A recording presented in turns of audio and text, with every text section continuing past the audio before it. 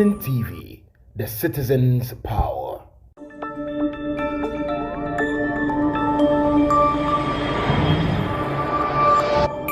Citizen TV, the citizen's power.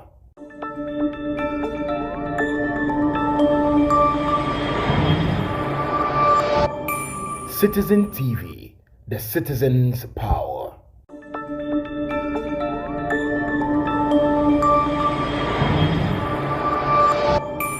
Citizen TV, the citizen's power.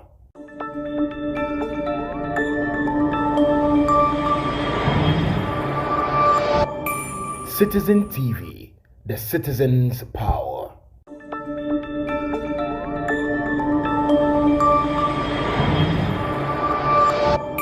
Citizen TV, the citizen's power.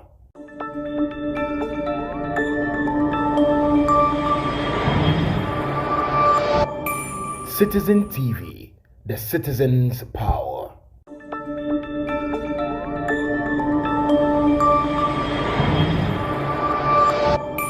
Citizen TV, the citizen's power.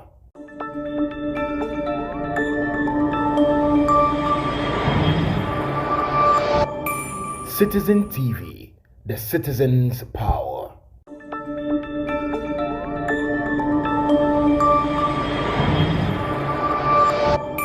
Citizen TV, the citizen's power.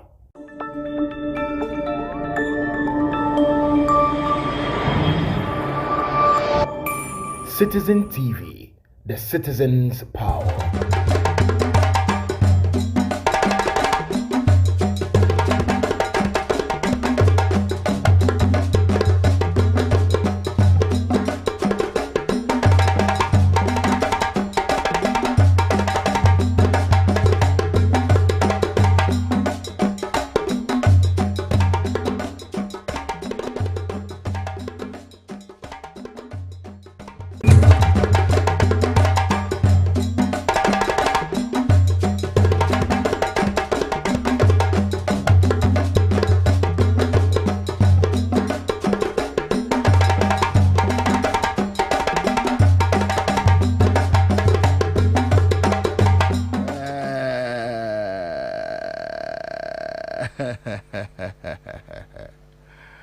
Akwasi nyantachi mbamcho se akwasi nyantachi tiemi a mo oben watani radio ni yi na ontiemi kakra akwasi fo aso fem me kakra wonye kom no ontiemi kakra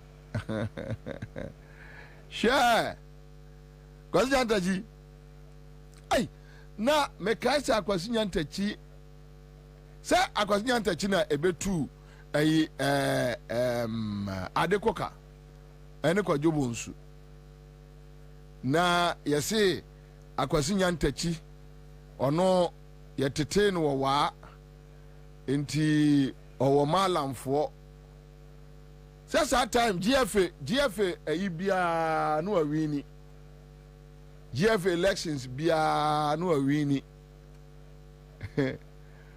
open crofo no mo awiem no awini no afenese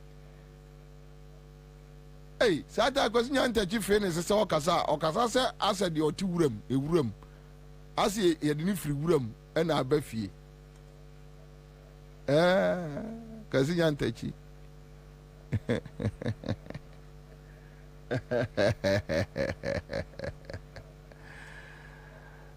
na ayifoi a friend say me pebia die awufo no hwe akwasi nyantachi wano yeso waduro wo malamfo hwe wono wa na wane yetete no na malamfo a wona chi no chale wono de chese wa ben hwe akwasi nyantachi wafa GFA no kra se ne pet hey akwasi akwa bi asem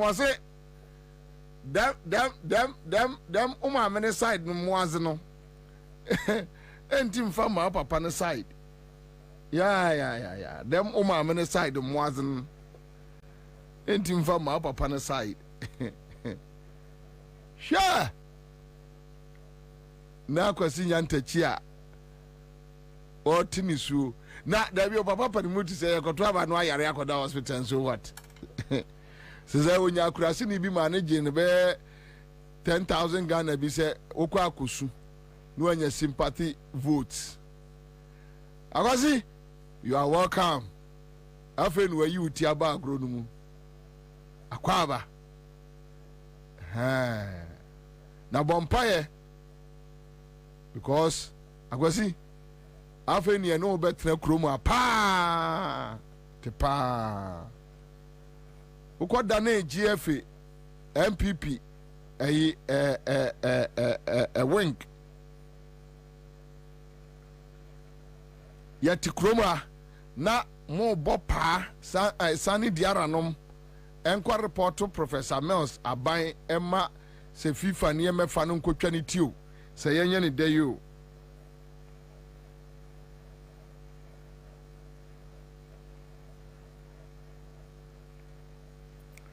na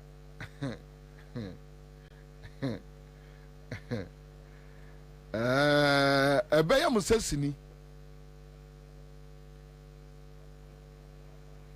Akwasi nyantachi Akwasi waya mafia Akwasi nyantachi di ono waya mafia tuabo GF nu awini hwe Akwasi di ono waya mafia o Akwasi osma ka chose sa GF nu asi wono eya Jimmy Fonkwa from head to toe nkwasi afọ na ọma bobo ọmọ anu gu GF ho enti ubetimi di Jimmy no atna GF ho tse de katokra kuni ọmọ ti wonu Jimmy no ubetimi di Jimmy na atna ho but udi Jimmy no etra free GF no ba unya tisi agoprama no so a na manfo be kire wo se emfa ma ha wanya kakra dia fa ko fie fa koda kodi ore kodi umra ntesem wo baabi. And Julie is asking, in a serious country, how can this guy contest an election? Yes, but that is MPP for you. That is MPP for you.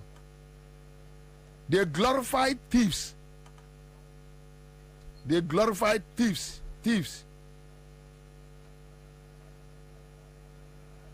Okay, so in the friend catch that. No catch that. All right. Okay, that's fine.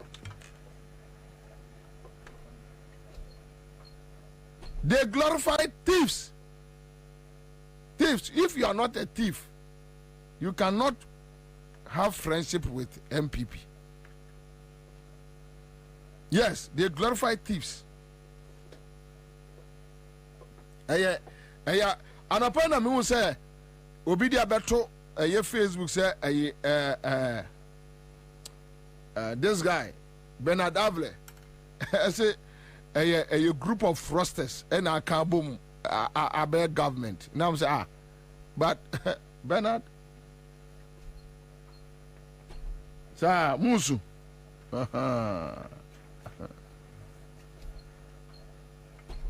Now make us say, Okaso be a froster me, would buy a casema or a crown for.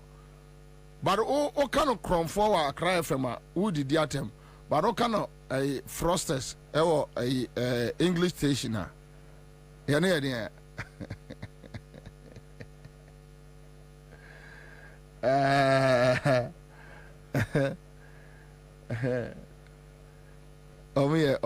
And I had them said now they were talking about a Galamsey.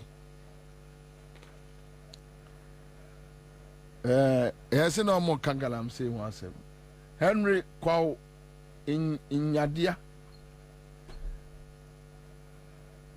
No more Galamsey once. Galamsey.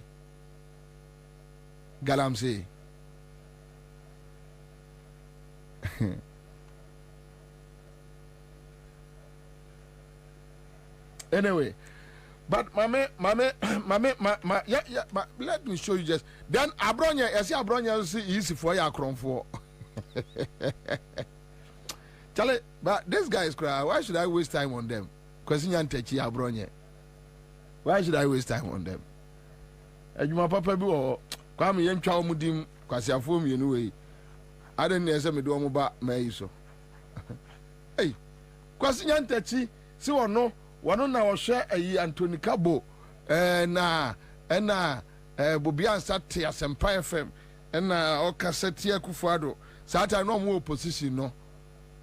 And no about Bobie Ansah Oka ti Anthony Cabo no bar or more a bar a Sempa FM there a plan or no a set plan no na so mo ba na acquisition was where you made yeah Jimmy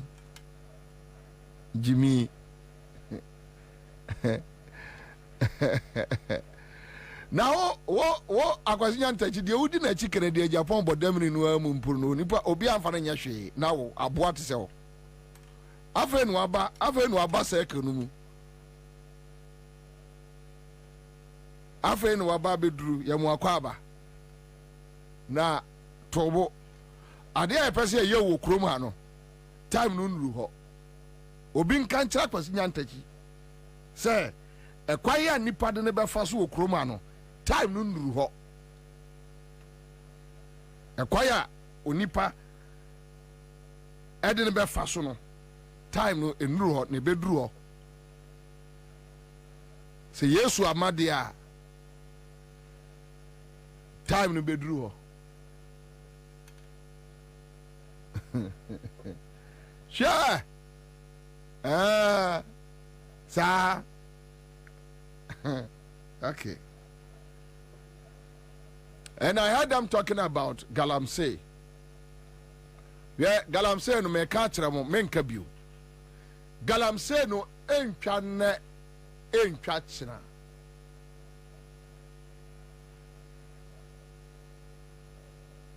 Because Galamsey no ekoso Ghana no. What would tell me a one name circle? What would tell me a trotro driver would tell me taxi driver?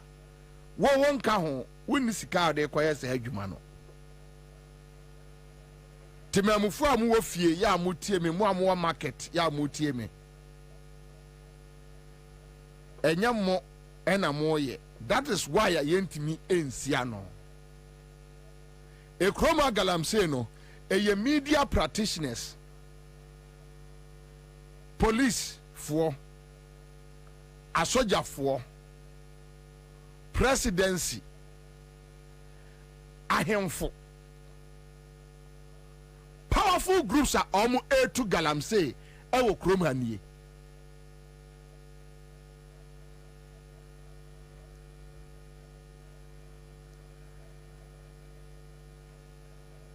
Powerful groups ya omwo krom ha wom etu Galamsey no enie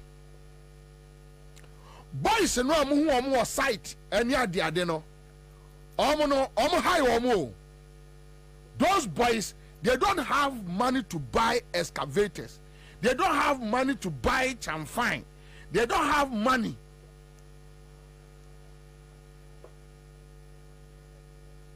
Omo nisika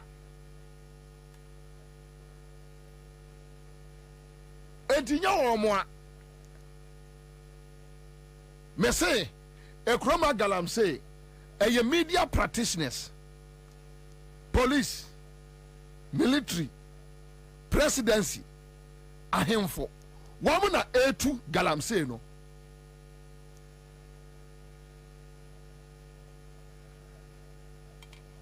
It's so sad.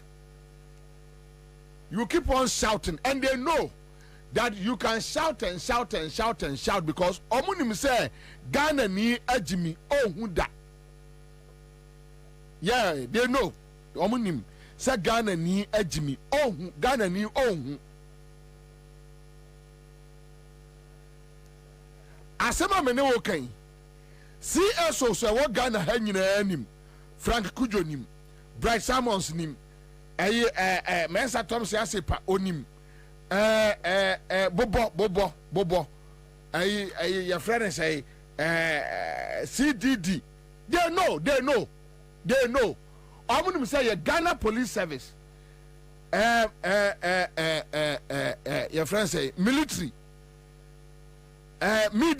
media for ahemfo traditional authorities presidency woman to obi Richard Akwasi Bobie regional ministers are deeply involved. Yes, from the presidency they are doing that. Ayomna yes idea no. Okay, so here anywhere be near to Galamsey no and can stop on. They are doing that. Kwabena kwasha adie bia ekoso obekwai enche mexrem adie bia ekoso obekwai enche mexrem adie bia ekoso obekwai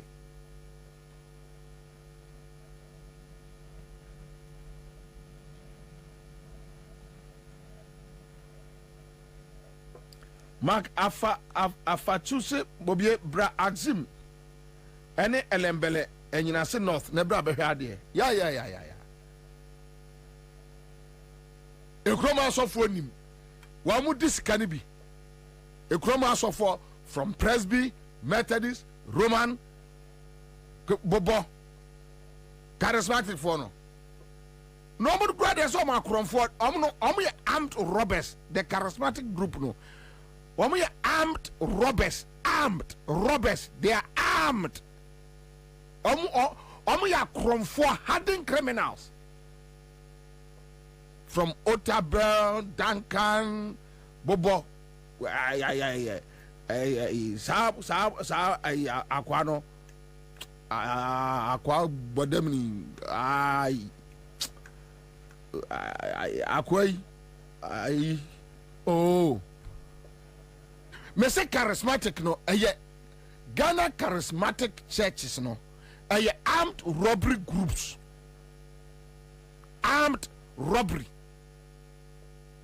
They are hardened criminals.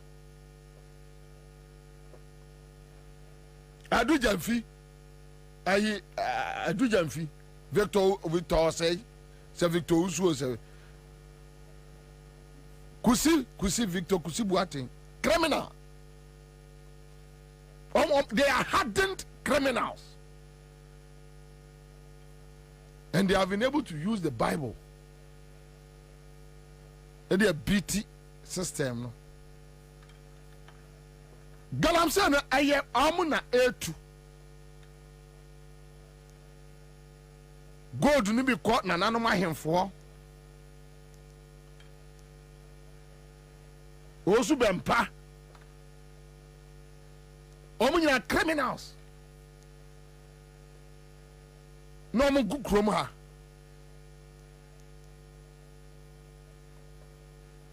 Tia omu jai kwaka agrada asemo a. And I asked them, what is the difference between mo and agrada? What is the difference? Tell me.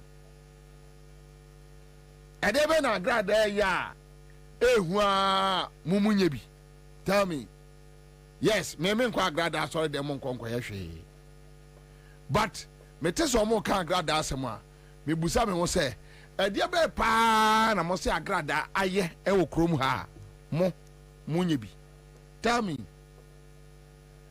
Reverend Mate kromfo che agrada. Ejo mo ba agrada din a eya na me busa mo se ono no de ne de wo de akere. Upo so mpro wo de akere. Enie. So o ma ofie emfa kotokro me so opieto me se besere me enko. No. Oma ofie. But those who portray that holy attitude, behavior. So, mamenya announcement we me say Galamsey no etu ntwa ochina Because Kakra Bedu say, is it true most of the chiefs are aware? Because in Aguna, it's true. Most of the chiefs are aware because in Aguna Konyako, in the central region, some company came there with a license from Minerals Commission. But the chiefs and the people over there disallowed them. And up to now, they couldn't go on. Or they couldn't start their work. Prince Charles say RegSec is deeply involved in the Galamsey. Yeah, Galamsey no, enya nkola. Enye boys no mu hu omo site. Na ne trouser ye fi no mu gina nsuom. Ye beko so to Galamsey no. Obi antimi nya hwe. No. Enya omo a. They don't have nothing. Omo ni sika. They don't have money.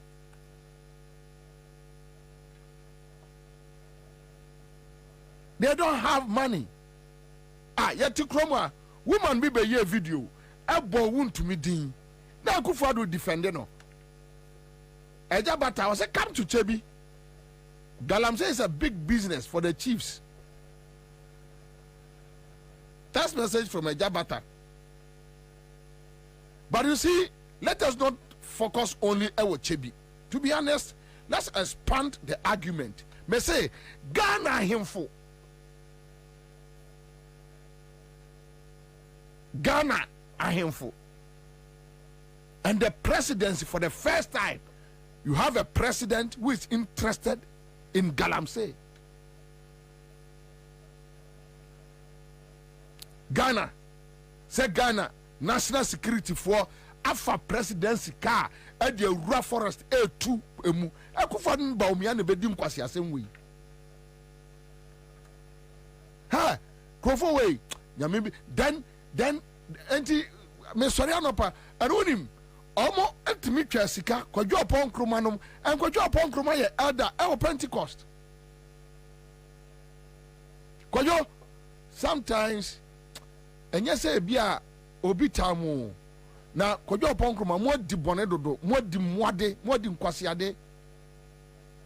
So even me Bobie de kwadwo opon kroma minni anije bia se media agoraba mo nchen mo ye menwunu mo ye metan mo ye nipa bonefo akoma ye de say oman mo akoma ye de say oman mo ni akoma ye de ye oman yie ya tena kromu a ya nti bia bakosem da say a whole presidency ya sesa presidency cast national security boys Oma ya employ one more presidency. A rough forest move to a mine illegal. Ya chiwomo. No, almost 2,500 cedis each. Near Jama Momo Johnny. Omuko. When we are no media for no Abetra talking about Galamsey. And how you see this Galamsey menace, and Professor Kwekuima just said that the Galamsey by the year 2020, we are going to lose about 15,000 of gallons of fete and Jimmy Kwasia onim nipa kura oh yes adie no. Omu chesika 10 million Ghana cedis ko jo pon kroma ne akwano a owo City FM no fucking boy no. Sorry. Obisima minyusu ya yini asakwa no City FM. Your friend say Gabi bodyguard no kwa no Samens. Kwasiate say Samens. Omu chesika ni di simple. Ana nia minu apani ya no owo ya tane ne kasa no Joy FM. Asigbe. Omu nyina aka ho no omu say na omu friend say Galam stop. Omu friend Galam stop crusade. Yes, Omucha budget. It came out 10 million Ghana cedis for the media. Omuches kani diye. Kroma. Almost said that media houses be. Ya omuna ebe omo be side collaboration meboa collabo. Omuches kani diye. Knowing and crofokra omo yes ade no. And instead of them calling them out, that look, Masa, Mona mo yes idea na eyemwa.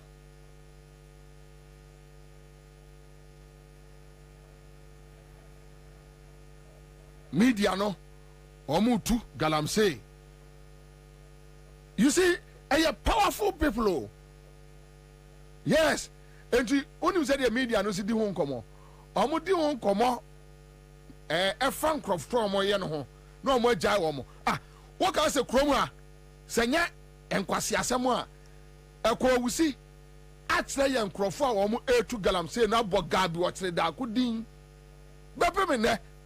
Boys ni di Galamsey ho nkomo e wo Peace FM ne Class FM ne City FM ne Joy FM ne ade a omuntimi nka gabi wo tere da akuno. Jaleng obodi na kwa usi dia o yanzo obi bondi akwa usi no tape wo kasa bepem ne BNI obi amfra gabi wo tere da ko Special prosecutor fe obi boys no kra so be mention gabi wo tere da ko din because bosome 10,000 Ghana 20,000 Ghana gabi jimi we gabi oba mani tua ne say gabi mi hu gabi say gabi what da kon we yes a media Monica cry ya twa to 10,000 20,000 ya me de me de 20,000 here me need 20,000 nibi. But men kwasra gabi 20,000 da ensi dane we ase say. Somebody here. The media ni a part omu this can you omu to be media form watch and fine. Media form watch generators. Our site. You see? Yeah, bro, listen. Say ya mia ya no amon krofo din say wo na wo ya sa de we ya enkobo na ya ne edidi ne de fala ye di agro ti ya mbia ya no antre ni pase wo na wo ya because look with what Ekwawusi said and kese sa amre no and ke ye media for atseban kese and ke media for kura mu den Ekwawusi dia oboboye kese media for kura mu den kwapem say ye be prosecute o mo punish o mo but they are afraid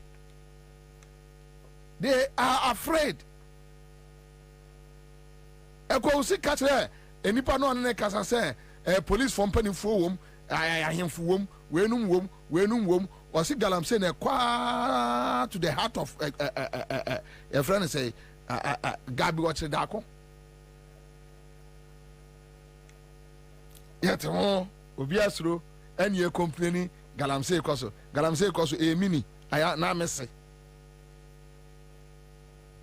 they know the people omo yes ano they are their pay masters.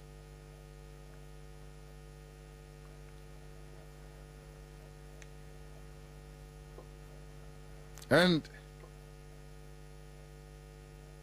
empire any ebo unipa sesa Indiana sometimes I say we no nekedi but your mama should do us a favor, one favor, and I know John Mahama is winning this election. No, John, TMA, rather you are dumb. Na ose wani onyamu a Shegana nso ani onyamu ate wanti mi anya hwe kura no a Galamsey de ye bibi fa boa illegal mining obi an kasa mining enkoso. There is difference between mining and a Galamsey because me expect say Sabi akwasi broni beba betu ye form agudi ade akọ no I don't support it but instead say on be regulating ye amankrofo a omo ensa akwadare so ye the policies papa agu akwamu no because omo mine e the free chroma illegally no mo de ko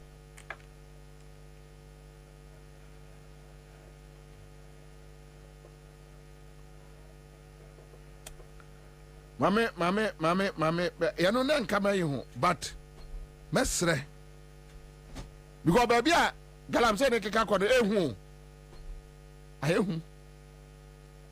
but also be sending me a Ashanti region. Saniko says, what about Ashanti region? Now Galamsey, if Ghana, if Tina Mekacho say, we can't limit it to Chebi. When we limit the conversation to Chebia, I mean, it's not fair. Me say, Galamsey no, him for police for a soldier for, the military command, the police hierarchy, media, top media practitioners. Men come mind you know, Galamsey, top media practitioners, presidency. They know. Amunim. They know. But Meka Assembly said your mama winning no one and one. And this phone crowd don't be good anymore as more. Because Akufo do ne nkrofo abedi nkwase asem say amanfo pekoya di san kwase asem ni bi say oh say ye di nkwase asem say fa ye hudi. But I know JM will crash Saturday way. JM, a Magana phone sense from just do it for us. For Enchirima. Ye you jaw mine said ye this kaya sim ye you ga. Yeah, media for we are near Sabatas near complaining.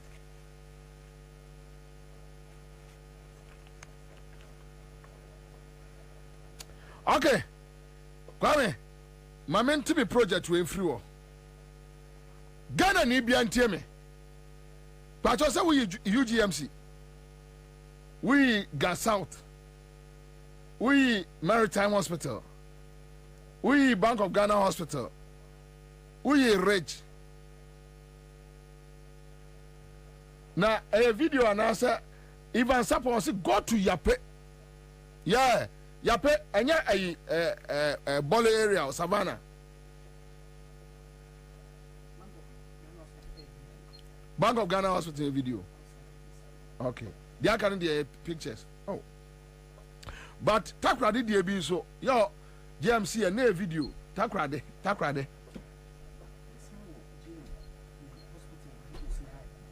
So, Ode mi Bank of Ghana mo ye no mama.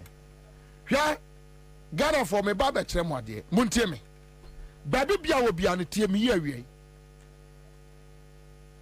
me say Akufo do ne ba wo mia e baaye ena nkomutimi ye bibia e chen John Mahama me Bobie Ansah I won't waste my time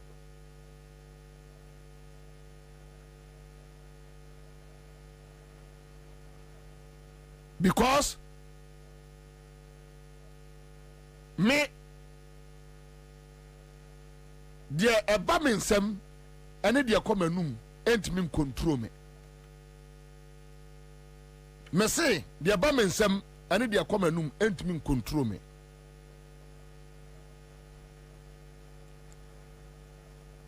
o mama deɛ na me gye because I like you if I don't like you if I don't feel cool around you wa deɛ nya me fɛ obi a wɔne me adi agoro bia enim say me what negative thoughts about what they are me fe because you see I can't dine with you and go outside complaining about you me mpesa ade no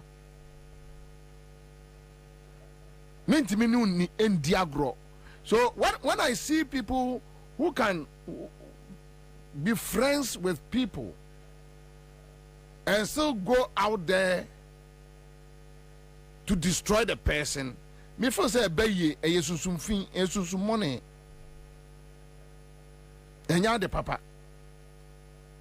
so obeye and I bet him no be edi agro and you want to go out there And so you chop from the person, then you go behind the person. You just also some money. I mean that is what I think. That is what I feel. So only some money. What's MBI straight. You don't hide. Me, Bobie, I don't hide. No, I don't hide. I don't hide doing things. I don't hide. You will see me coming. If I am coming for you, you will see me coming. You will see me coming.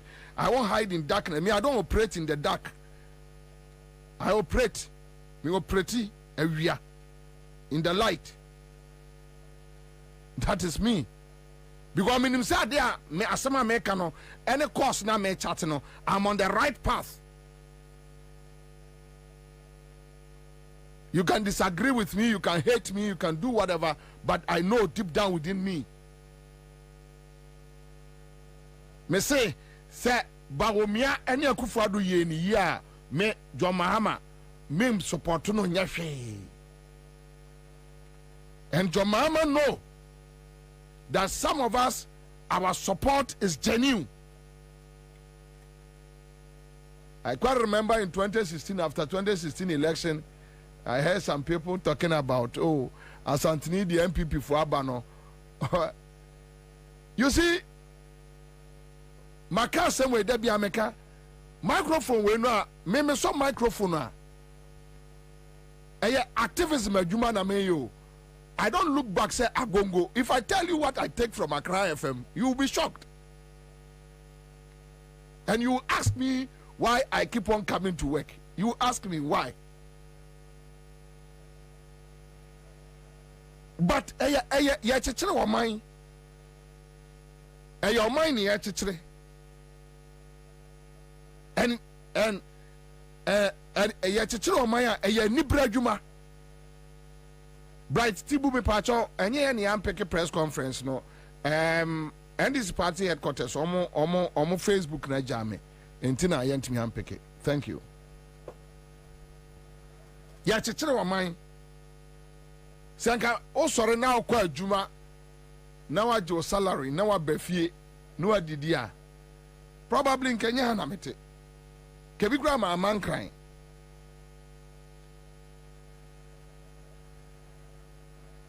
I've said this before. Me did 24 years. Now, Orakwam despite told my first car. A mom in Kumasi Hello FM. And I worked hard in Kumasi. Me as Anthony, I could have stayed there, chop. Come despite free. I'm asking me for Santimampon. Only a family for only be a fine. But the point is that look. So also microphone we are. And not just a professional. You have a duty, you have a charge. We are building a country, a nation. And yeah, after 40 years, 50 years, what we do today will count tomorrow. Titrana catcher me say found mini party be a media hedge. We are crying for you, a thief, you are a criminal. That is why you can't take a position on issues. Now, Ghana for me on Masuno. Just assuming Kwame. Nana don't know me buy 8 years. What the 8 years, no problem. A friend ra enene. Many MPP social media for the CISO. Me busa omo question. 8 years. Mention one big major project. 8 years. A year so change your mama dear 4 years. Mention one. Mention be pemne. Me be ra studio nyina na omo ne me pem so Facebook. Omo to no mato. Obi the 3 years a sick Kumasi Kejetia. First phase wa complete. With the 8 years, was mintimi nwie Kumasi Kejetia and mintimi nwie 8 years. Ye kan wasema was otami. Obi the 3 years, and a we first phase Kumasi Airport. With the 8 years, we was mintimi nwie. Ye kan was what time? Bobie the 3 years as it Terminal 3 airport, the whole West Africa. Huh? Airport FPA, the whole West Africa. Huh? Obaya with the 8 years, Aquafa domestic airport, what the check a Magdan, on any Irenema, or Mufanya Jumanidi. Meanwhile, Terminal 3, as Kenya, a bad government confess more, or first carefully what the project, and to the what bought damage Jimmy Cress, what bought damage Jimmy no, Obayano, and then Hano, well, if you're Hano, so a year standard, and a Magana Sika, can't be found yet other projects. But one say loans, to be Bob Bosnia, because after all, who qua Ghana and the Betrian loans, no. To be real loans from the amount, you don't know, ma. At to top bag, any hotels. Oko car, what time? Nipana Bodam, or Jimmy, Oko car, what time? Okay, so, Obaye, Obi the 3 years, Rich Hospital, Wambuangu, Rich Hospital, Oja old building, no, Anna, Omoye and Yekakra. And we'll focus on new one, and we'll see no nimu kakraka, more finishing mu. What the 8 years, Abebula Hospital, a good form. Yawaka was being to me, see, what time? And yeah, Obi catch say, Bobieta Kufado, maybe say, Slammy the entire time, some American, and Yano Crada, said it on what damn. What about me in a damn? What hospital go? See, what's mean? See, Sikano, I ask me who's Sikano. Hi, Yawaka, so time. As if say, I saw Obia or Nenema at if you have been on an air Bob Brana, or no more Branty or no Kawanutum. Now, what is the issue? John Mahama and Niema within 4 years. And the reason why I'm a ball. Yes, sir, and you way. After I may better the entire boss, and you way. Jimmy, John Dramani Mahama. I don't hide. I don't hide what I think, and I don't hide my feelings. No, I don't do it. When I have a very strong thought about something, I say it and I walk away because I mean him say they are a baby to walk him. So tell me now, Kwame, yes, how do my way? I tell for Muntie, and I shall for Monshadi, mammy. Yet to Chrome under COVID by COVID not by no. Me pacho mon can't say unim me can mop on my back video no. So gas out hospital no. Ose mente ose ga enye no na John Mahama see no enti catch am say ga instead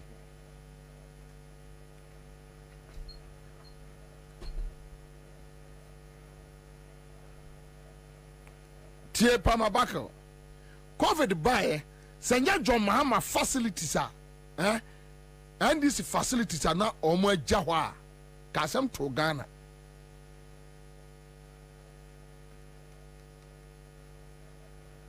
COVID AC Ghana senya and these John Mahama facilities are not omo jah kasem to Ghana kenipa be wusa nkokwa ada amontre so. My dear ones, this is just a video shot from the recovery garden at the East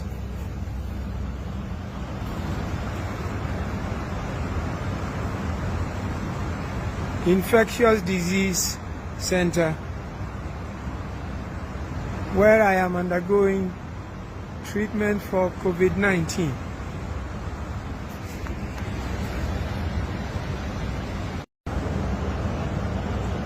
My dear ones,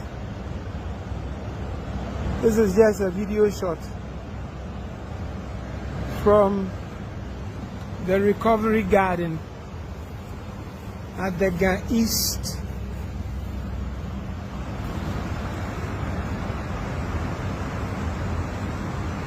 Infectious Disease Center, where I am undergoing treatment for COVID-19. I just thought sending this message out to those of you who are my loved ones, at least will let you know I've survived it for 5 days, and therefore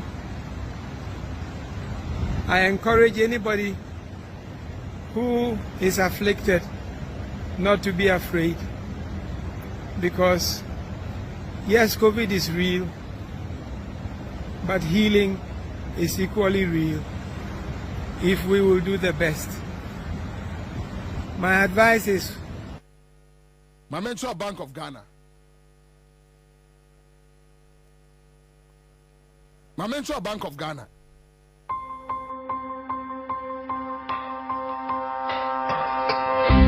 The Bank of Ghana, in collaboration with Universal Hospitals Group, UHE, a Ghanaian turnkey hospitals provider, have successfully built Ghana's first E-Smart hospital in the leafy suburbs of East Cantonment. This hospital will transform the way hospitals will be built in Ghana for the future. Key structural components of the Bank Hospital include the main clinical building, the hospital, and the ancillary block, which is the administrative building, serviced with parking spaces for staff and visitors. The Bank Hospital has 2 security gatehouses. Contributing to the successful running of operations will be the waste management treatment plant, the energy farm, housing 2 800 kVA generators and a 1600 kVA transformer. The Bank Hospital has over 70 admittable beds throughout the building, offering first-class service to all patients, which include an ambulance service and a bus bay just outside the hospital. The landscaping around the hospital is designed to help patients therapeutically. This state-of-the-art building has 5 floors, which also include a basement and a rooftop. The hospital complex houses an adjacent building for administrative purposes and other functions that contribute towards the running of a successful operational hospital. Each floor of the hospital has something unique and different to bring on board. This ultra-modern hospital features an antibacterial flooring material, maintaining high levels of hygiene, keeping patients free from infections.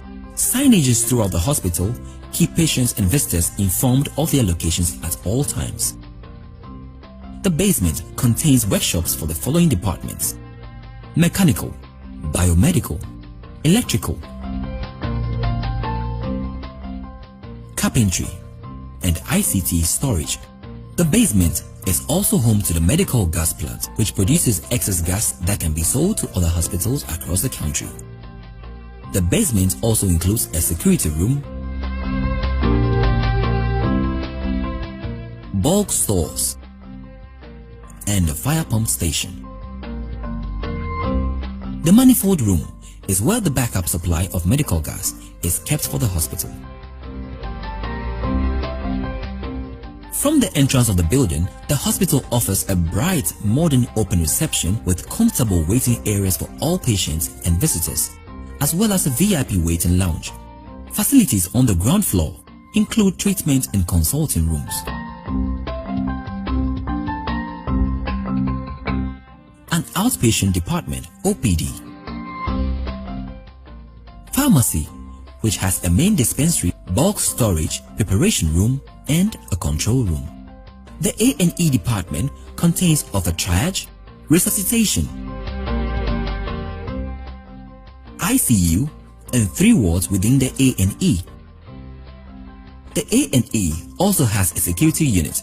This is a unique feature to this hospital. The radiology department, also known as the imaging or diagnostic department, can also be found on the ground floor. The radiology department provides X-ray services, which are captured in real time. This department also has a fluoroscopy and a 128 slices CT scanner. Other features found on the ground floor are the data room, 4 lifts, and domestic utilities facilities, which can also be found in every ward throughout the hospital. A cashier unit and an ATM can also be located on this floor. first floor includes a hospital suite. This functional space can be found on all floors. The departments on the first floor are equipped with an ENT consulting and treatment rooms, audiology and waiting area.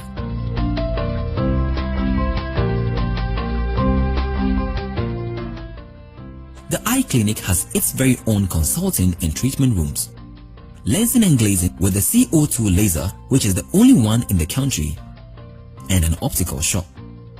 This floor also houses the urology department with consulting and examination rooms. The maternity wards, also known as the Ops and Gynae ward, has a nurses station which is visible on all wards throughout the hospital. And in the name of Ameri Power, in the name of Ameri Power Plant, John Mahama legacy, Era Ashanti region.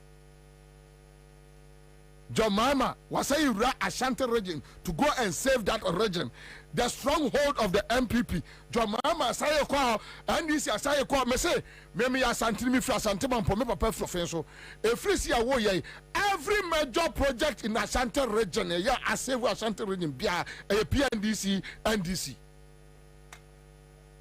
Ubia bet me abra challenge.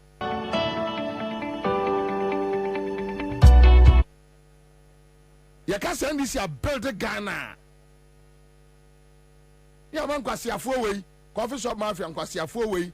No more than never Shambutum. The tyranny, the dictatorship, the tyranny of free. I go for the way Kwabena, criminal detector, criminal cromfo nation wrecker. Money general. Now, you said, Wagubako, Santa and Opa, PCF, where is the Anopa? Then they move them work. And them now minya call. They me move. To me movie. As one you movie. As siaka fucking mine. The inquisition we actually okroma. Major projects what Ghana I'm say PNDC NDC. Major projects. Major projects. UGMC. Kwame, me bio. Huh? Kwame. Maritime, all the Tosua, I give boom. Your friend Rage Hospital, all the Obazad in Toso. And there's a Wukuomo. Fatoso. Mammy in Temna, a fire mine for me in the number. You see, look, Ghana, Kwana Kore. Nekwasho when you saw dear. Ya bubiagu ewo ha say ye deni ya no enipa ne ye competent de onu si shay osudoku takra de ono no ye incompetent ade we mo dam a o ka so mo dam enyimi ya entu be bie wano aka sem we say de obi abubiagu ono ye competent wa buagu ontimi nsi o ontimi nsi wa buagu ontimi nsi ono no ye competent You want for me, you kill me when you call me. My heart desire, you are the only one I dum somre. Oh, me refian kama uyi Ameri Power Plant no.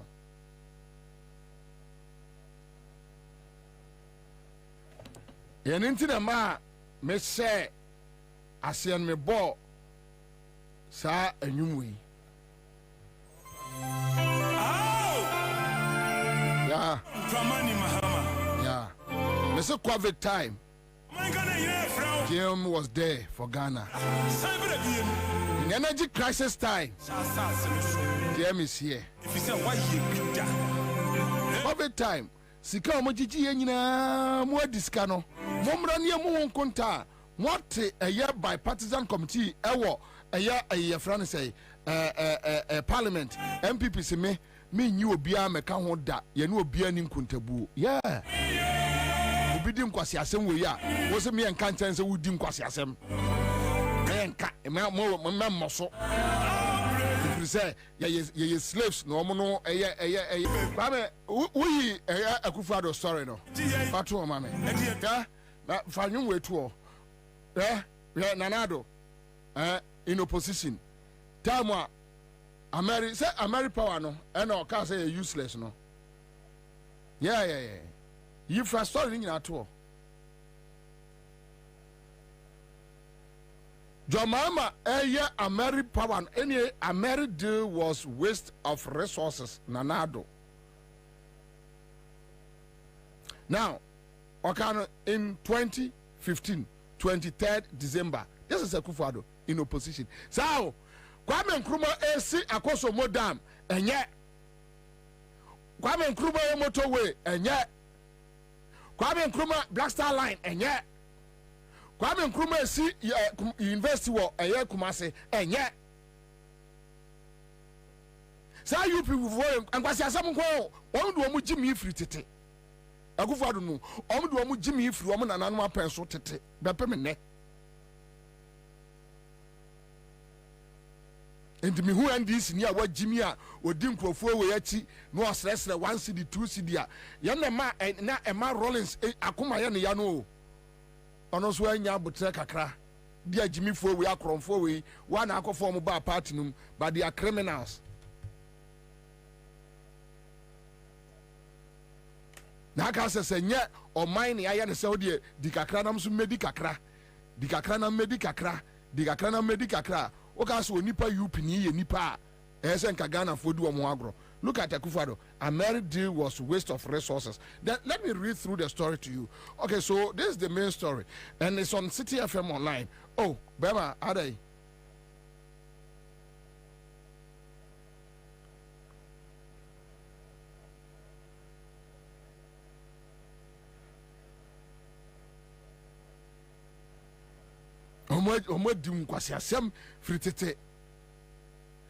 Okay, so when you are rolling now, mame, let me just read through. The flag bearer of the New Patriotic Party, MPP, Nana Akufo-Addo, has waded into the controversial Mary Power deal, describing it as a complete waste of the country's resources.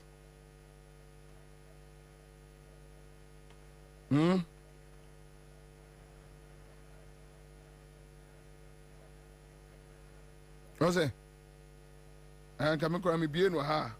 Me lose. Kese me be no ha na me bo fast to.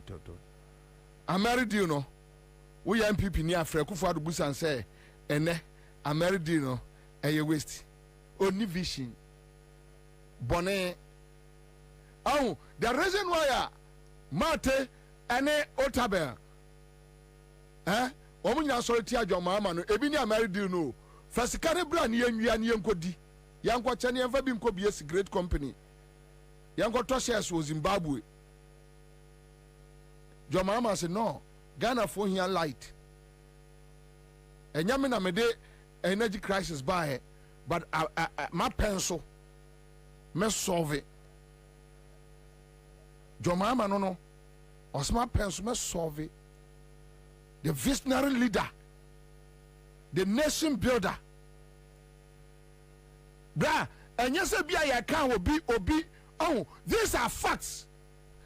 Story no way. I think me and more communication different. Kwame.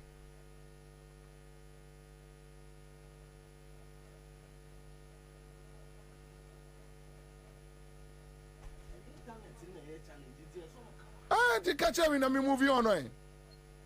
If we are having a challenge, me Obianim, Hakrano, I had to me stop into a challenge now catch me, then we move on. Where there's a big deal.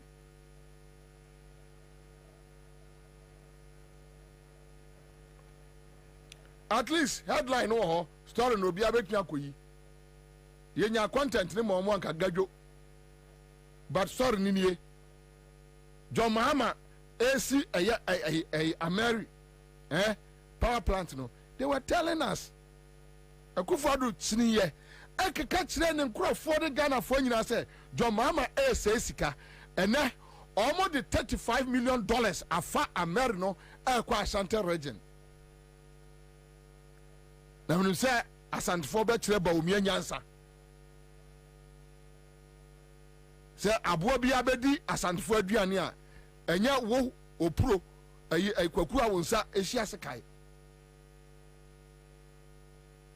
Kwame Nkrumah airport enye Valco na UP that time UP fort me afria akosia Kwame Nkrumah etukwai kwato nkosua abro no adeya osi Valco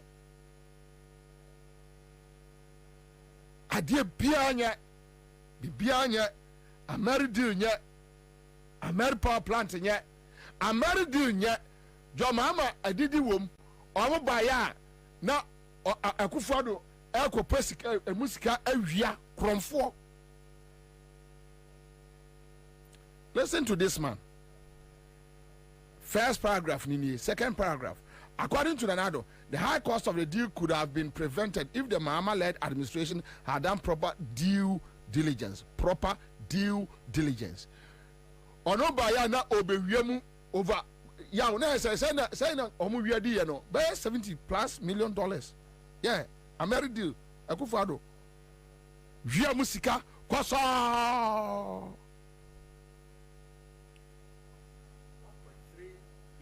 billion eno mu enya free mu edom nya free mu ono na busuafo na no sini no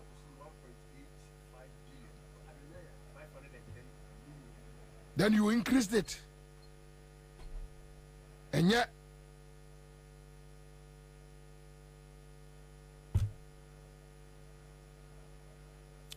third paragraph. The American power turbines, which is expected to supplement the nation's power generation mix, has been widely criticized following an expose by a Norwegian newspaper, VG.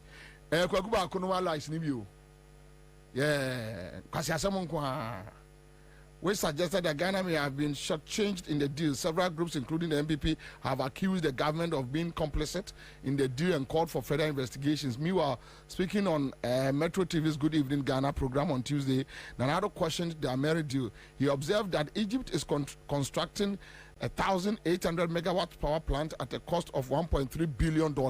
Abu Dhabi is constructing 1,600 megawatts at the cost of $1.5 billion. Hence, the agreement between Ghana and two companies, Ameri and Kapower, are questionable. Our Ameri deal and the Kapower together are getting us 500 megawatts at a price of $2 billion. You keep asking yourself, why is it that every stage of public transaction process, the figure that we are generating are so much more than elsewhere? They are cannot to assume Ekufuado. This thief, this criminal, Kromfo, ya wona sa Kromfo. Into what the such will be so say we are Kromfo, no na Kromfo no. Today, what the $35 million efa a year Ameri deal no power plant no a year say Jomama o enim nyansa no what the $35 million tema free takradia e dia kokumase akwa so e wa Ashanti region. What time what they call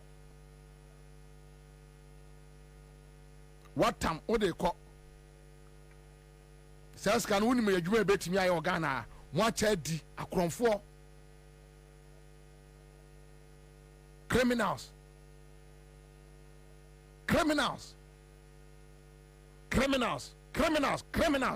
purely criminals fraudsters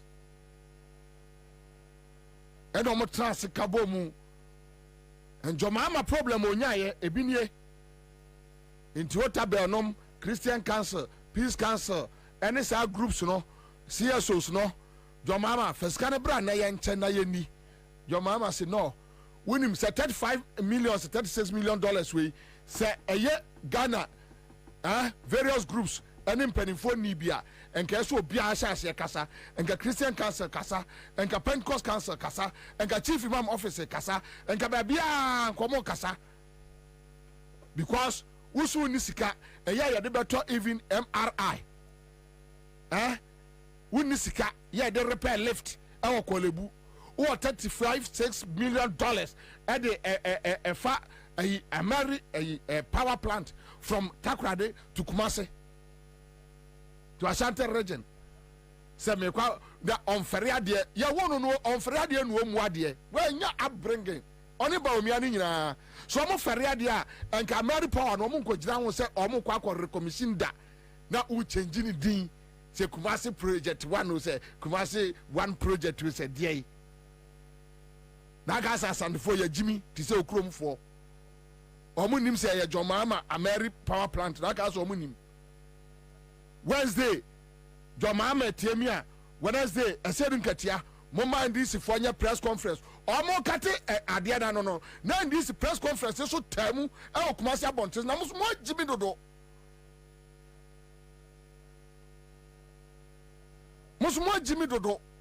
mo Jimmy dodo asa mo nwene Wednesday no awam so omo commission ade no awa Asante region no na nka mo nyina mo kogu press conference kese pa na mo to press ya wa mo busia wa mo sa e Kumasi abontre so mo ja wa mo am ma ko jira wa dintro kwafo we wa kwa dintro akeka de open no ja ho munim ya nuanum so asem to mo tirimu asede esiti efa wo ba bresa Ansah na wa yi afri ni tirim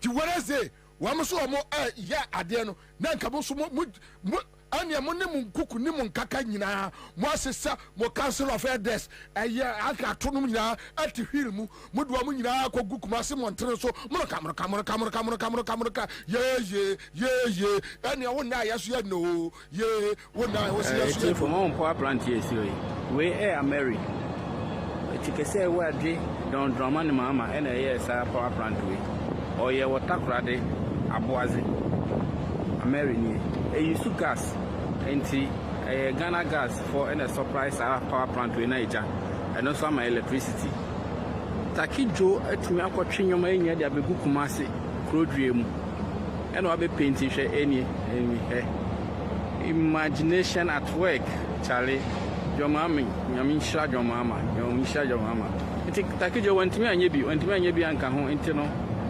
takwade de no akotwe ni nyina de abegu Kumasi anu musei ena oye ni paint mamento hwe wa paint ne kama pa enya gro Ghana gas so omo pipes no ne go yellow no Ghana gas pipe no e ba be supply sa de we nyina Jomama Ansah no adwuma na so na nado e ba be paint ade we no wi a abe kama to say we no awe catch Ghana for say o ba be commission power plant foforo or no na breast wire na so nim no cancer say na Ghana for so ni musele be si ahoro no e be horo no papa na ne rebe horo free say ye ndie ye nim say e tikesi a e bo adwe John Dramani Mahama the nation builder and yes ejuma etie for my power plant here see we Mary Wednesday no all commission no ano na press conference so taso e wo Kumasi kejetia we won koye ni Tuesday no aba say no Wednesday no all commission no na mo ne mo na nom ne mo ma ne mo aye mo nyina na mo ti Kumasi wo na mo twen wo mo we nka na dwinka mo sim wo kira ba bia na NDC adan flag ni susu papa ba bia e kroma ya murka what boys ya gudwom no mo bobon krofo amane sa wo mo share program na se na mo so the press conference na tua so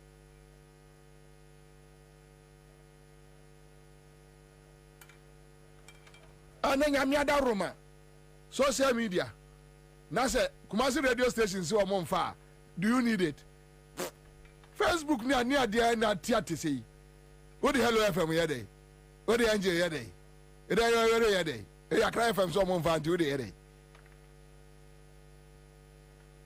mon kwa ho Wednesday mun share mo okrom ho yami mo na mo agi leadership no Wednesday mun share wo mo e wo street ni mu e okrom ho mun share wo mo e wo street ni mu mun share wo mo Wednesday mun share wo mo ho mun share wo mo street ni mu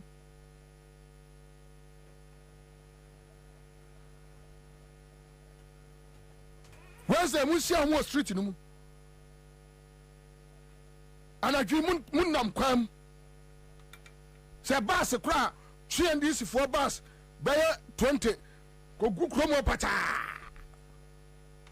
na mo twɛn wɔ mo message on Mahama and NDC and now you tia and I yaw ayi lisowe boy amane mutei a cardio center Rollins suffering pop watching kai Rollins ne see Ghana cardio center ba kwa yewo NDC Kumase ofa kwaya e Freeman Ponten etwam Asante Mampo Jamasi aguna ko Chirimfaso Sataso adwira ko Nkranzan Rollins omo na yeye NDC ne dwa buom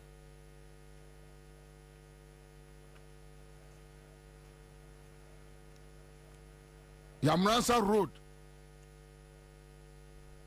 major projects UDS University UHAS yeah Abbas Nuruddin mon fa sia wo mo okrom wo mon fa sia wo mo hey some me ya regional chairman now ya national chairman and can no know wona me bobo sia tin koda gu montre so we fro kire ko and this t-shirts ni ya fa bia awa santroje ukwada ayi lawyer do nothing Akufo-Addo lawyer do nothing wonam kwa mu ba no na mo national chairman flag bearer council of elders na mo twen no the press conference ataso hwe no mo no who say yes we a useless man enama yanche yade yase enama yanwe yade yase che Ameri day and Ameri power no useless waste of resource. We are what time sikapudo the freer so they call Ashanti region kwa solve. And mean himself from today going in Ashanti region obia no be bia na no aka say dum so Jomama bio yenim say Jomama na solve wana amo kanea Jomama na ama Ashanti fo adaka ne mu. Wama Ashanti region adaka ne mu.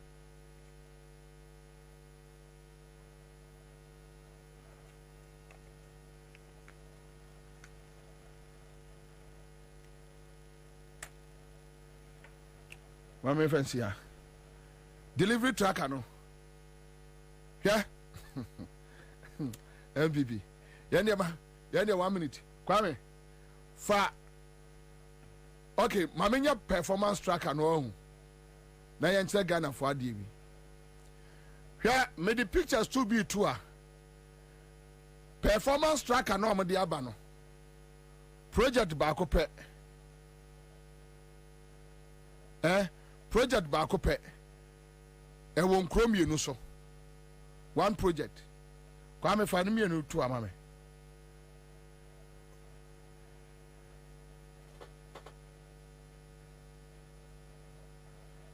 even in their attempt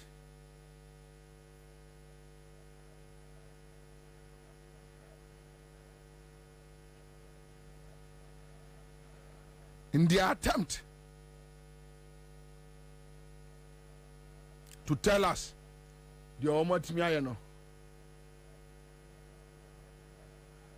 So they want to lie to us. In the attempt. The other Baba Chewinka a 67 no. Almost so no. 67 no say track and edin track womo. Wo the 60 million Ghana cedis acquire app no they track wo also why projects we ya o se tracker no the other feed no and no dey ma public also no tracker na edin tro 67 enka ho hwade me kyerɛ wo nneɛma tupe na mpene for watena se ma o metena se momfa nkyɛ me ene me kyes kakra star 413 hash star 413 hash me pacho first 5 callers no me mo say 1,500 bo musika tuo ne ene me mo didi peche ubadidi edidi a didi papa bi hwa tracker no omo tracker no enio 50 solar street lights at English amount from the same project no normal quite 10 solar street lights at Jema. Yeah, Ghana ni bi amra me hwebi hwa ai ya friend say akwaya yenu ye wo kwabramafo the only TFM no waso wa fa show wa fa se yeah, the same project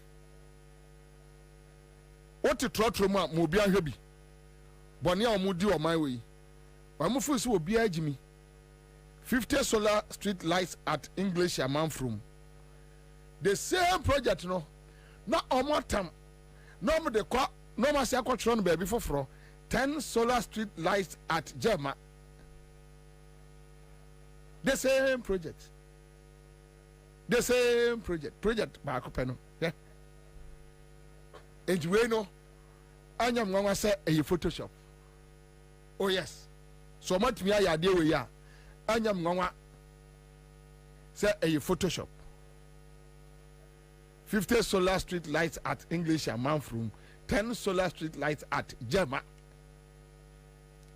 Omfiri sɛ yɛn nyina obi anim nyansa Ghana ni bia ni wa wo nyansa. They can just say anything, do anything, get away with it, knowing that their supporters are fools. To omu fools so be also a fool. To so omu supporters no.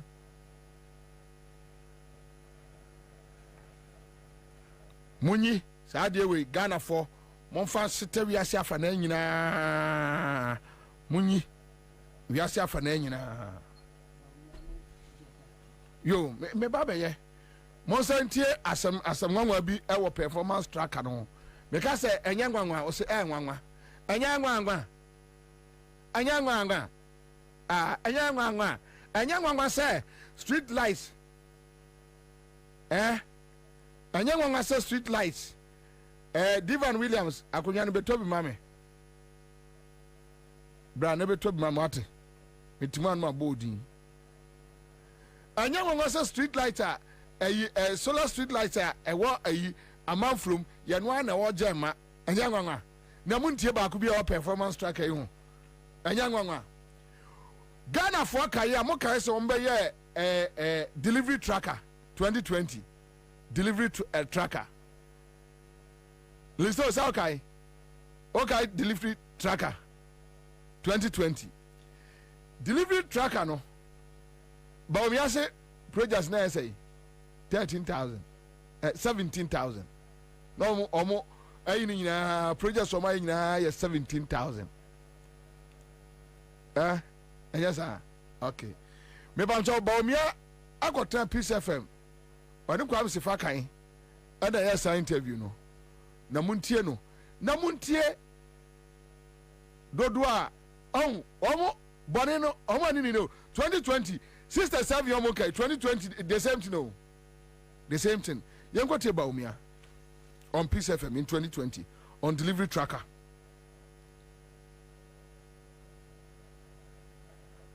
$17,000. In fact, today, if you go to the website, because new projects have now been added, because districts are saying we have 18,075, not 17,000 anymore. And it can be tracked? Oh yeah, this is the same website. 17,000. In fact, today, if you go to the website, because new projects have now been added, because districts are saying we have 18,075, not 17,000 anymore. And it can be tracked? Oh yeah, this is the same website. It's the same website, 18,075. But if that is the case, right, and you say 26 have problems, and we are going to interrogate that 26, that means you are saying that 99.9% of what you have done is correct. if you can only find 26 that are not correct, right? If those stand to scrutiny. 99.9%. Now that is massive. 17,000. In fact, today, if you go to the website, because new projects have now been added, because districts are saying we have 18,075, not 17,000 anymore. And it can be tracked? Oh yeah, it's the same website. It's the same website, 18,075. But if that is the case, right, and you say 26 have problems, and we are going to interrogate that 26, that means you are saying that 99.9% of what you have done is correct. If you can only find 26 that are not correct, right? If those stand to scrutiny. 99.9%. Now that is massive. 17,000. In fact, today, if you go to the website, because new projects have now been added, because districts are saying we have 18,075, not 17,000 anymore. And it can be tracked? Oh yeah, this is 18,075 projects no. 18,000 projects no so no. Bepemne obi ahunu baby 18,000 oh. Okay. Now 2024 omo launch a performance tracker. You go tell the Kojo Ponkromo Katre. Pacho, just listen to the figures. That keep an eye on it. As I mentioned, it's first accessible on the URL and then secondly on the app. Now, you will find in the latest version with the data set cut off as at June 2023 that there are over 13,000 projects across the 261 districts, across the 16 regions, across the 28 ministries or so, that have been validated and updated on this platform. And I want to once again congratulate the team that has been doing this exercise across the country. Over 13,000 projects have been updated here. And as I mentioned, as we go along, a lot more will be updated on this platform. As was mentioned earlier by the Honorable Minister for Information Designates, the performance tracker is an empowerment tool. It empowers all of us, all of society, so that together we can track our common progress. The general public is asking questions. Those questions are answered on this platform. Development partners want to know, when we give you, budget assistance or specific project financing, what do you use it for? The answers are here. The media is asking questions on a regular basis. The fourth estate of the realm, holding government accountable. What has government done with the resources of the state? The answers are here. Civil society organizations, sometimes across various sectors, are asking questions. The answers are here. And here, on an academic premises like this, you also do know that the academia is always asking questions. The answers are here. The performance tracker has an architecture of about 5 key parts. The information is organized in 5 key, may I say, buckets. And very quickly, I want to take you through it before we launch and before I invite you to ask for some data yourself and find the data on the platform. Now, these are the 5 major buckets of information that you will find on the performance tracker. First, you'll find thematic areas. Keep an eye on it. As I mentioned, it's first accessible on the URL and then secondly on the app. Now, you will find in the latest version with the data set cut off as at June 2023 that there are over 13,000 projects across launching of performance tracker. No say. So go job on Kwabena says you Minister for Lands and Water Resources, right? Lands and Water Resources. Am I right? Works and housing. Okay, so go job on Kwabena. Seriously, me I don't follow them, so I don't even know who is doing what. But the things I go job on Kwabena, no. My first question, me busa and say. Na information minister no way. They say what the information minister? What who? Abubakar Sadatu. What the information minister? And you're on the commission here. And you're on the lunch here. And on the lunch here. Okay.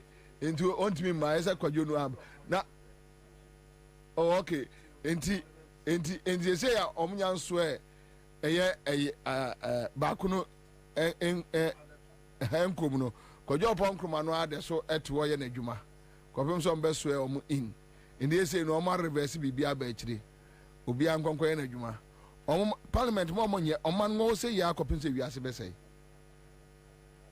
Oman ngo say ya kopem say wiase be say. Oh. Now Kojo upon Kruma say performance tracker no. As at 2023 na performance tracker no tio vice president say omo ewo 18,000 projects ya no ye delivery tracker in 2020 performance tracker say as at 2023 no from 2017 to 2023 omo ewo 13,000 and yes sir.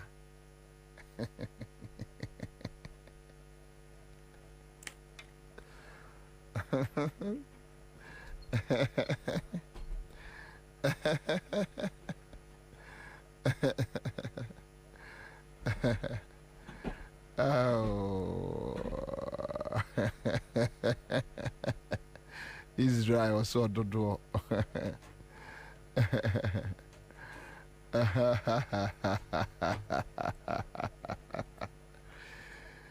Delivery truck and say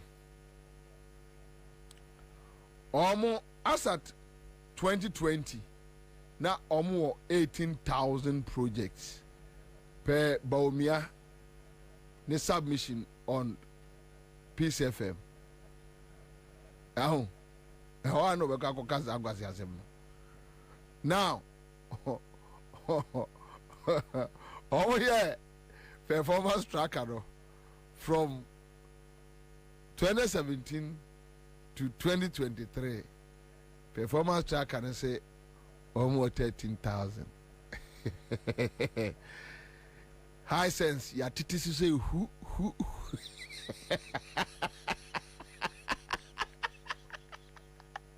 Ya titi so say.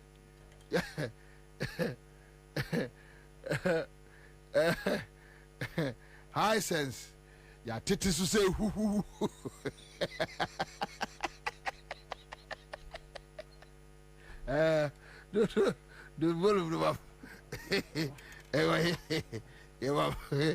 High sense, ya titi so say who.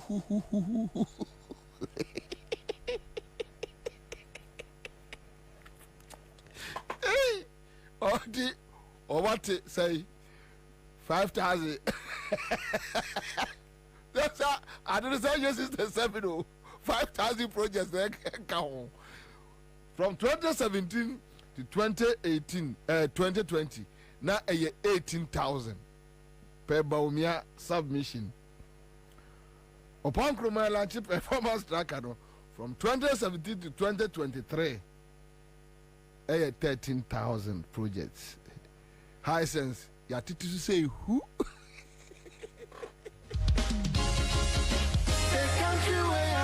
Alright, so that's it live at Accra 100.5 Citizen Show. Monday afternoon, this is how we do it. Let's go. Rewind. Do this for me. Yeah. Go say the truth.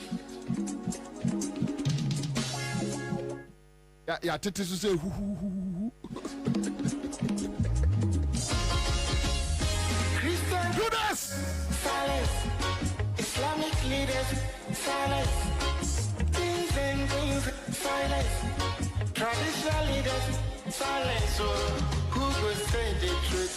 True, justice. We are the workers of Kwabena. Now I am no baby. We are the workers of Kwabena. One guy's no baby. Who go say the truth? True, justice. Who go say the truth? True, justice. Kwabena Manfo. Oh, you need it. Oh, come on, say. Bra. Na your friend on a nine kamasa. Only baby obeka nasembia. So I won't obet you at two.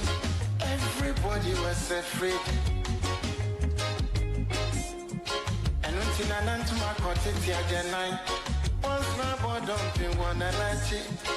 But who go tell the truth? Nanai or say me. Naso bien person become because everybody is afraid. Anya safwe muayini. Aku draw for you na danima. Who go say the truth? True, justice. Obiaja konson to grow your mansa to me be a cacobrafo. If I need a if when you know yet. Now so kutrata down so be the back or why no keke. I feel it for the money more piafo if no cross on my. That's it. Anya safwe muaini. I'm going. Aku kutro from you na who go say the truth? True, justice. Abaya di bote chino. Yedi bi bebo nyande bi. Kachi se with your mouth pipinuma. With your mind never shine and frafonsa. But who go tell the truth? True, justice. TUC, silence. Even high sense. You have to say who. All right, so that's it. Yo, Akwaba. Listen. Hondo Akwaba. Bra. Woko. Nyame adom ne na hodi nti ya tete so amamo. Hu. Tete ya tete so na so benye bia to. Ya tete so amamo. So betimi atobi. Na wo tokra na de kobo ha so betimi atua be. Ya tete say hu amamo. We MPP projects ya tete so hu.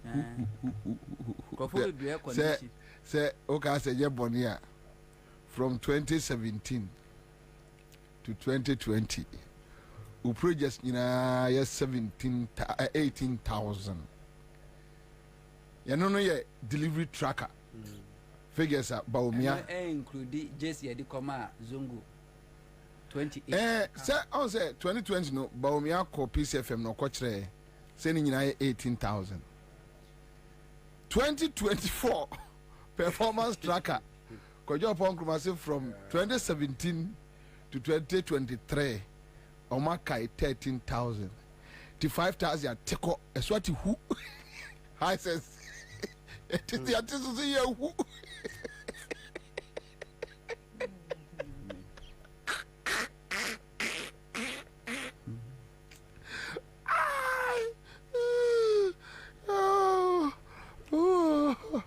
Jesus Christ, Savior. I did so. They say 5,000. 5,000 at Tiago. I say 1D, 1F. 5,000. Okay, until my 1D, 1F nefrim. Debbie. 1D, 1F. No, my shas also my year 216. And your body about 202. And about 160. Yeah, to say your microphone here. Tafu MPE cano. Or say your my year is about this at 32 or saying. You have to see who. By the time I think gonna be an Ansah. You have to say who. Nana, okay, so Nana, we have two strong major issues to deal with. And we are Kwame Bank of Ghana the enemy be call last. Me bomb last 10 minutes. Now I'm media jaman for quiet. But listen. Right. So we are dealing with a Mary power in Kumasi. And from my production crew research, COVID, energy crisis, two major issues are a face or mind be samaba. That's true.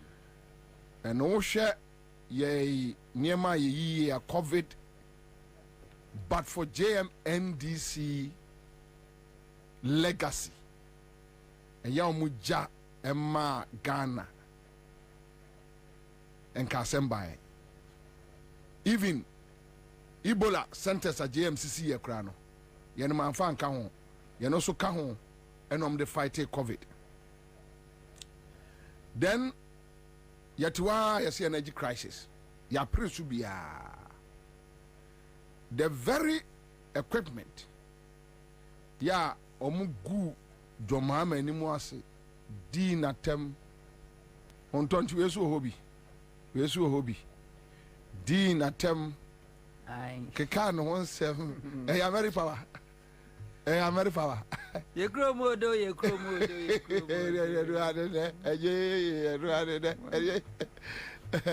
It's me a transfer. I got Sandra region. Oh, to me, why not? Yawaka. Oh, to me, Yawaka. Prosy vote to grab it. Prosy, dear, being a bit damn, Babato.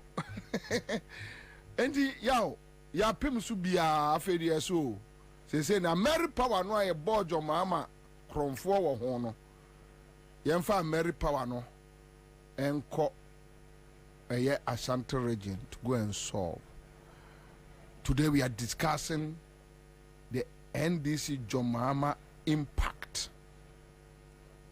in our current situation as a country. Another a year down a year, the delivery tracker and the performance tracker. Yatiti to say who. The obedi care for biano, major mama. Because Mumia Nunkwa and the Mumia Nkwana Morane, the Betia Siako, Niaba. What's those? Nana, I mean, the can't chat here for na mencha Minia Same. Now, as usual, I'm more basso. You were do my swan, oh, yeah. And that dear, no mere nimini. May catch it here for some late. Niwawa, nebo no me no namwa. Niwawa, about 2 o'clock. May I say, list to an engineer. Hey, Nina say, a Jumano, a do baby. Now I will see a jabby goofy na in my Nicobion. Nchi, an idea. Me ba dopa. Ewaha. Yo, man ko bebia. Haya nambai. Ti mamen cheti phobia. Alright. I think say performance tracker no. Sani e nyina ye nim no. Brofo kasa. Oh na performance ewo ne 2 sides. Yewo performance eye papa. And your performance enye papa. Na eye me ne wo Ghana ni a wutie me no. Ana ye betimi a kire se Akufo-Addo ene Bawumia amemo na omubuo no. Omo aye bibi ama sebio eso ye ni anase enso ye ni. Enye enkyere na wo se wo kamfo ne ho se order. Meboa. Techrema ene be kire senkyere de senkyere nya de. Akwabra me fa free background bi me pese me putu enuoma mienu together. Na yemfa enhwe ekwan a aban a di mfie nwotwe eye mails ne jo mahama aban no. Yemfa ntoto Akufo-Addo ne Bawumia de ho. Na Ansah na no me pese me kira de bi mu kakra. Kwabra menim se obetimi aboa me internet na nya adwuma papa. Okay, we can now me hwehwe word bi a your friend management. I don't know if you can help me. Okay. Management. I have it here. Management.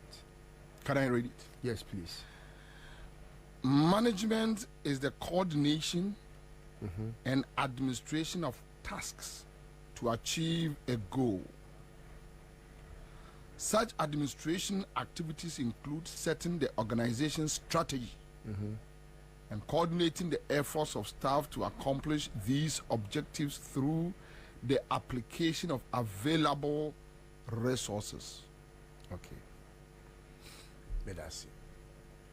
Available resources. Kwabena, unim say John Mahama and Professor Mills. They didn't manage anything. They built things. And Akufo-Addo has refused to manage Akufo-Addo Bawumia. They have refused to manage the John Mahama. Now,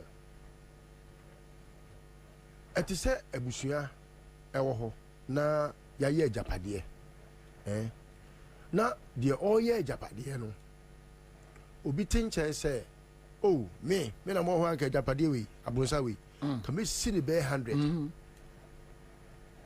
Na nipa krono afri ho na yesi okay bedi na ade ubedi na ade no abronse ye to asudu Bob crash ya wuntimi nso also say given the opportunity no na nka abronsan no nka wonsim eduo ka be si maako wo ha anunti nipa na onu sidu no wabon ono ne anya we kronfo keka nsem pii boni dede mama nsan nyina enhwe John Mahama se we kronfo emre bi na Professor Mills tiasie Akufo-Addo we timi ka kire Professor Mills se oye Professor Doolittle. At that time Professor Mills was not managing what his predecessors had bequeathed to him. He wasn't. He was building something beyond what he had been given. For example, your fair education, Kwabena. Na Professor Mills ababe to adie bia. E say oye chire ni nti. Oso ofere say a country like Ghana na enkwala ko suku anopa no apon awia no abeto aso enu nti ompene se sa de be koso enti one na be de akire John Mahama enkra hana na metie sa abre no enti me kai owura chenche Kwabena Alfred Kwabena honorable. Now the MP for Ablekuma South. Now onu na ye mayor ewon kran ha. They worked like bulls to make sure say ombe yi sade the free. And I mean no ka say Kwabena, we have recorded it as part of our history and yet part of our present day education at Unibium. And I'm bold to tell you a story of how Professor Mills eradicated something that had existed for years, decades. I know you're one. Two, Kwabena, look at how Omu decided say I was say expanded the basic education. Emma and Kolana omu eco school ebi kura making or than a fruit so or that way if you know yam fat and konya. I don't sometimes discuss this, but because a jumani be war your friend is saying get fund. Yeah omen piamika. I know the media menyame. Beba. School desk and kola desk aye yentraso. Kwabena, just around that time na Bawumia aseda ku school bi wo wale omuni nkonya na oduru ho no ene o sheda ene nkola no kotwa. In fact na nkonya ni bi wo ho but na ebi abubu o sheda yiyi nkonya na abubu no ene nkonya na emubu eni nyina free classroom ho epia ni nyina kugu abonten for video sake. Yeah. Emma nkola ne tena form. I remember. Ena oni omu twa photos. I have the photos here. Oni omu twa photos no. Enye se na omu wo nuase o, na omu wo school dan mu. ene me no ka say there are schools Kwabena enkola emponya baby and wo matena akọ school. Meanwhile Bawumia in opposition no okodonate 200 dual desks edema enkola no. It is a make say obi a scammer. This is how they behave. And on tonche Kwabena Akufo-Addo Bawumia wo opposition on education. Yeah. They promised the people of this country, say, they will build 350 secondary schools from scratch. Because not John Mahama, I promise Ghana for say, obesi e-blocks 200. Yeah. 250 or 200? 200. 200, yeah. Ugusu a OCA. Ugusu a OCA no. Omoko ha a journalist. Se fa kan no. Se journalist no enkoto en se dem busa se sukuu dan na Mahama si OCA no. Ne dodo yesen. Kara I heard it in my ear. Se fa kan making an announcement say sukuu no enru 50 mpo. Enru 50. Emma Samson Kenya me chenom omo ni nam ha no akwa ha oso omo se omo besi ba ko are ko ye hwi ni ho sa time no. But today time that is the mightiest judge has given them away. Now they sakasa ona akire mi o time is the mightiest judge. Yankopon kura o di mre na ye bibia eti Yankopon kura who time say oso chen ono nyame because emre no di eni bibia. Now Kwabena, I put it to them, say, what do you call or take bailiff? Bailiff. Kwabena, nobody on this earth can ever manage time. It will catch up with you. You can't. Oh, now there are two persons in this case, or two categories of persons. Professor Mills, John Mahama, Akufo-Addo, Bawumia. So these are the two categories. One represents a fool and one represents a wise. So the wise and the fool, you would see who better is able to manage themselves and not time. And until the first day Akufo-Addo can say I am a man in a hurry, no. Because every man in a hurry is a failure. Because given the opportunity, if you give me 10 minutes and you give Same 10 minutes, we are likely to produce things that will not have the same weight. What I say. But in the end, say, Kwabena, Kwasia Soria. 24 hours no onyabi nyansani sorry a ono so 24 hours Nyankopon kasa wo ye kwase anti o ma 10 hours anasa wo de wagimi nti no o ma 30 hours na wanya abotre de aye. Both were given 8 years. Professor Mills ne John Mahama 8 years. John Akufo-Addo and John Timothy Bawumia. Willie ni Timothy. Omumi enu so enya 8 years. Willie T. Willie T. Oh. So Ebane sayna wona oka say John Mahama wa born no.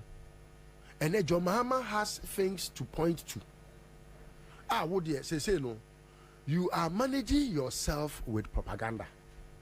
Eban is saying. Because I remember so vividly say, John Mahama koye a green book. Akufo-Addo so want TB that. It's a waste of our resources. And Okasi Nebo say, most of the things in the book are artistic impressions.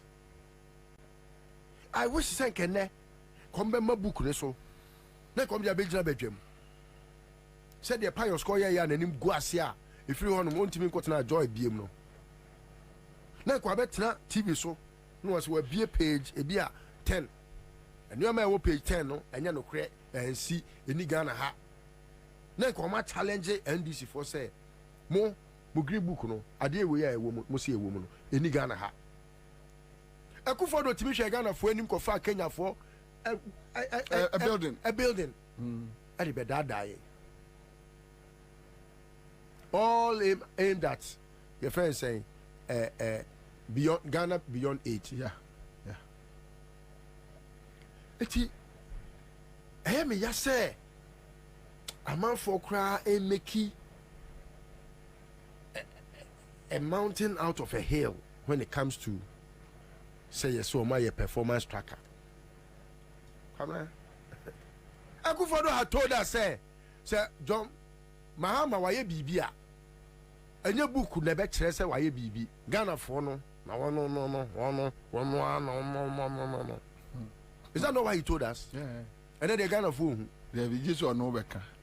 Now, Kwabena, if they are able to tell us how my projects mark 13,000, I think I take a strong offense, heavy offense. Why? As a man from Ashanti region. Because you're afraid to be fiscal decentralization. Fiscal decentralization. Fiscal decentralization would just mean, say, what's you spending 100 million? Asante mind the way. Because you divide 100 million by 16 regions, at least we should be able to tell how much every region will benefit. Kwabena I'm a regional minister, Ashanti regional minister. Bank Kasafoni so.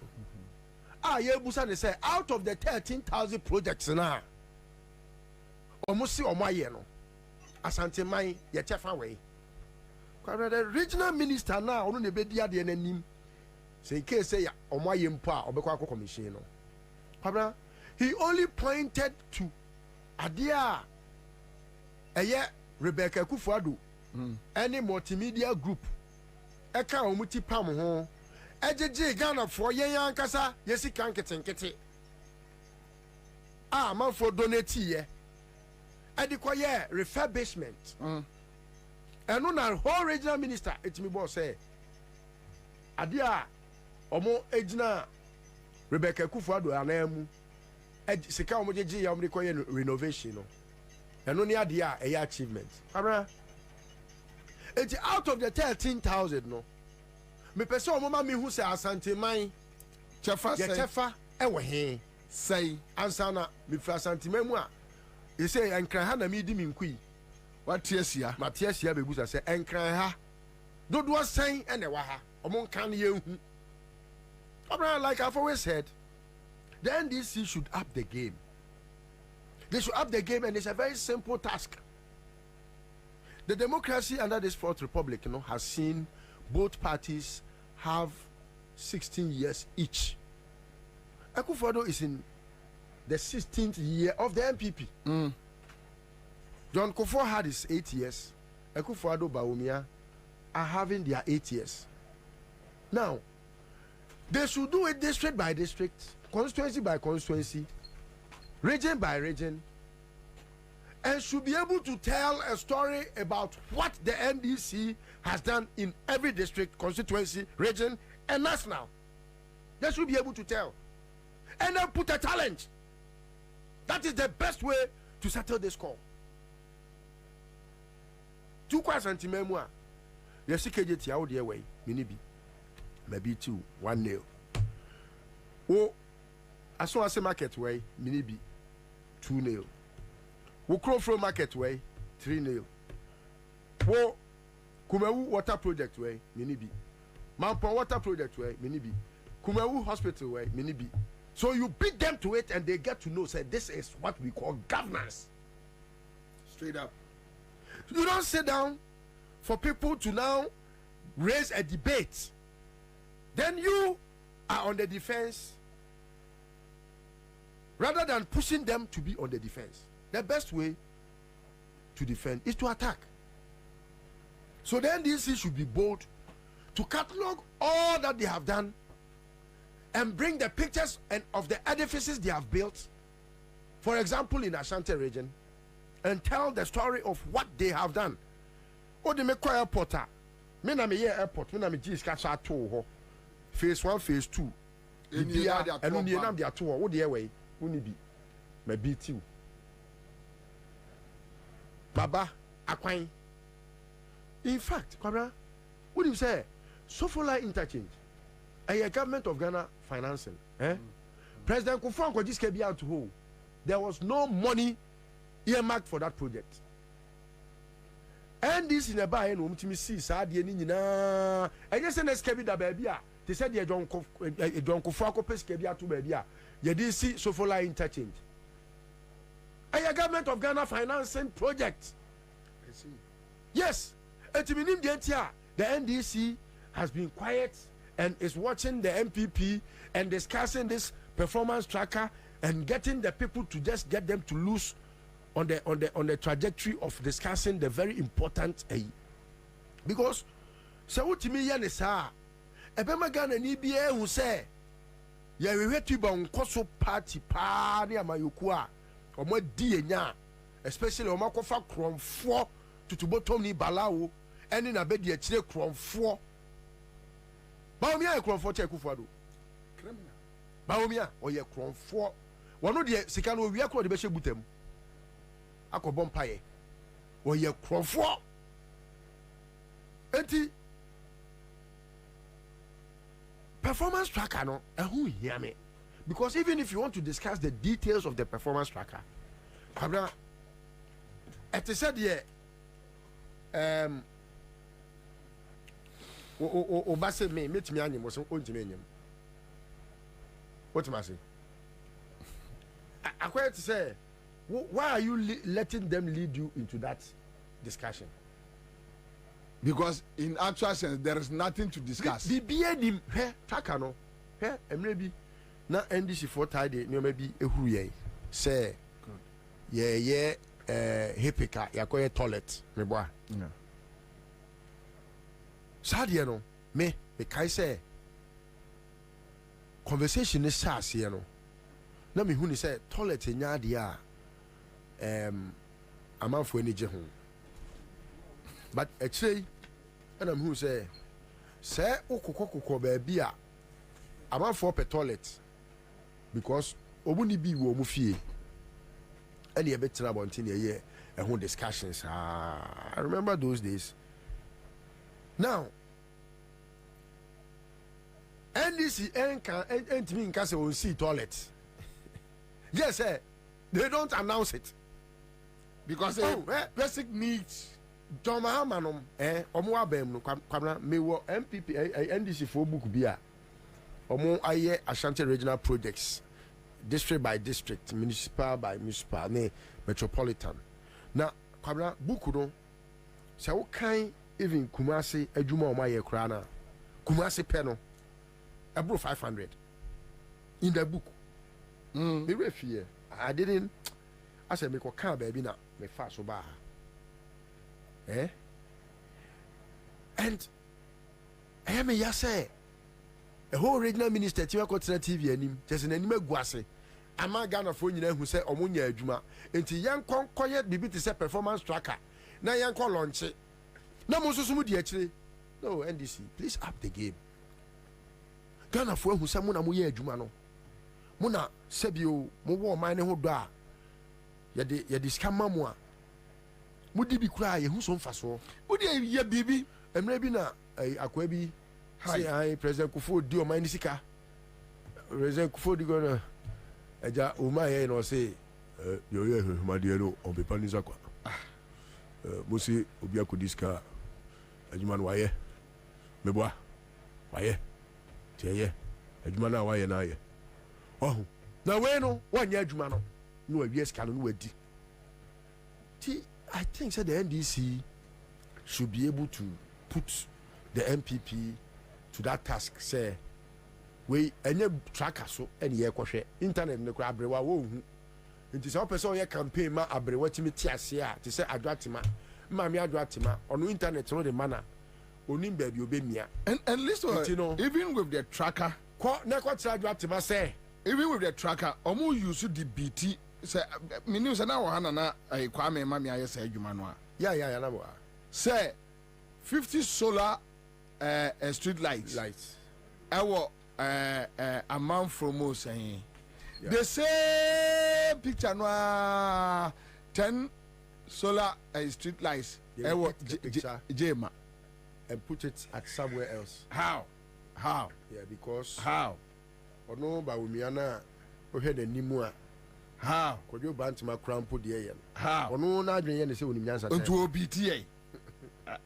And that is where you say eya na edu ba bi ohene kura agimi a uhun ti se ne chiame o there bi o si ekuro boba ya fa osisifo ye chiame mampam ye di chiame if you say one thing the ohene ka wa ka kire ekuro bofo and one ti kuro mafo asem e wa ka kire mame mo eye mache de emra CMG sika ache de hello eja wafanu form kaya yeah say the bass oh 500 oh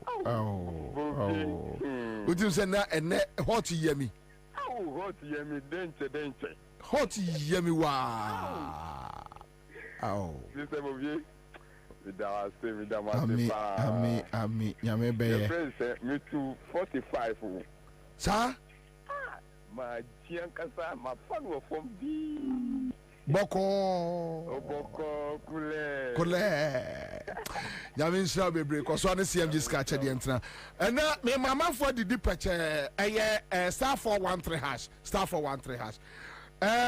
sorry akwaba family Josu dey na we pick the first listo eko performance tracker ya titisu hu me meko can say Ameri ubeko Ameri performance tracker ni nyina say ebubom enti but yen separate na mefa performance tracker na amanfo enya ayini ye yenko amenchia listo on say mo no so at least say utimi yen nti be dia kwa ba se aba be fire no sene de ba ko onwa ba ko bewu and so home for we. It's the last week birthday no di man broso. Di man broso. Enya unsu sanso ni. Birthday bi won unsu sanso. Me ana me ni ho ntimi nkyere. Eya Rexoma ye wa ma. Mesumi kwa ye o wini ba. Why ye? Wini ba de. Let's just say wini ba. Devi why ye? Same why ye? Wini. Koko ja madam for be. One of my regular panel. Your friend say citizen to dazi. No and I'm saying kwa. No ni busuani ayi. Ni busuani be. Ni chocho muncho ni sister. Enti Friday no me boy me ho a me crafie. Say me kona me ba boy no. 5-year-old obisa me say me kwana me say me kwa yi. No obisa say me kwa yi me say me kwa western radio. Wase nipa na me kona yi ni friend say. Mentimi amoni di no busa second time and I'm so I don't really know the person but obi na me kwa konya no busa if I don't know the person who has died excellent question.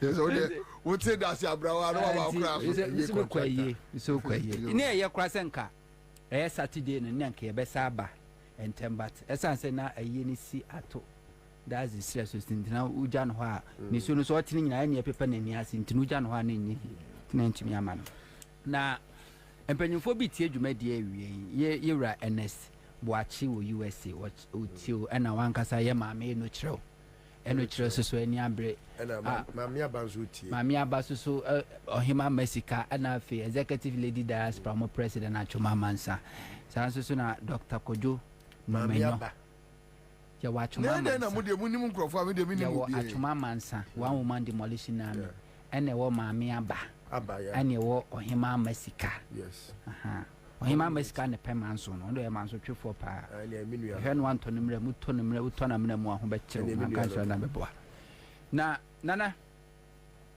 Ameri ene ho nsensem obo Ameri na abo performance tracker Ameri say Ameri na meken nya kan se na kan ya na ndoko Ameri na meko performance we aba Ameri me kwa Ameri first okay na se me wia okusanam so mabase eno ho asena medical ka fe nana asanteman de bia me kasa mo ne mahama ni ye na nya omo nko a Ghana fo January no eni Ghana ni ye nemum asanteman eni mahama ni ye kra esan se ye kasa ye fa mahama mpuntu djuma obeye ye emfie 9 sabre mantam du no na ye kasa ye fa mantam bia ni ho a wonya mpuntu djuma more than Ashanti region. Ashanti region impuntu djuma no onya no so no enye enyuma nketwa enyuma kese ofa water project ofa market project ofa hospitals ofa schools ofa sanya mani nyina enyama kese na mahama ye because vote wa mahama nya wa Ashanti region e do so sene voter region. Yes, what is the voter population in voter region? How many seats any voter region? Is it not 27 or 26? Ashanti region 47. Ashanti region 47. And it's a for voter region, voter population. Now Kwabena say NDC 500,000. Now Mahama nya vote to Ashanti region 600,000 na because NNT Ashanti for crowd to abasne. Aye votarians, I don't know what you're talking about. Na Mahama mpuntu djuma oye ni nyina no. Ebe serve asanteman amebiaka Ghana for say the near kai no. Because na womo ton yama o ketia market no. Sika no munya no instead okumase wonko awo. Shepete emobi asunya so mfaso de. Na the more enkrofo kire otan, especially enkrofo bi wa Ashanti kire otan ema mahama obusom se identikra na wo tiri mahama se wo de wonto aba mo bi na nye composite to aba mo bi. But sometimes e be to me express omu hatred, pure hatred. Just say ubusa say the name mahama no I don't want to hear. Obuti ubusa say mahama kro ba be ye den. Wa be president wa ba be ye bi until then I say ba be ye bi. O be ye den. Sa woni kro no so prempunto djuma. Sani pa corner so Akufo do in the first time we obusa so be there. Obe there. What's in the second? What's he say? Mahama dey only second term. And Mary said that now already you know. Karma is real. Now there sometimes a year man ye yane say. Na so ye communication theory. Omo fe bi gratification theory. Yes, a nipa no the wo kan the wo kan ye ne da no tie. Se nya ne da on fa nya hwe. Eno na sometimes ma radio so ni na nkyerechire mu ayeye no. Eya na ma ne yeya because baby aye tie ni baby aye gina no. Nana eniamma bone ba yehu kane. Na so tra na wo kan once I wo dey also pay Mahama assembly dey obeka bia no kan because of Mahama enti woni pa ne be ye din akwakoto amnanum okoto amnanum wiea na wasa de ne ha ba bedan wo ha sa afede kabima no enso bra obo no kokko nipa no antie Mahama ebe ya Mary said the nanado kan na mu nyina ye nyina wabam ye tie. And Mary deal is one of the wisest decision abambia betumi ateki. Ye taku ye simple ankom. Adwumako no wabrochire ne na kwa apam. Fa osika esi fa building fidie no. Fa fidie ne bra Ghana. Fa be no enyinam nkane ano. Ghana ye beto ye to a ti usika. Utu sika wiya abeye ye dia fa eno anu no. And to build, own, operate and transfer. Sika na that's one no 510 million US dollars. For 5 years. Na babeye India. The lifespan here 20 years. If you didn't life for 20 years. And to say take the 5 years and take a year. You will 15 years abeye Ghana dia ye munkunta mo bia. Akufo ado say nye kwaku baako said the okay no mako kuti no Norwegian newspaper say yesisi Ghana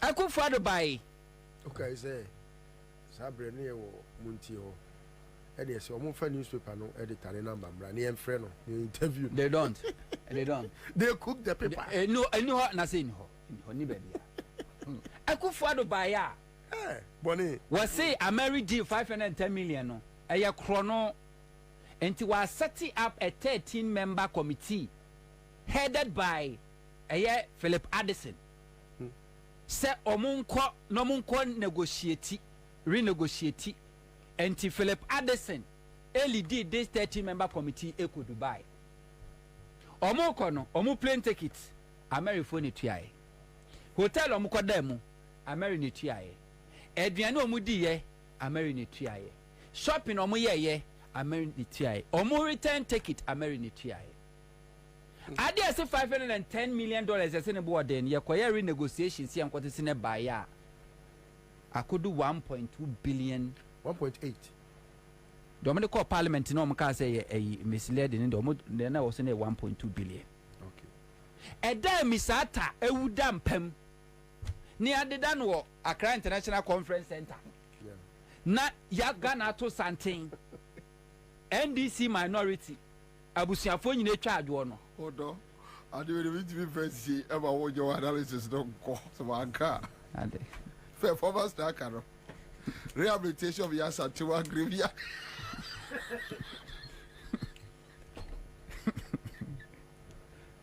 say ka ho I can't. Why sorry why? I can't. I can't. You do hard work about. Hey, Gala. Yeah, sebo.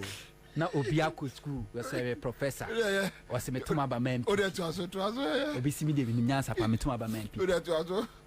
Ade ase 510 ne bo den. Ye nkodi anu bi mi ente so de buy $1.2 billion. Omo tami ya brand sifo MP di santimu kwa akọ he misata eko file pass no ana omo de fa ko parliament na ka this MPs be trepe omu ya na hwi no omo bo hwere ma na omo nyina baaye ana omo de omo chacha ka si TM ko wi Akufo-Addo se MSC na bi enne o free say asanteman ya jimi na chitafu eto aba ma MPP ya jimi omo adwemu oha enti hwe de oye Ameri no turbine no eye mako 10 ba ku bia generate 25 megawatts ene generate yakoyi mu 6 ene de ko Ashanti region na say the name Ameri ni they are sinking in the heads and the minds of Ghanaians entiensi said die no ne enya nde Kumasi power den tema na ya commission na akase this is commissioned by. So in the next 5, 10 years, 30 years, you know, na ye ni ha.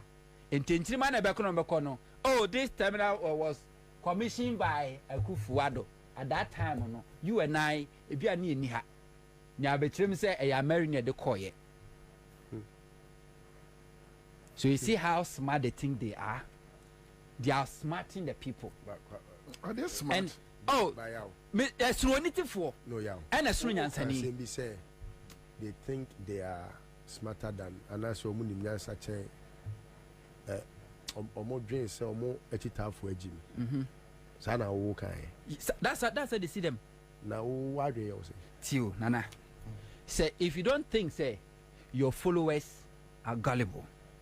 If all respect Emma followers at no point in time we better try to be smart because when you say they know what you're doing.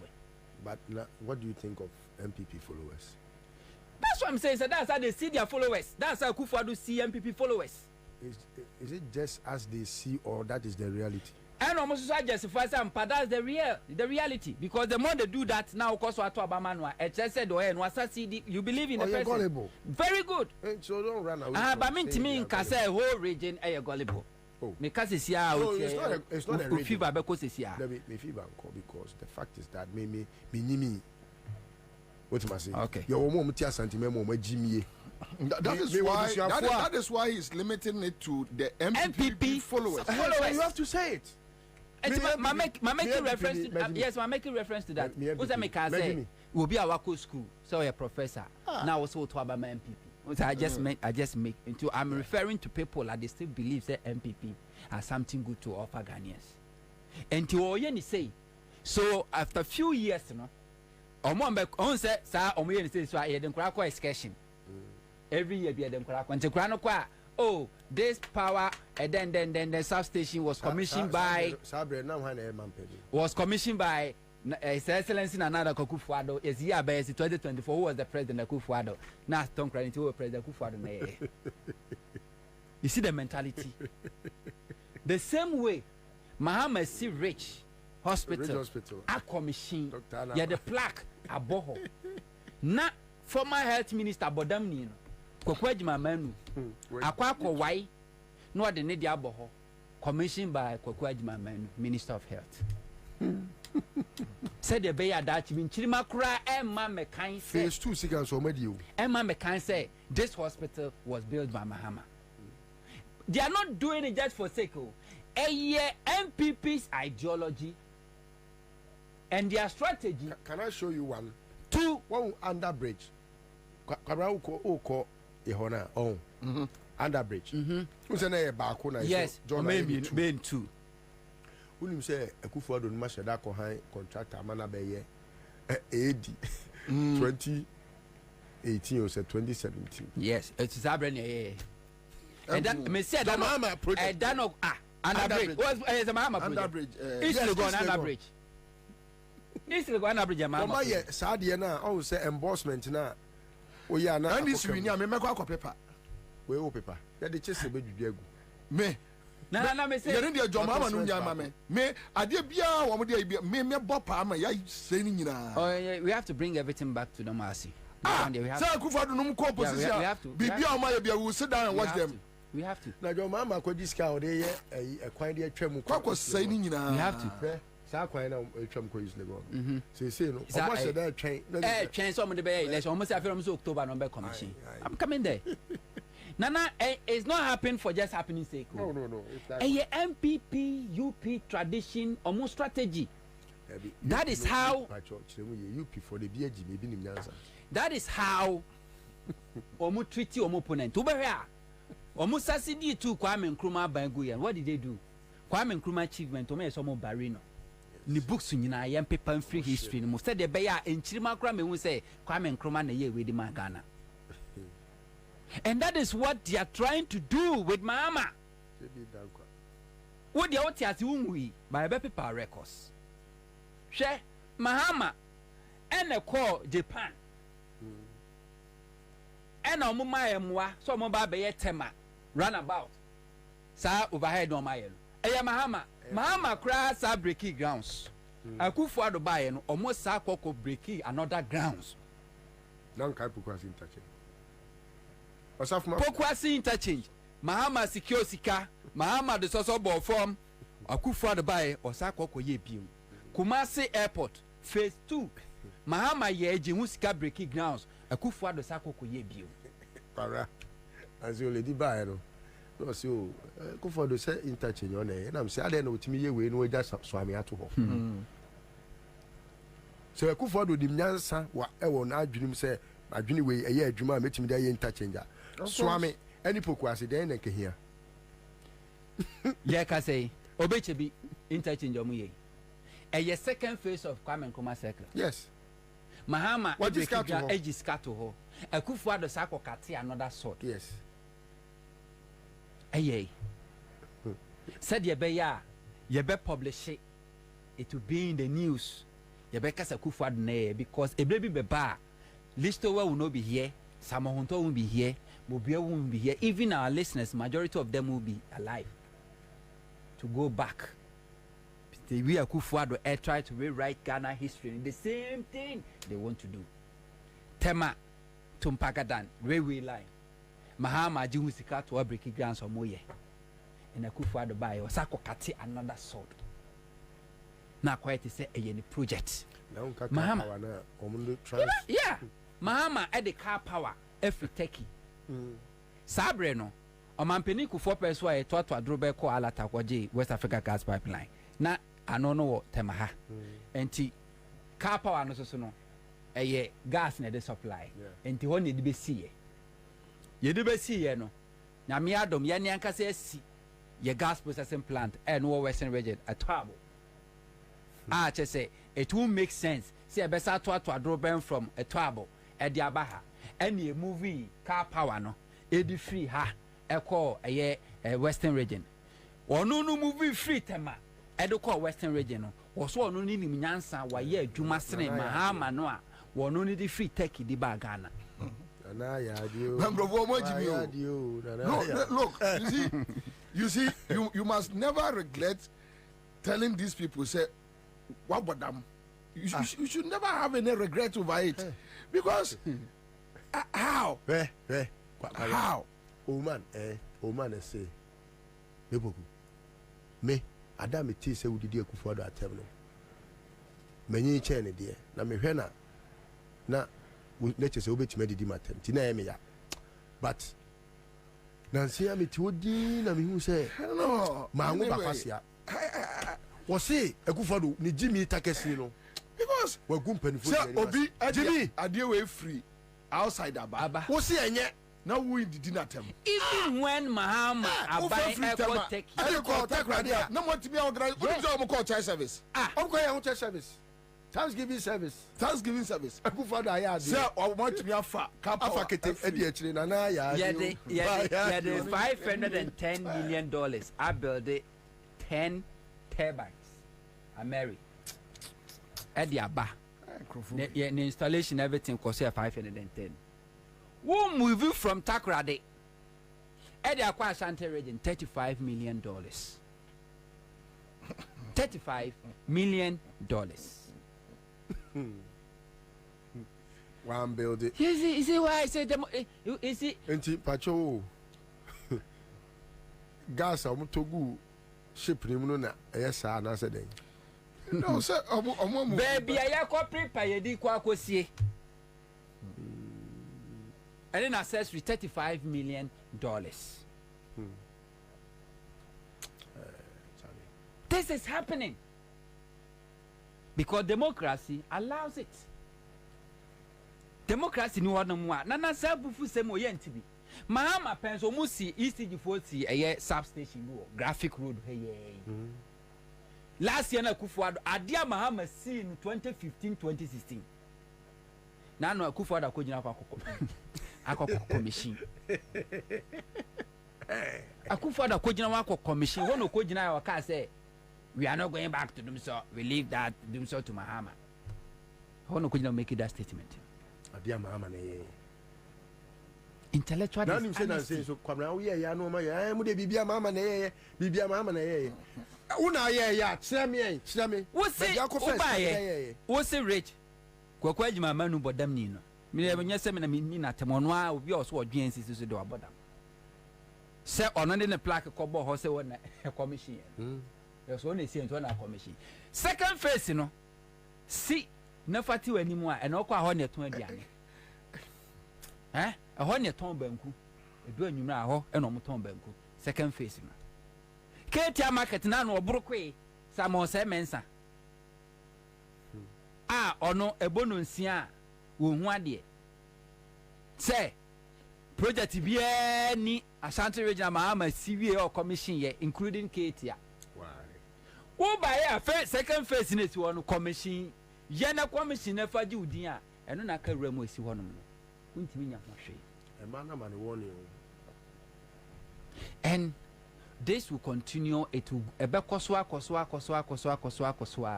because nana yebekwa ba stupidity ni jimie no aye kan MPP followers no wo track ya ebekwa akwa kudu tribalism because tribalism a crowded nipa sense of reasoning. If that is the case, then I should be able to tell you, say, Baumia and John, Omi and Union free. Slim. Say tribalism, yeah, Juma. Nana, is a person man who say, and yet tribalism, Jimmy, Nana, is a Casimiro. I know my friend people say, it is a Boboku.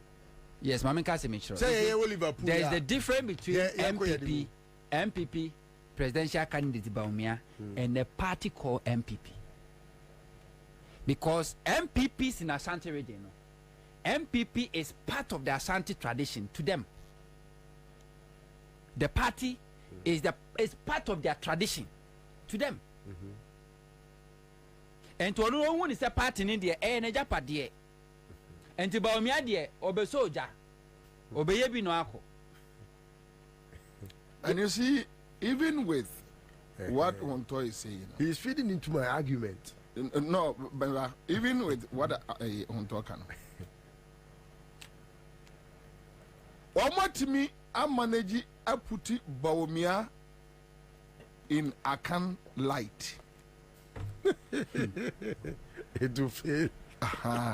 Just to pacify their thoughts. What I say? What to me? I'm your money. I added the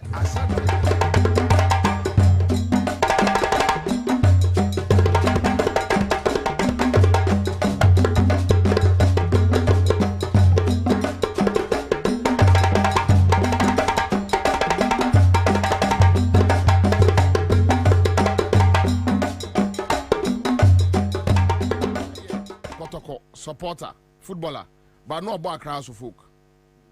Yeah, a profession, so he must play it as a professional, whether he likes it or not.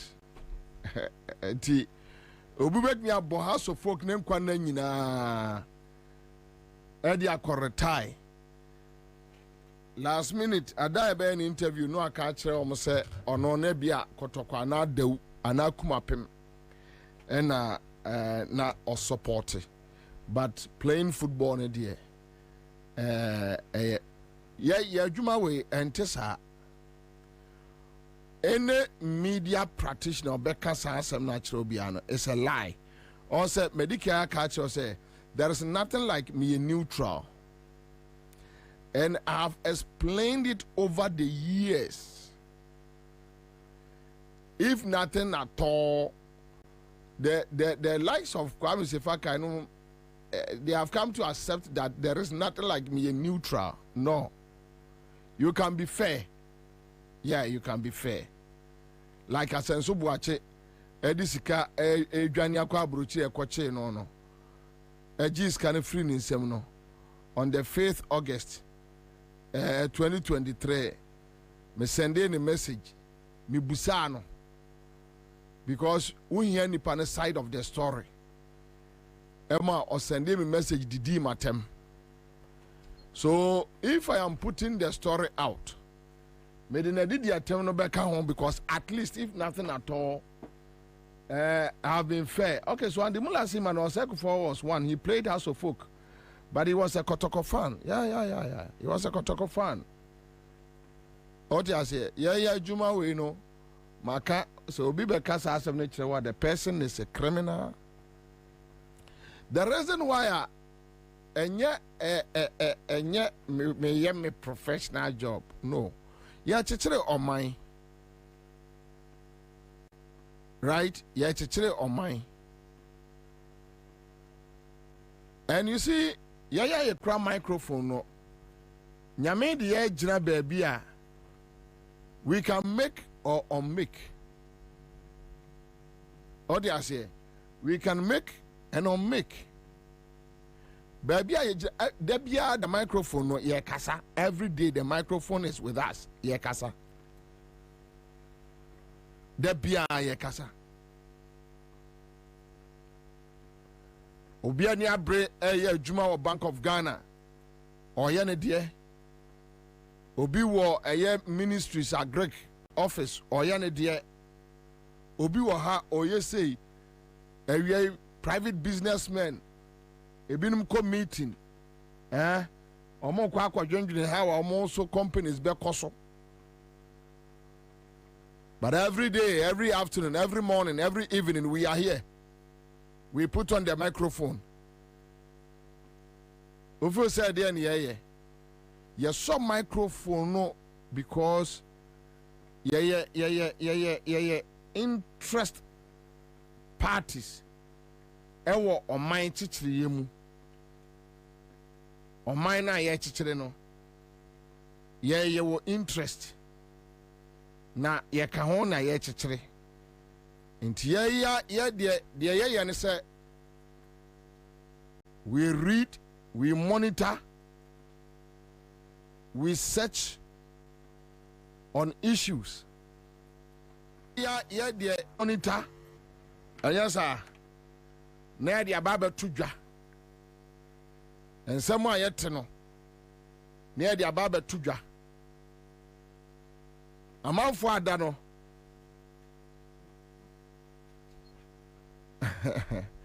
Na ni abre Manase ani abre na o cheke the air koso was scholarship secretariat or cheke maye so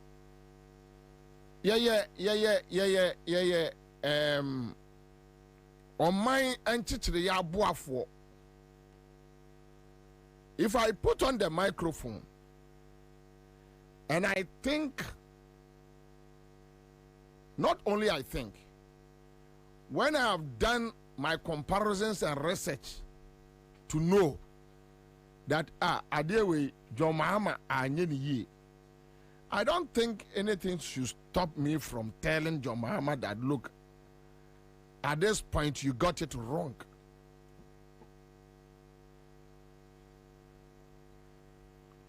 You understand? Forget about the reason why Ebinum, they will tell you, oh, media make ma betref me pass because of the kind of antagonism a war system numu. People will antagonize him or her usuro. A man for bet tino, on bet tiny, or mo bet dinner usuro. Me Bobie Ansah me usuro. Me found. Your baby anyway, me who cry. Me who. And you see, in your attempt to put across information, one will be affected. But could not be affected, no. Nibubefu. Omba Brandel. No problem. If I knew what you say, say open medi, oh you be open medi, bibia bedi, bibia don sabeka. That is where we have problems, no. And you na mana usuro.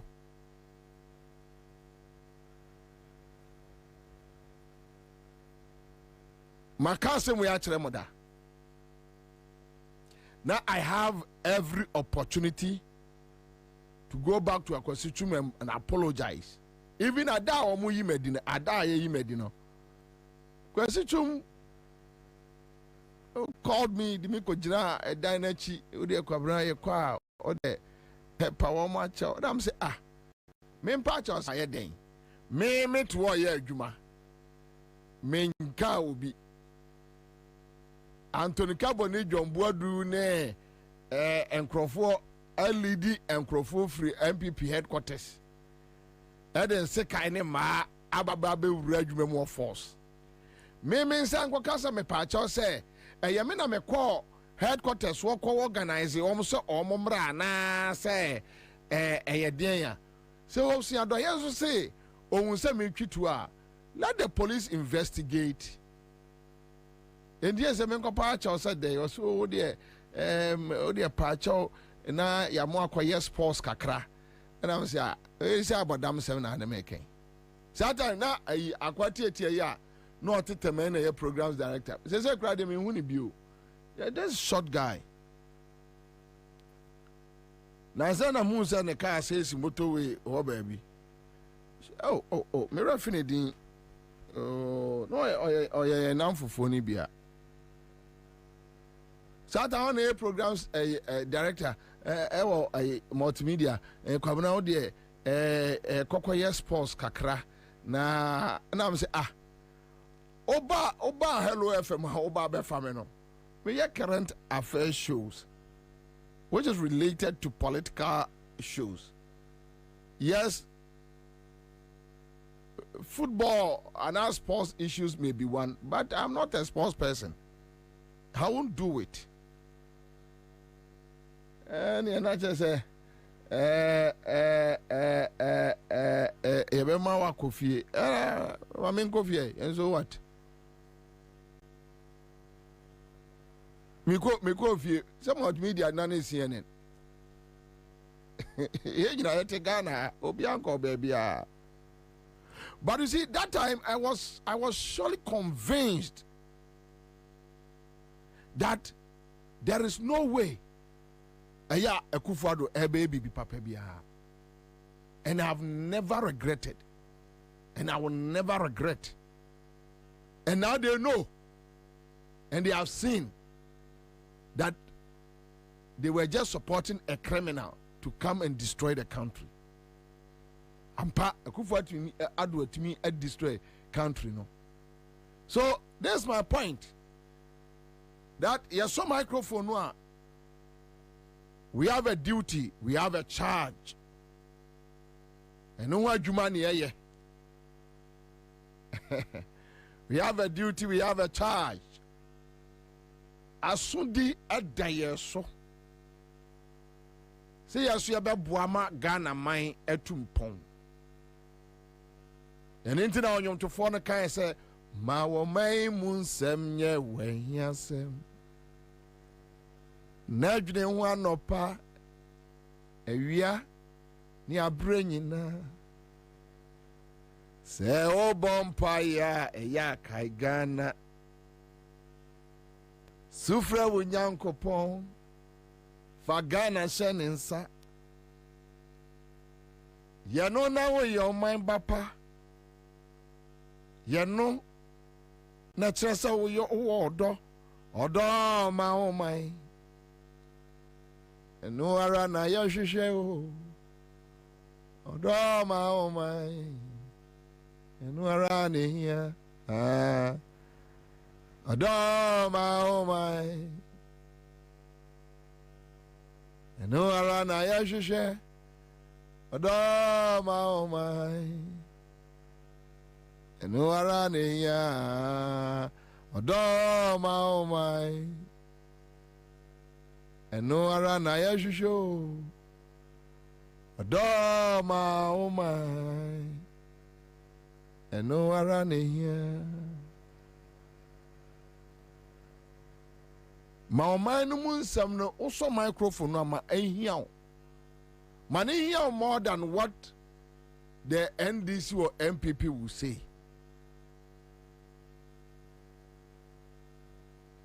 8 years of Akufo-Addo. And if we take various sectors, na Akufo-Addo Bawumia aya dia achen Atamels John Mahama, I won't waste my time on NDC. NDC does not feed me. I won't waste my time. But pick sector by sector. And then they are able to my Facebook page. Kwame, as at the time at Mahama, vice president. From 2008, not $1, 1 cedi. As at 2012, not your mama vice, not just 85 pesos, 3 years, 95 pesos, now bet also. Go and check from 2017 to 2020, dollar margins about also. Go and check. Now you talk 1 liter fuel, 1 cedi in 2012. Now, John Mahama Atamels Oma achieve single decade inflation rate. 2016 kura na yesi enye no na jomama na 15%. Kofoja inflation was 16.4% in 2008. MPP ayre adiana biasa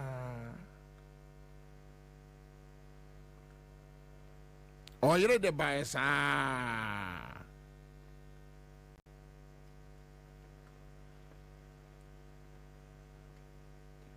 2016 ane yasi anya no na 15%. As we speak, inflation earning almost by 35. You know, normal manage figures, no. Just normal massage figures, no.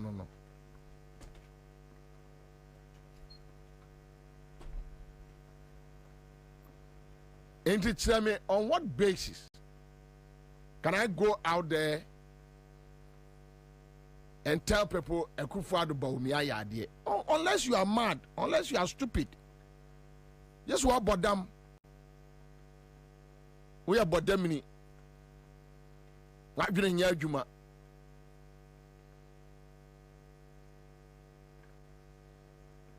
Why do you Juma? Just as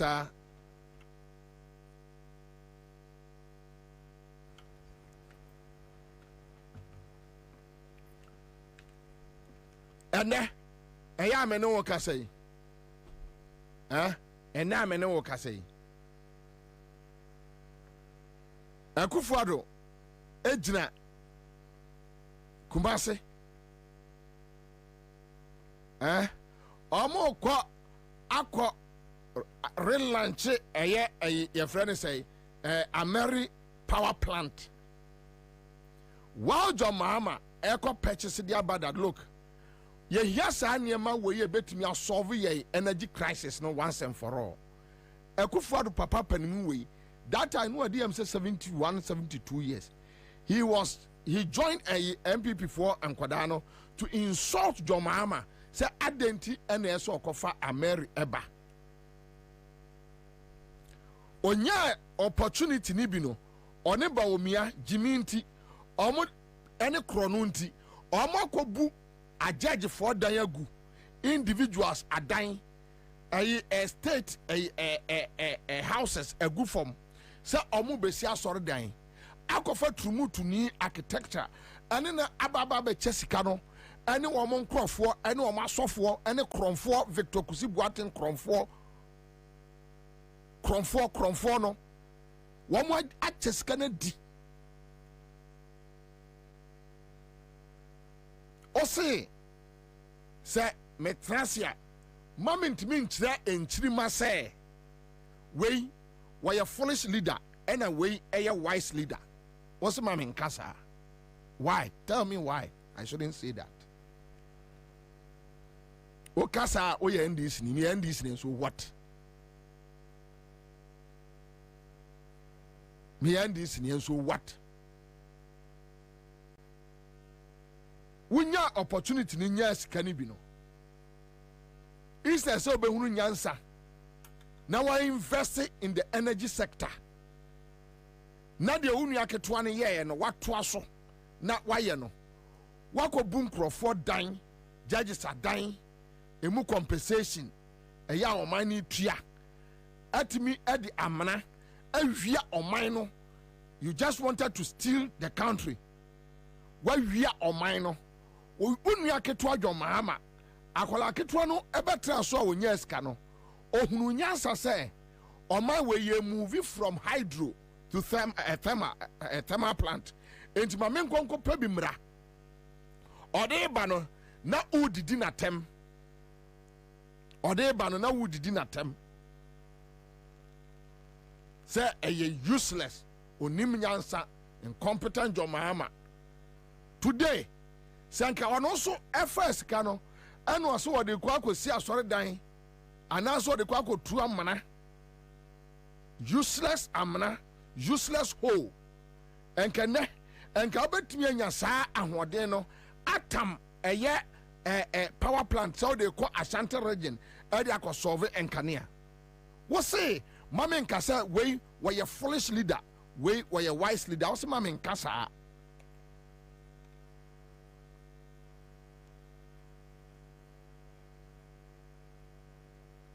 Chale check sound no. Also, ma me nkasa. Now there, me nkasa. Father Dixon, no more, you know. Oh, they are cry. Okay, yeah, reading the say. Reading it. I was saying, my referee I said, yes, I know Mokano. Omokasa, I'm sure I was grove Mabo Badam. I'm so quiet. What I can say, John Mahama, to a Mary, and a Kufadu the two, a year as cathedral amana. Now the giants are Nancrophone decided. Omon decided, Can I say them? Omon decided, here, I know Omon decided. Obia Jimmy, won't mean can chance where Jimmy, me taxpayers' money.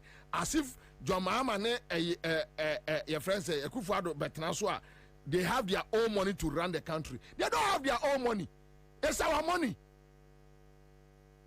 Says here, Accra FM, CMG, Peace FM, Adoma FM, City near the other. Omo managers. So, all the human say, Obinsa. Nasa ni Pakrono, O Jimia. On can just watch him in Tifrim go. I go on Pamon Crawford. Or Pamo just what do Trelu Primu. No crow. What about him? Because I have no Pamoa.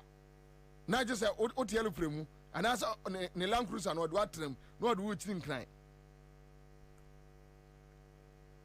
We have employed them. Anybody who becomes a president, we have employed a person. And then Rebecca, and then the master no mudidia, they are chopping from my pocket. They can't intimidate me.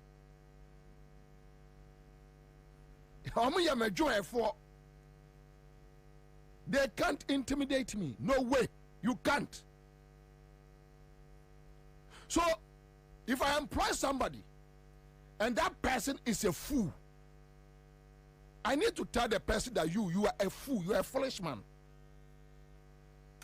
With no apologies. You are a fool. You are a fool because when himself say amana and provide the energy and what fire sika akotuagu eho where we be no wabusha for no crofo edi project at the whole Ghana air cassette here. Everybody is speaking against it.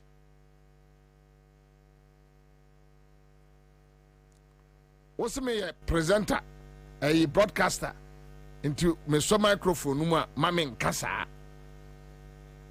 Mamen kasa say. When you are ketwa enya opportunity. Was it there be Ghana baby a wano. We can't depend on a Kotoka International Airport. So yanya terminal 3. Inti oye sa expansion kesiye no.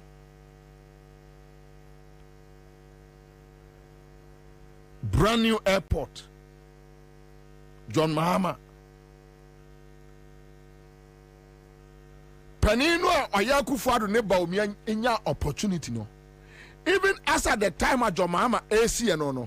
Na Baumia, that useless vice president ever in Ghana history. Na one your friend say Akufo-Addo nam. Did John Mahama attempt so or you incompetent or you join funu. Or you day the dinner time left, right, center.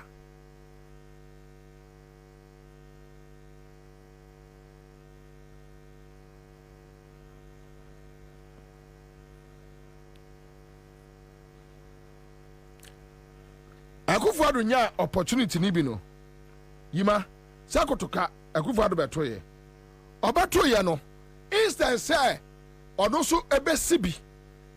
No, and what dear Magdan say Magdan onye na one na yire ne ma omonko amfani di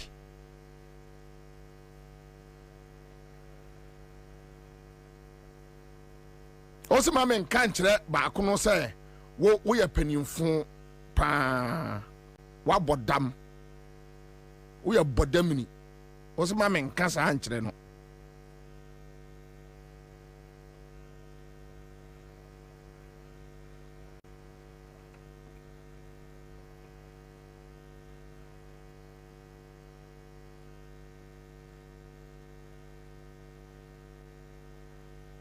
We must be able to call people out.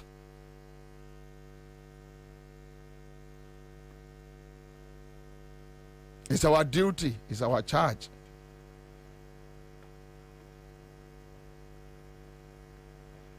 Yɛboa ma yɛkyekyere ɔman.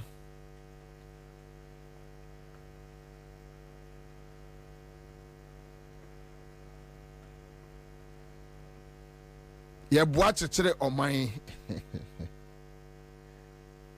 Ndi yɛ nyame ho abotrɛ. Nyame ho abotrɛ.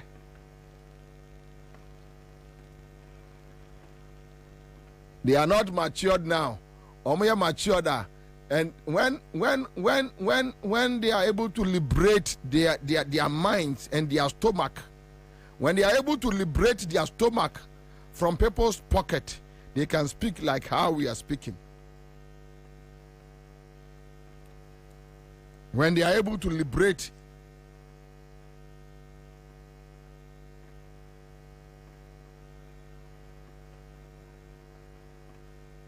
I have friends. I have NDC friends.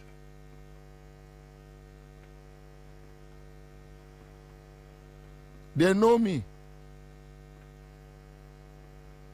JM nim say on wadam for a friend Bobie Ansah. When it's wrong, Bobie will tell you it's wrong. Talk to Miami offer COP Kofi Boache or Becca tell how I behave.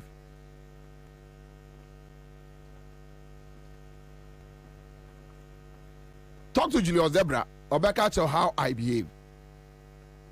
Penny Bianwa talk to a word that me Penny Bianwa men in a dear grow Ghana ha. When I didn't ya me no to one my catcher will say look. Penny Adewe Uncle you. Yeah, I'll tell you in your face. Me no be crank could do come on, baby. Now, question me come with you. If I tell you and you think because of that, I don't mind. But any time I tell you and I'm walking away, I know. Say, I dare know, oh, you know, it will come and catch up with you. And you pay for it. You pay for it. Yeah. Me, when I'm too sure that somebody will pay for something, I don't rush the person. I just leave you. Me jaw. As the me who say we are no. Minim where the issue will catch up with you. And it will catch up with you at the time. I mean, me general pepe. No, my point here, say, you see, you can't run away from your shadow. You can never run away from your own selves.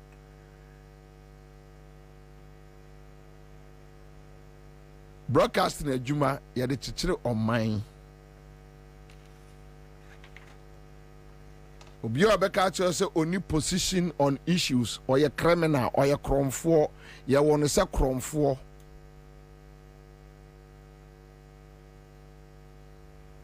because you say I'm picking a sector by sector. Obi afa ye go to say or the kwa to eye fu abraye ye busa no say eye hwan e na okoto fu na abraye or say Wakachra Ghana Parliament say on chere ye nipa kro na enkyere wo chena na ode fu on the fu on the bar ne bo no be conform ma etimi ato ne cheaper and every day ye fu kwa na e kosoro wo se ma men kan say say nipa ne friend bawo mi say you are a criminal, you are a hardened criminal, you are a criminal, we are kromfo, we are balawo awi kromfo ba wo se ma men kasa ankyere no Sadenti. I didn't know Mamma and Cassantreno. Kwabena Kwedu say that's a fact, yes. We are crom for.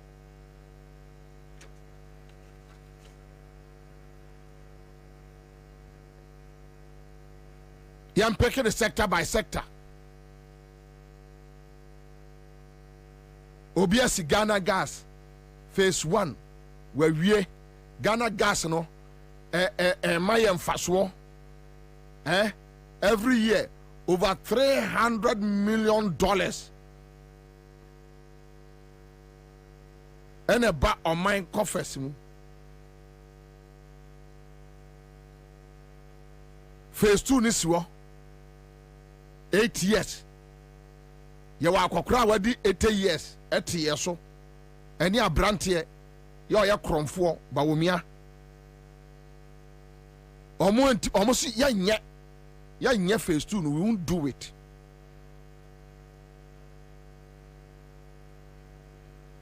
Opesa asembe na men kan kire sa nipa no. The worst scenario, Kwame, obi say me ntua eye nurses. Any teachers allowance, yes sir. Because person expand educational infrastructure no mu.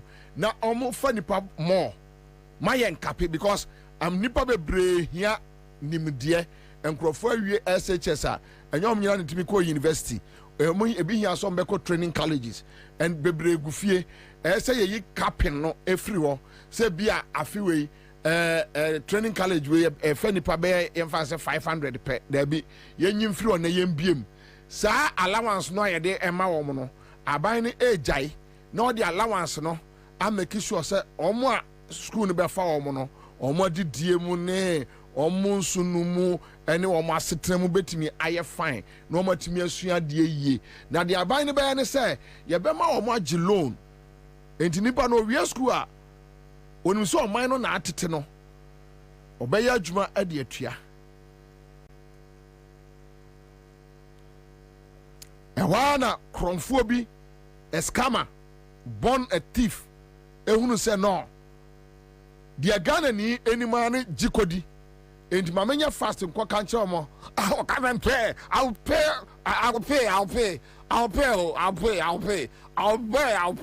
I ya ba pianina ya bibia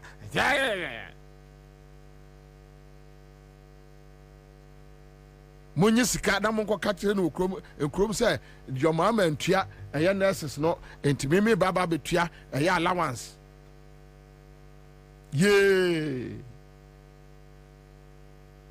owini wie ya no eno okape eya training college admission wono a wanye any expansion 8 years now wono a training college for allowance so a mintua so ordinary aka is on paper metua but mintua men first kan mamo the ope biaye.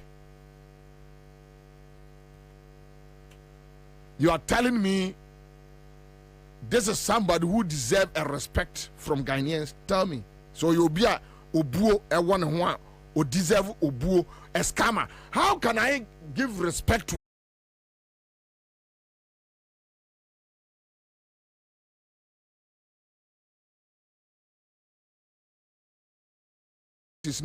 emombe kasa ye ewo krum oh we de mpanimfo a onwo ye mpanimfo mo ma wiaye ye wa bobra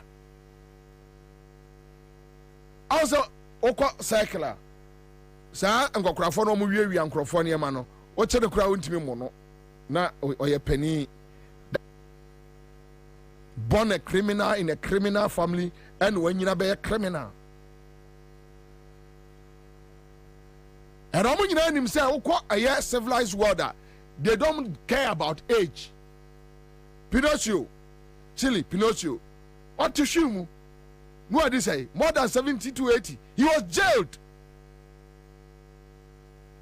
Ghana ever catch us when you Jano.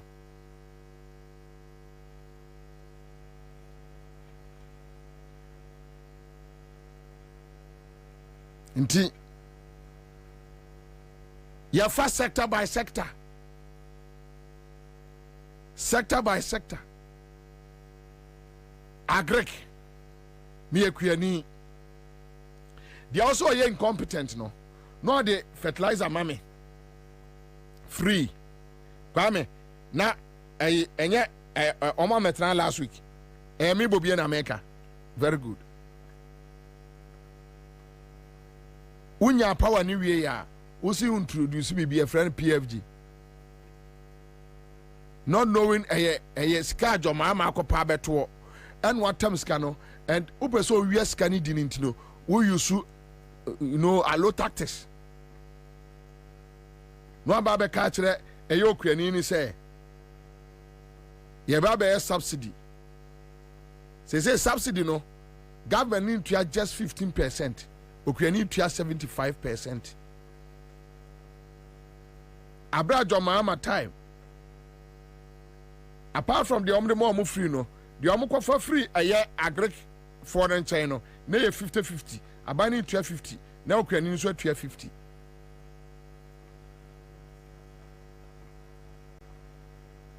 Tell me why I should hail a Kufado and Baumia. These are figures, these are figures. John Mahama did 4 years. John Mahama the 4 years.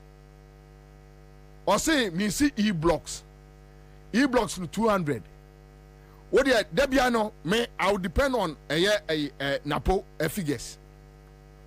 Though NDC approved it that they built, actually they completed more than the 47, but only 47 in 4 years. E-blocks 47 by John Mahama agreed.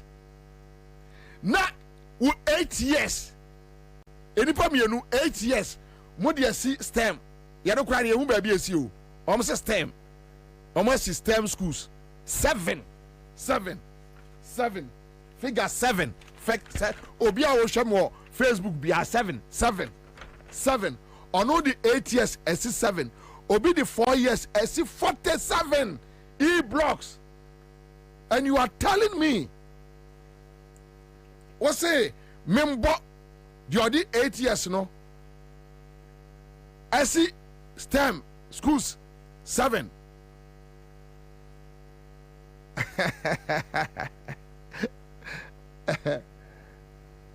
Call me NDC, I don't care. I'm not a fool. The reason why you can call me NDC is because I'm not a fool. I'm not stupid. You are stupid, so you can't think. Obi the 4 years, Martin Smith said 3 years 4 months. Odi Anyane 4 years, 47 E-blocks. Napona conference you as education minister. Enyame na America. Why you so 8 years? Yebusa education sector no. Wa achievement nyina wa ye nyina aye dormitories. NYC STEM schools 7. Yanokura ubusa omo a esi hia na akoye ntokwa. Ubusa no STEM school na esi oso so okọ.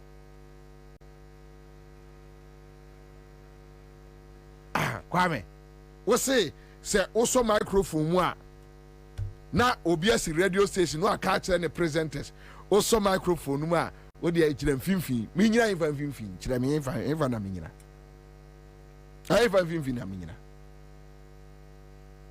Me sa for me who so about them me o kasa apem mutimus what bodam complete we are bodam.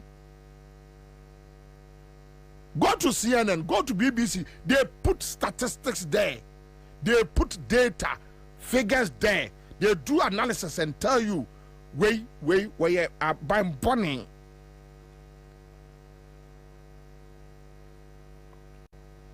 Ya anya twom medi wuo MPP ne woso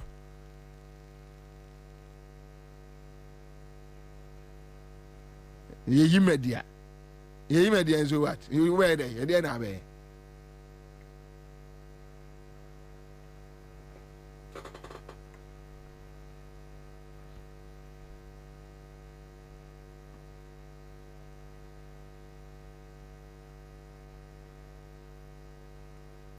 you see, Kwame, tie. Obi say, me person health sector, me ye wo ye. Enti me dey.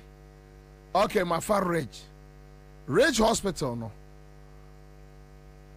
A survey various communities osu ada mint me boom go from. What we need to do now and say yan shase na yen see new one when anim. But as yan in term because old one no is getting out of use. Enti yamaya hunyeshe. Ghana my bebo omoniate proper. Na Race Hospital. Na esiwo. The old one was serving the people. The new one is here.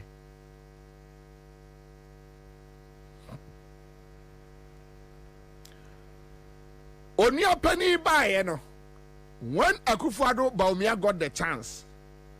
Almost ya pese ya de adwomama eye regini bi.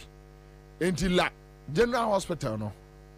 Yes ye besi perfect. Sana nke ebu o man. Sana efe.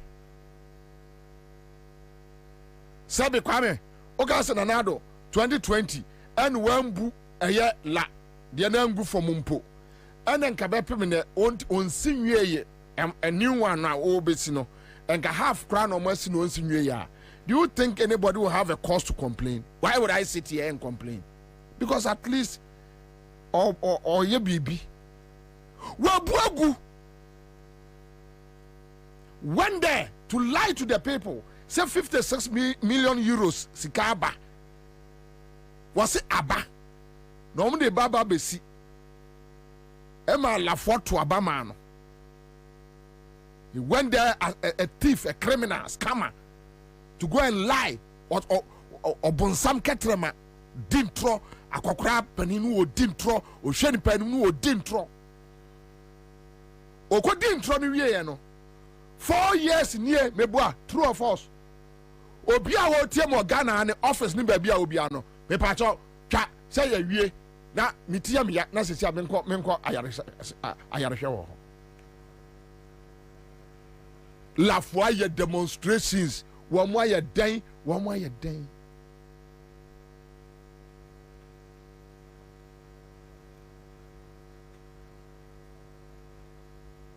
wo se Kwame wo se men kan kire paninu a wadi 80 years ne say unim nyansa pa na joma no a ono si region men kan kire say unim nyansa kra na we enya bodamini ena saade we beba ni tirim what bodam and you see when we put the microphone on we should be able to tell you that what bodam we are bodamini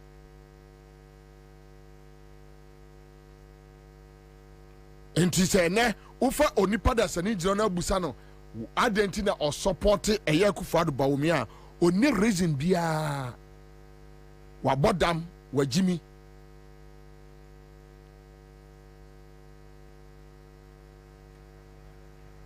wa bodam wa jimi finito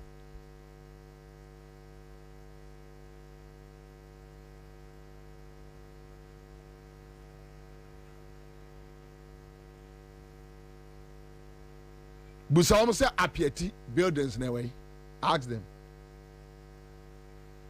and you Kwame tio obi say menya santini but wo hwe Ghana ye scope na middle belt no e wona akwet say transit point free north and the southern path and so come north Ombeshia nti Kumasi akwaye center and obianim Kumasi for a year adwadie and all that pacha na mo check ala no mama me afa die mo record bi me anya some system bi and na dey mo use system no na afa die onipa no se me ye gonjani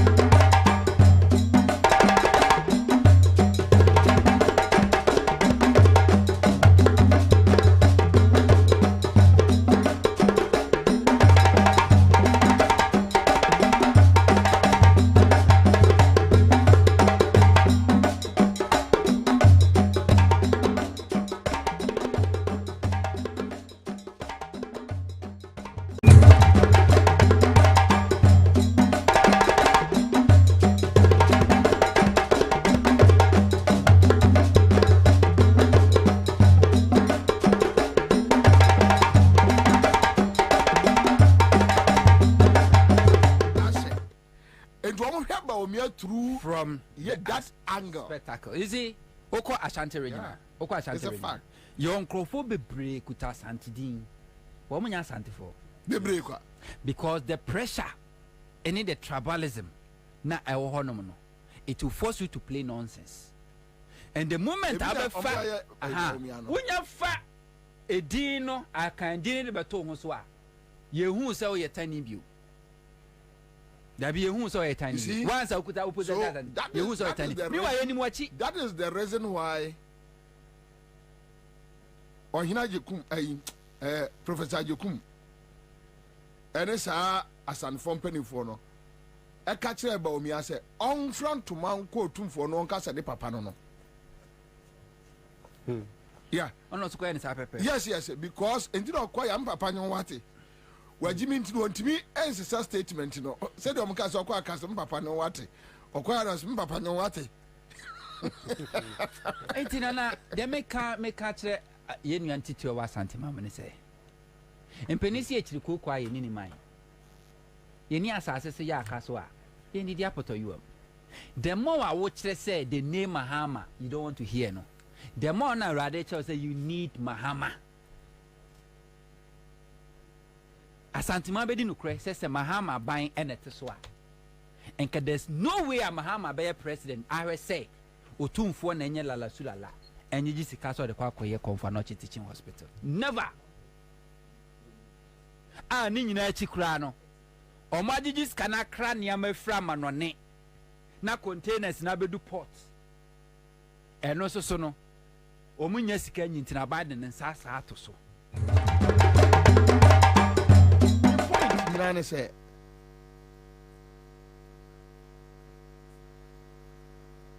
Say idea obia timi arane oman we eye China yonkwa. Talk about it, say it. Even if they will tell you so your MPP journalists are nothing wrong. I'll say, Kwame, the entire said the name there no. Said the name there no. Obia mpese me why we are some Americano. Oba besia Sicilia da pa wia sika. Sika am se said nam akodi no no. U breki de ankwala na fire no krokara no. De ankwala na fire no. Said nam sika na endru.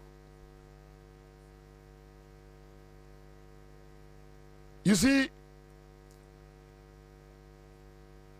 adia ba kwa Rollins adi ehun yaw ekwo wuo aye how NDC ebesua krono ono awon kotam wo kotam na ma mebi ye ba power na ma protect you. Yes. Any mkwafo as said them mo kire nkwala no saade no. They are nation wreckers. Sa peno ena Rollins. E di ko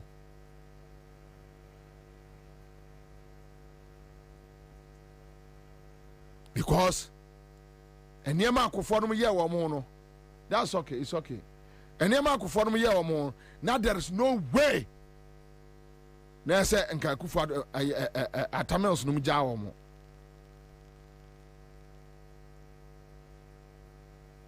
But you see that time omu yusu kwakuba konom and sa coffee shop mafia boys akronfo no sa foolish boys na am kotra coffee shop so omu ye journalist for no sa fucking boys no sorry omu yusu omu you see Tamils is my friend. John Mama is my friend. Oh, mini Lordine diagronya ne. Oh, sa microphone. They use them backdoor. Look, here, governance is a serious matter. I've been saying this. Governance in your game. When I see people like Yedi game, it's like me who say abo preko kura won fa so chen o do mind to say Ghana ebo game abo preko pick ya that got him me who am sure say pick who fin. No matter the money you have, I don't regard you. You are just a stupid cockroach before me. What do I mind to say Ghana ebo game? This is my friend. You know this. Look, we have information. 8 years. 8 years no drew omobo Jomama Kronfo no. Oko kabia no mabusa say MPP ni be na 8 years utimi prosecute no. And Jomama 2016 the best same ni kurom no. Oni atamils ne create ma omo ho. And na Jomama deserves it. Yeah. Now they deserve it because all the governance edane ayonkofa.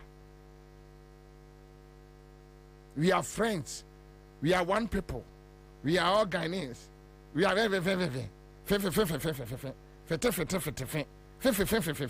Jimmy Kwasi Akeka 8 years. And they sat back for Kwakuba Akonomone Omo allies. Me am near your Metro TV. Your friend is simple. No mo kabo mu na wenim way. And the time ni drew ya say. After the omde krono no atar ne ehye Jomama no. O yes o ro na o bo o kase MPP no mo busa say na 8 years no why not me prosecute no. And it was true. To find gentlemen like Jomama, a visionary leader, na okofie ne ye de krono atare ahye no abra enya no kore because na esenko obi na hye sa atare no e na omo ama na anhye e na omo yusu nkrofo de gina Jomama ne atamels so e na omo yusu friendship. We are friends. Me Bobie Ansah, I'm not your friend. I don't care. Na me nyo da friends so what e dey na aye kra o enwanwa ehu wo ho fa so kra ma me ne sei wo nim fa so bia ma me ntime onya madam for what do I care? I don't care.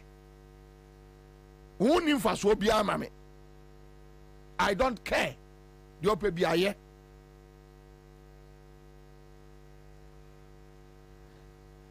enti Jomama ekofie no ni a se ne krono shirt no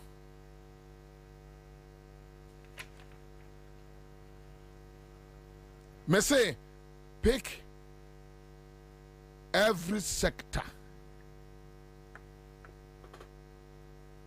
Jomama as at 2016 election year when see Bank of Ghana ankoji 1 cedi for government projects.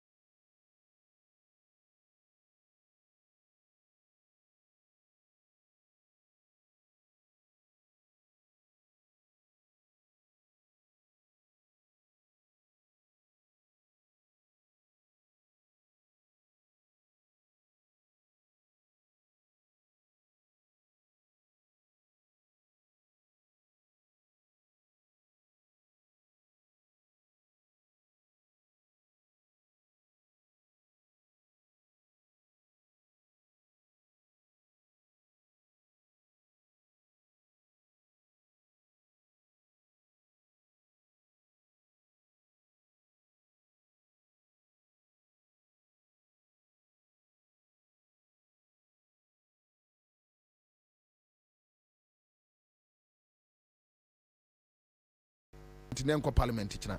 Hey, mum cheska nini. Ta.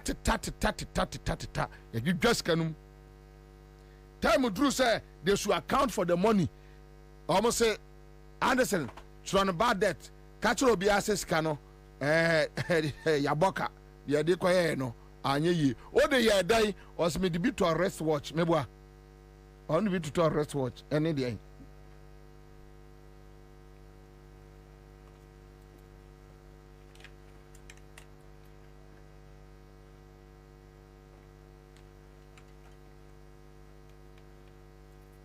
also microphone na no aka kire obi say wo no yesi gyina mfimfini yesi gyina eto gyina kona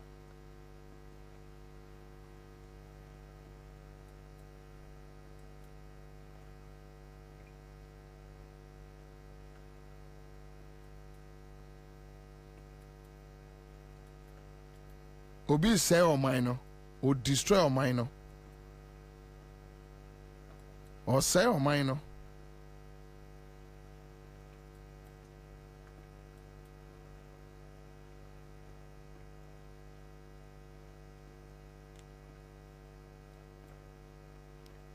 or say o mine no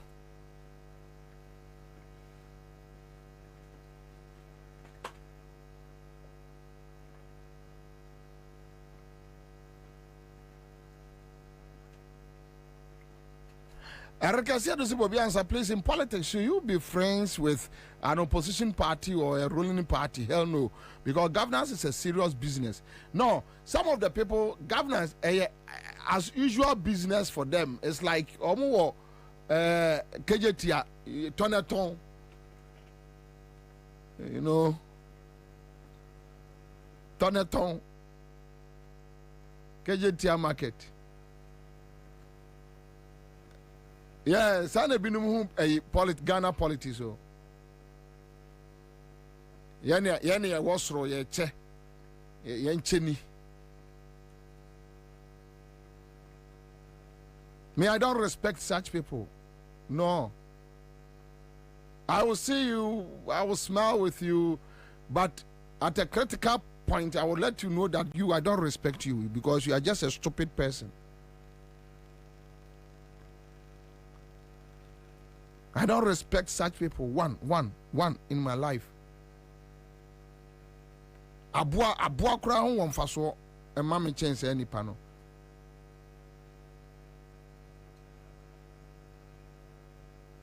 Onipa woni conscience.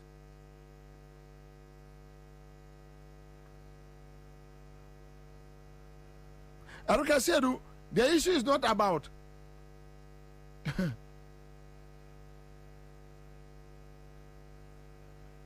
yeah, Ghana for, right? Yeah, Ghana for. We do everything like Ghana for.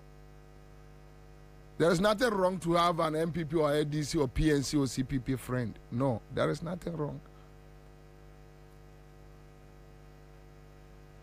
But there is everything wrong. When at a point in time you can't look into the eye of the person and tell him you are a criminal. You can't draw the line. You should be able to draw the line. You are a criminal.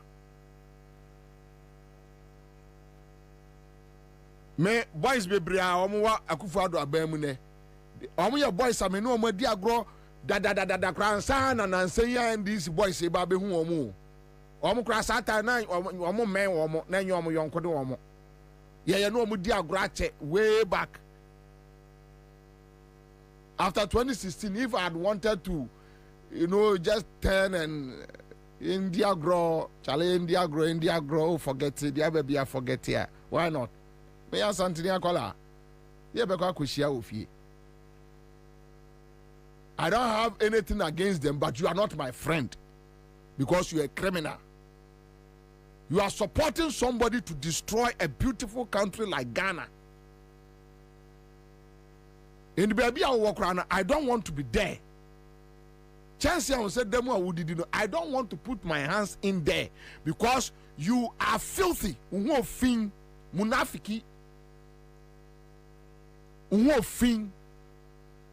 Munafiki. I can't dine with you. I can't wine with you. Yes, share friends. But many only a connection business be I say. I don't see you as a clean person. Munafiki, you are dirty.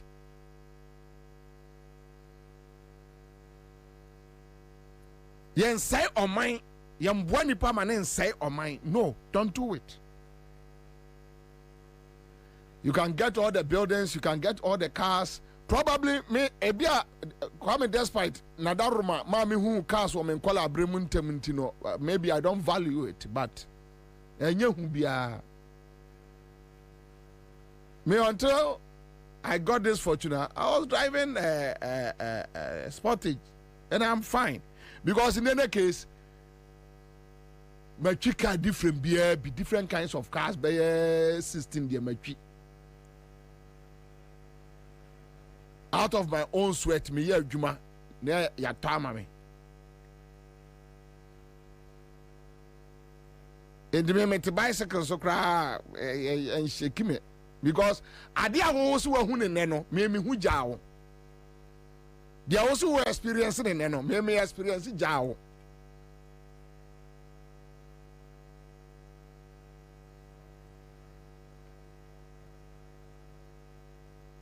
So Ghana from bear with me.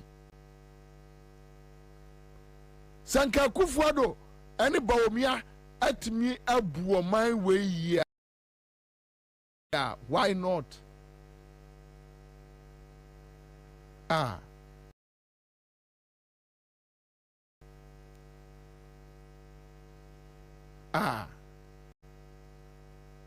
Now, there you Sabi Tafracha na my bet na ha.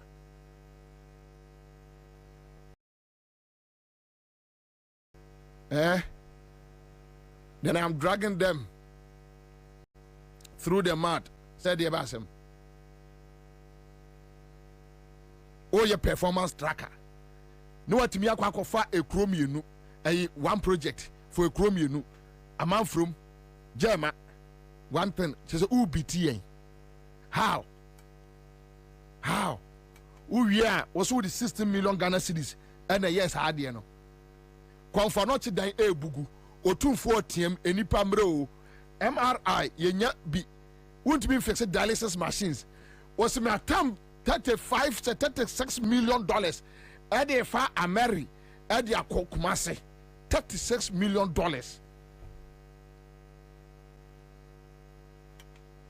$36 million. Yati Kromwa, Ghana Commercial Bank, 51 billion Ghana cedis a yera. Ye baby afa, obia anka huasem, obia ayedin. Was men can't say any parasa or ayade. Meanwhile, people were angry about 51 million Ghana cedis. Million M. Where you mean? Nay 51 million Ghana cedis. Ghana commercial banks can no divert your child, you know. A 51 billion.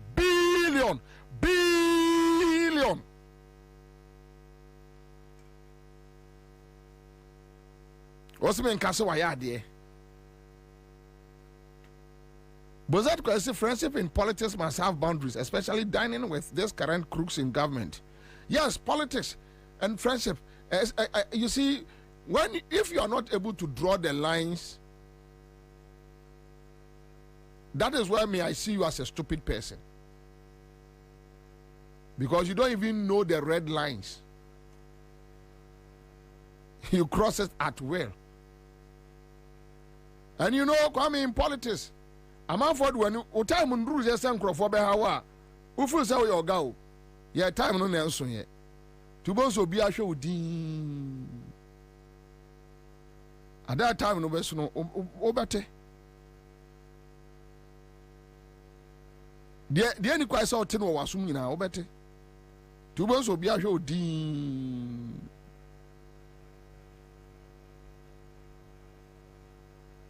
Answer politics, friendship. In your boundaries. Yeah.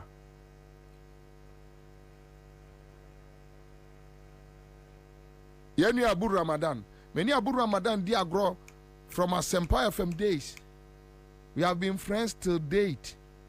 Only my position about Nakonta Bawumia only Mesumin in the position about John Mahama on minim.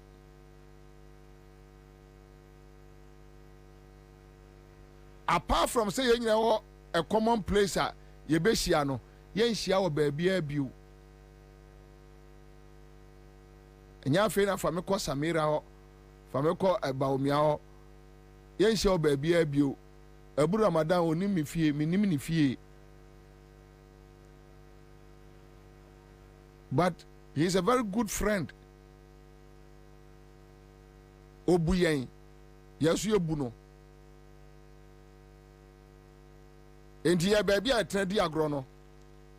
What I will sit here and say about Baomia, me nko tra won ko ka sa no no so ntimi metra me ka Jomama e metwa mo no there be. So we will have that mutual respect. We draw the lines. We have very cordial relationship. Hey, ye trans na the enti obi aba ho no ye sorry a obi atu ni ka okoni fie. Ye kuo ye boa ye gigin to boa bibi tu obi na ye ko. But say a traso akopem say afa die eh baby adi kika ko die afa die bedroom e bi kwa na kwa say nka e say ne ke asam no say na tie kan straight na afa die o di asam no na mo a problem. Mamenti we mi anu fro star 413 hash star 413 hash and the amount for bedi di peche mi biemu say kwa me 1500 say na call and the amount for bedi di peche omo mo bedi ki aba first 20 people and the mo bedi di peche first 20 star 413 hash CM just catch there awia we nipa bedi di hwe JM ka sembi about recruits. Say party for and almost sa almost a John Mahama boa. Yengo tie JM. Yengo tie JM. JM Kaeno, they came to insult him.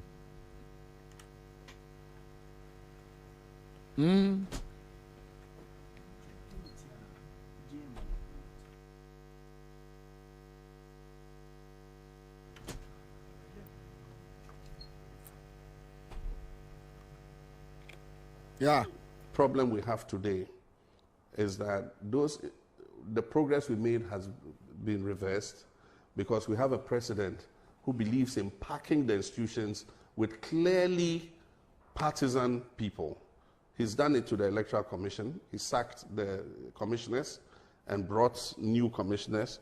Recently, he's appointed additional commissioners who are known to have a background as MPP Aparachiki. He doesn't care. You understand? If you go and ask people in the security services, promotions are no longer based on merit. They are based on your political inclination. These are things that weaken those services. There's a state enterprise where the CEO is ill, and yet you won't let him go home on health grounds. You create an IMC to manage the corporation while he's sitting at home on health grounds. You know, things like that.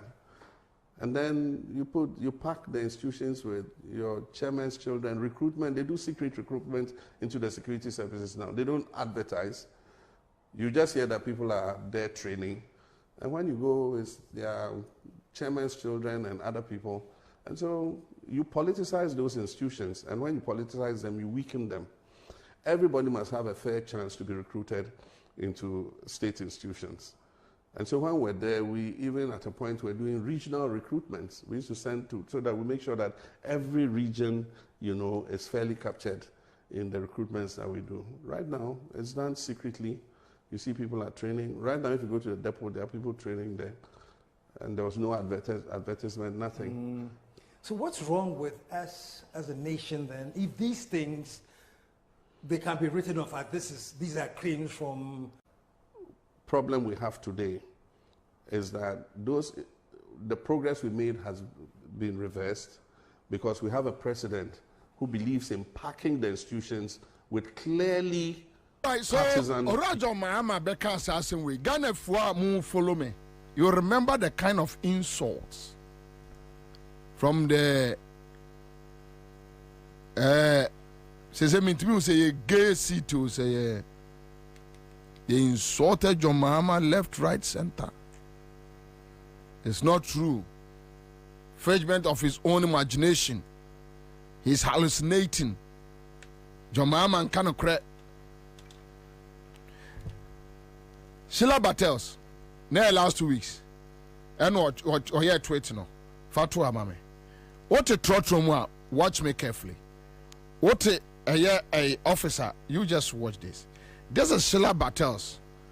Date no Amber. Okay, so that's okay. So freshest batch of graduated police officers from Ablekuma North constituency. We wish you the best. Pepacho, we MPP constituency for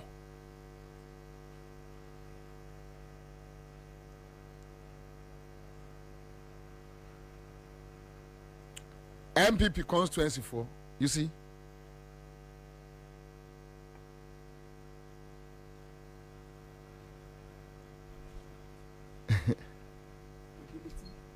Where the lady?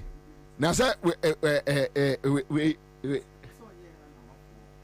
now internet, you know. Alcohol. This is Sheila Battles. And the police forward, you had the woman in Batua. About change here, we will look for them. So I buy a change here, you better show much that quite. Yeah, we will look for them. Nyamia du mobia ni mo ha kama fe. You better show much that quite. Na ye no ma di nkomo kakra. Ansah the jam kan no mo didi na tem no Ansah yenkotie eye asunafo South DC Adusi Poku ye ne the last week me ba cho we na kwanya na ni akopon ni abeti seskan ni edamo say amote an yes obi protocol police 100 million 200 say amote sansan me ya bu sam de obi ti amo jaku no attempt near this kind of money or 100 cities, 50 cities, 20 cities. No, but here.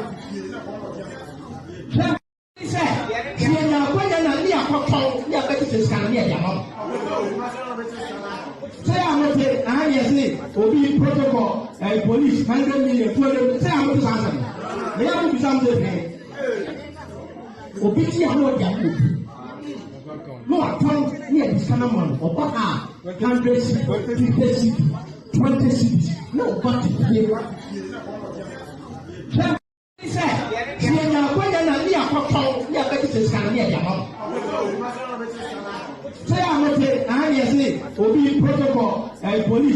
So this is a Sunafo South District Chief Executive.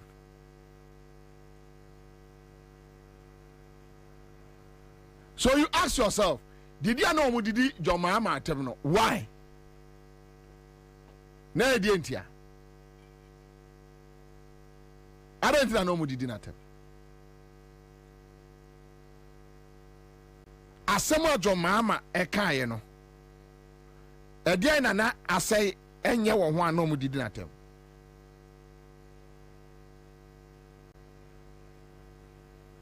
Dampare no matter to sa no. Ade adampare to eye no no. We special prosecutor investigating no. CID for investigating no. Yeah. So this way, and kasa tape will appear no can you quite akwa with the SWO office. But waka was same oko obi anyan hwe. Daniel do was because he has said the truth. Because some of the almost canwa. dampare no ano nsɛm ebe piepie okrom ano a criminal and I have an IGP. When you have a criminal president or appoint a criminal IGP, and once you sound so and a DC, you know, catch the hand. And so,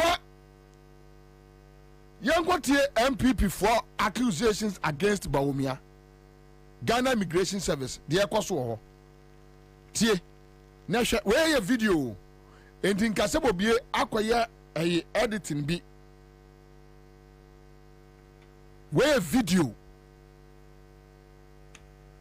there been so concern I can focus on no bekasa party for minister I can phone be to one am kasa no wi odi krom kasa e kasa nyame aduma next week on ye be aduma bi wa ministers are under Nana Akufo-Addo e do nyina obia portfolio appointees no chief executives, deputy ministers, CEOs, you do nyina you do be ye bodi a ni a kire bebia wo free na post a crowd you we na fi yaba central region ya call western region ya call greater Accra ya call Volta ya call Uti Ashanti ya eastern ya be ko ba bia ni ahwe say tribe bay e na ma benefit power hwe fosu immigration school is in the room.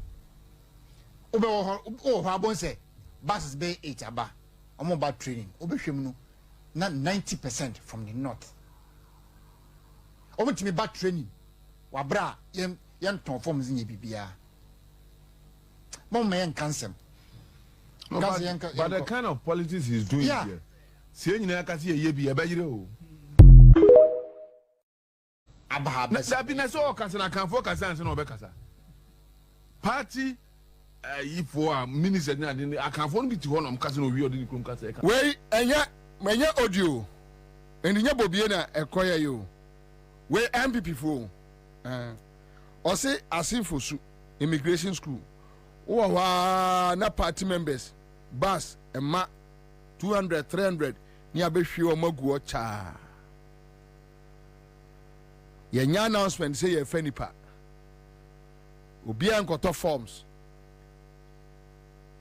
a free party chairman freeway ya kuma ko fa bi free Niger ko fa bi free Mali no ma be hwe omaguo twa bosumi nsia bia twa antiko ukọ asinfosu migration because a drill election omdo mbekọ border so no e ho na ombebo game nafa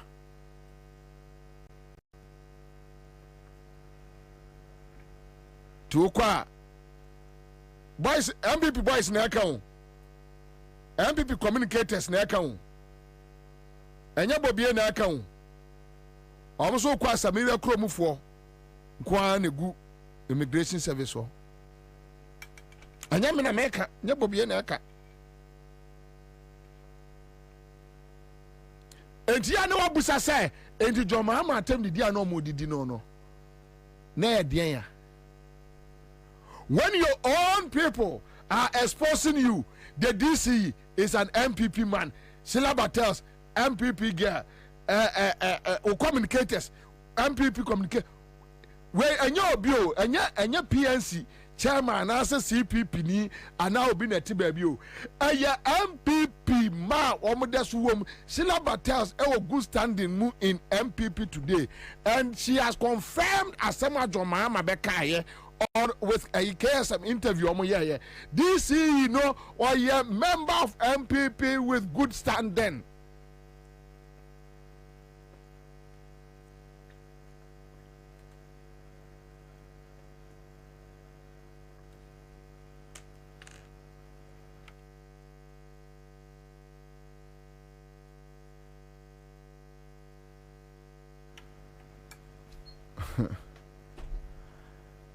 Tosu Sarah Ruby Nima Market yesimu abiem wo ya menhira mo nyina Bobie ene Accra FM dase ya menhira mo. Can you imagine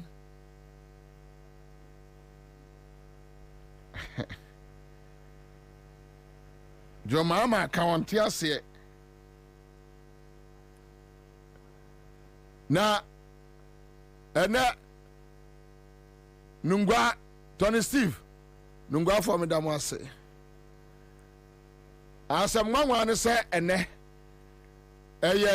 your friend is a net 2 ena efa alanchematin ne jumadie ne live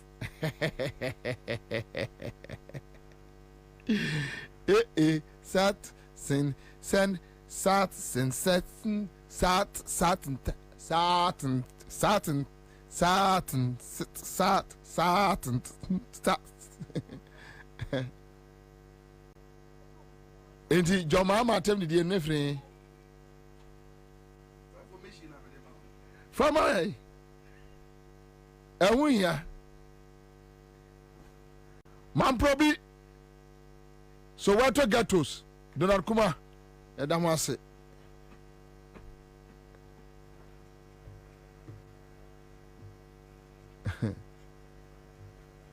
edam ase pa man probi for na me shiramo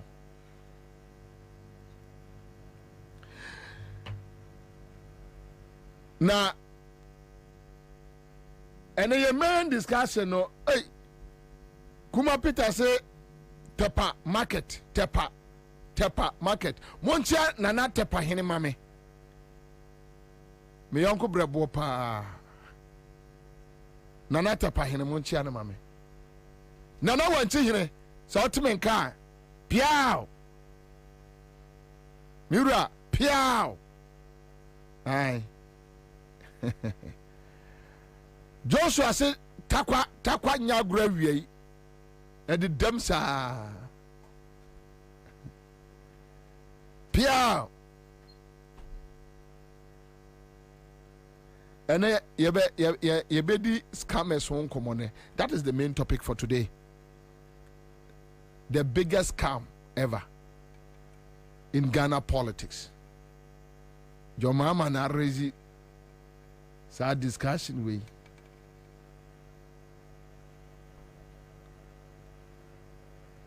Divine, oh papa es be ready be Ghana web. Dr. Park question or said dear na why obinim say why kenufrata ye ni sa. He asked the question. Yes. Well ready. You are aware of that statement. Yeah. But what Busan I didn't know make it that sad statement. Yo mamichia etiefo. Unim say oben Dr. Indumwa. Oben say pressure we cause na no or you be like still na no like o mana bemumbu na unim say asem we nyina baaye no so uko close to the corridors of power any omwa aban mu titiriw no a unim say asem we baaye on the microphone nim ni say well I don't have Dr. Inu's permission to say this, so I might not be able to go into the details. But metimi akames, metimi de mesa esime boa catch or say. Na Dr. Inu mangasa until no one say like what? A day na waye, a day na si to him say e kuo say si e wo kuo titiriw bi e wo Ghana ha ye si e wo pen titiriw bi ye si ye wo obi a che say nanimu onyam ewo Ghana ha yesi obi a oya respectable ewo Ghana ha se ya Dr. Inu manko no hono mu a sadi pa ko na bia ye nra e no baaye Dr. Indum e sheda tu anamon ankasa company fo nyina na onim omukọ a na omu try some intervene a ekodu a nipa kufuo eni Indum kwakufo o me se opanyi a oyo ni patitiri we respectable ekuo kase bia Ghana Dr. Indum anko ne ho no na enra no bai o de popa bobi adi wa ko bia ho ekosro mo se omo ni nanado enkasa se den na waye unim se kwa nanado na ngasa no Indum bisa no no church and mu say there or catch and say Ken for yata. Akufo-Addo catch there. Ken say you can. Obi a power be say you can. Ken no your penny. Even to the extent say do baby no Ken in one of the meetings or call cabinet obi eliki obi liki ye no Ken den say born say over his dead body say ono Emma Dr. Indum bank near restore the manual free SHS in the engu no asamo kan no mbe kire bebia on benye sika omre ba be ye free SHS it no. So no, this is a serious revelation. Engineer personal. You see, personal. Anna, edu baby no so no. About be bloodline asem. Because second of ratan on waji na mu pampia. Second of ratan waji na mu pampia. Ni nuano mo no blood is thicker than water. Gabi ocheda komo na na do mo ne omo makaka nyina no. They were forced, compelled, say whether I like it or not, no. I say we'll go along. He said over his dead body, say bank Dr. Indum bank edebemano. And it na Dr. Indum no, we saw no one na near machine. No bisa say it can no munko bisa ne say then na me say me dia ye no. It him say branches bebrea Dr. Indum. Him say all the investment banks are Ghana, all over Ghana. Wow. Now Dr. Indum investment bank go coast no, it was the biggest in terms of mobilization and funds okitano obia machine and now him said na ni modus operandi ni model a use no obia operate sa na data bank anya nansan ya ni and then nansan ya na na do ba power na kai branch no beti bi we hefa Dr. Indum and na originally this kind of business oko region bia ebi wo Oko district bia odibi ko it nyama na no ye na sabi o omutumi implement omutumi hu ye no eno ho tan e no mo de be ne se ne ebegu no na wi aye ne de ne bi so they can compete. So Akufo-Addo at a point in time catch the Indium say eye ken ene ye sa say obi a power o de una say unim say asem na si o tiram ka say MPP for no sabi despite everything nyom nyina na agimi ebi mu so wo mu kakra o ma dwun ofie uno mu din komo me catch say ade om dey Dr. Indum idie on deserve sa uni kofo bi mu din komo say no nti there were Protestants among them they were protesting say no ade we and they say Dr. Indum ye didi no but uno mu din komo protest wi a nya catch rom say eye ken nya catch ren say eye ken nti ono information ni nyina no so Akufo-Addo no ode abusuamra ena na ye adwuma na so de Ghana mra me say a personal scores nyama na focus settle government mu it won't say na na do mo ba ye no na we see we took the ejapa document no for granted Bobie if senka see a serious pan anka you see ejapa and some of these things yanka yamanam because we saw it before 2016 elections by the can so and just and kind word for word in somewhere where Japan document in the moon Japan deal say Japan everything no man implement it to the latter just say in Japan could say ewu enti no e kodu baby no can obi born asem so obi nkan asem o just say hey on for bi anya hwe it will be sana nado na pa na nado che o say I will talk to Ken and see Oko we hono na ni kodi nkoma or say I will talk to Ken and see. But don't you think say Akufo-Addo was part of the scheme but just that now oyase Ken? Well, me to me kase me yin film because after all Ken no shawase ona wo control one but you see and you know say ade unlawful it to me I catch senka we relieve no you have the power to appoint or disappoint but also tena honum e na wan ka hwe Ubisa yesi ono na mu opposition ni sika ko mu bebre yesi o sponsor ye obre ye nti yesi oteneka that's what they will tell you really it yan kana sem ana me de mama hu say as de nti a me to me yi na na Akufo-Addo enfim ni say sa na ma we ye course no nyina no unim say senka stamp authority and o fit on the ground say no as for baby Ken e ko no hotro enkrofo be luso ma adwuma enkrofo be eniama be say there be wan fa mu bi anya adwuma ena oye ya no targeting Indum now nim asemi wo no mo me say I still don't have Dr. Indum's permission bankesa nka meka kyerɛ sɛ unim sɛ ntɔkwa no ɔmo yɛ ya Dr. Indum Ghana ntɔkwa ne mu yɛ den because Indum na de ɔmo kɔ kɔɔto yeah unim sɛ mu yɛ den no ɔmo sanso de ne kɔ ɔmo sanso di n'akyi kɔ US. I see. Yes, they sent people after him to US. Omo ko protest and omo sanso ko bomb for pa. So omo ye fake stories from US. And then Ansah one they say Indum Bank we omo ye Thanksgiving service. Yeah. See, the businesses me see all over Africa Dr. Indum imprints in the business Hawaii. They have gone to all those countries to go after Dr. Indum.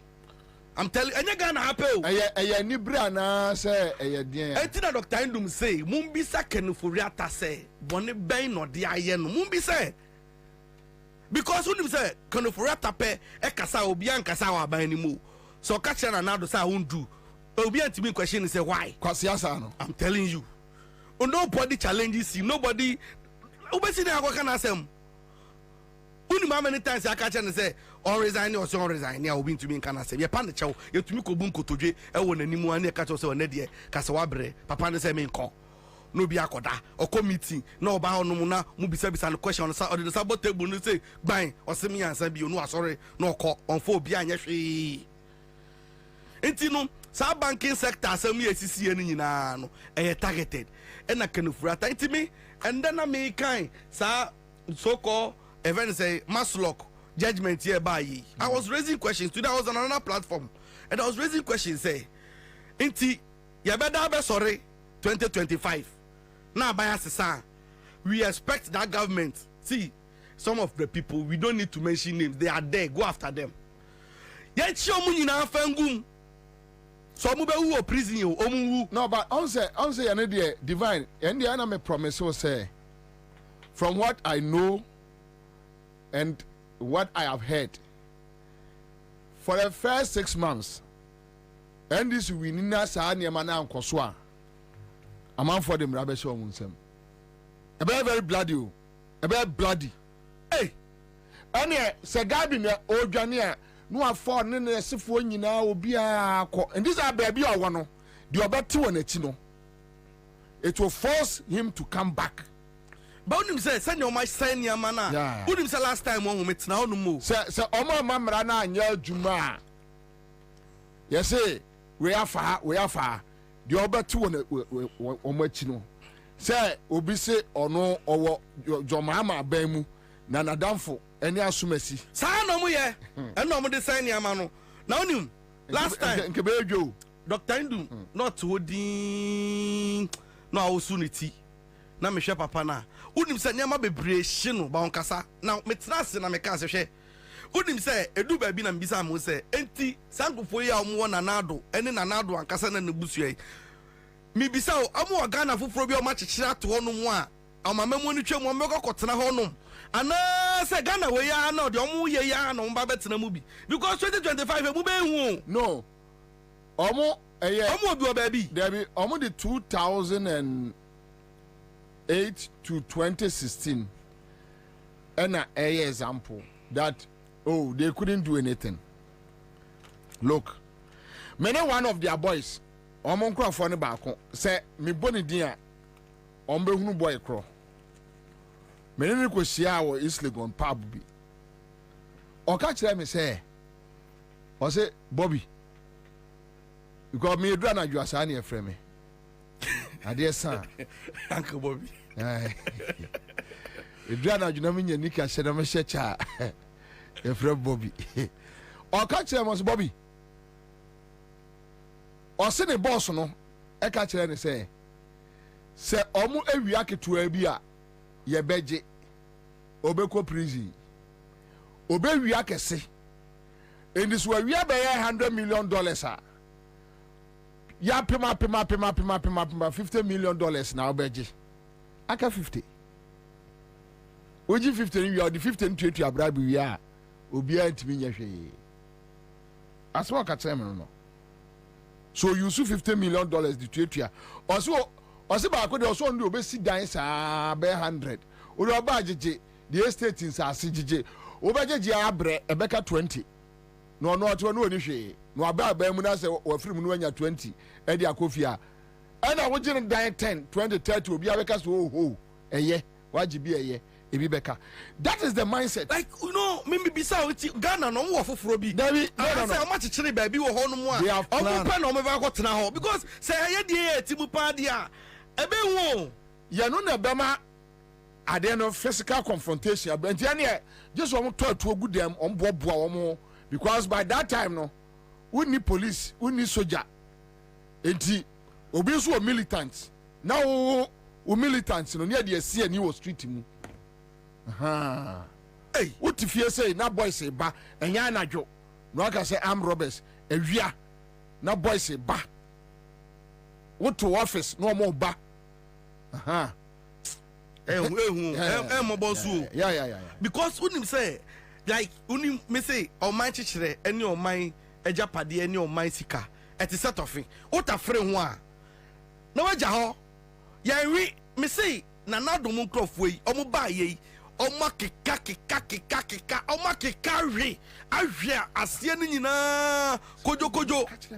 Hey, na bonin ye, anti Dr. Indum problem. Any the Okomun na any Nisua Osuno. It's all because already until one say iti and then I say na obisa say Mumbisa Ken said dang and I made the iron. Or says a bibi nikra na say or training more because panicho because on him and then na Ken yes you are your finance minister Ken and a college shots in this government. Even Pono, yes, okay. Surface near Casa Ken must go. Yes, you are so we thought say Komobi are not Conedy and Komobi one more and Mubedaho. Still, Ken is in charge. Into Ken, Dr. Indum CMBisa say, Eden or the Ayo. Why you be a car? Miakasa Medina Chi, Yababe Bunko to J and your pouch. And you say no. Say that's been the most in your position be on your family same. You see, unim me aya at some unim said to the bin swa one aya me blame sometimes Dr. Indum so ni kromu for kakra me blame a central region for me blame Elmina for share investments anything na papa na rising ya ma waya and Dr. Indum wo matachi no gopo emu atachi no obi ahwempa obi ankahwe ni kromufo ete wono mo ye no phone saane ya be fa Dr. Indum adi free eh na ka di sade we o ye di be obi ewo chebi krom honom omo krom mpene sa kroki to na ehye ho no infichire honom a Eastern region po in the Eastern region fraternity no kra no ye be ka se omo influence kra na ezilch no omo pokra timi di boni. Now you see, they couldn't speak. Yeah, Dr. Indum Adeni, they thought to say, Dr. Indum Asem, personally, she don't make papa no. But you see, this is a fighter. I'ma declare say, Omun pen fanti for Asem. See, Omun buomo, I'm telling you. See, Omun. Are you not going too far? I'm not going too far because I know what I know, and I'm telling you what I know. Say, Nana Kufa Adomo, any Omun crop from Wabemuno, Omun bu central region for, and I see. Edu baby omo form say chale omo form asem nko omo form asem so ho na wo dey tie posture na tie demeanor of na Akufo-Addo time wa akunfi ahemfo ne ba ne ho no wo tie asem o kan ye abra ne mama yo afofo no kro ntimi nkasa kire omo sa wo tie asem o kan ye me say omo some we bi omo mbu nti it's the same way no an omo dey attacking the people from the voter rate. Don't say the voter chief ne so buy no be ka kire na do say omo community school no ombe wie everybody obi a request obi a protest na do say obetumi onkosi no two fun ma no uji di say asem we so obu na chief wan ko be ka sa okọ voter rate o ti asem o kai see if your call central region and see o ti asem o kai so all of these things should tell you so ombu omo it's omo this year central region for this year Dr. Indum or the bedino na me dey me yan say for wo aban mu my benefit from Dr. Indum benevolence and then omo obrofi bi omo ka say from his generosity obi ti sa abenyo marking o school fees Dr. Ndum o si obi antumi ntua school fees wa na obeka he say Dr. Ndum ne tua fees e san ko anwie free SHS ono a time o explaining free SHS so fast no say ebi mu onu mu a omawofo oni bibre no mo bro say Dr. Ndum ne man scholarship to be the UCC e the we school. I see. Yes, I'm telling you. And obo a omo di ne say abone no. O to me you see na make us 54 omo nkura omo diem. Omo kura omo diem a Dr. Ndum enye ne bro bebre ni ye. Naka ombeja no a na nkofo ketwa we e de abusuasem aba be say Dr. Ndum businesses. Omo ye na abusuasem because only MPP for akukudam penifo kasa from other places are they don't agree with what Nanado and Kenofurata did to the man and to other people. They don't agree. But I'm telling you, Senkofo they show mutrim say some tribes be on mudia. Omo ye bola gusu ntini ye nyomu, omo ye momu enunyamo mbomo. And no one so chromo for na so jina ho no mo na de adi omo. But baby one mo bi prima ye friend o mitimi ebi one mo make say ye beti say esi o asantefo oh omo ye tu no omo nye because the truth is that they protect their own, they fight for their own.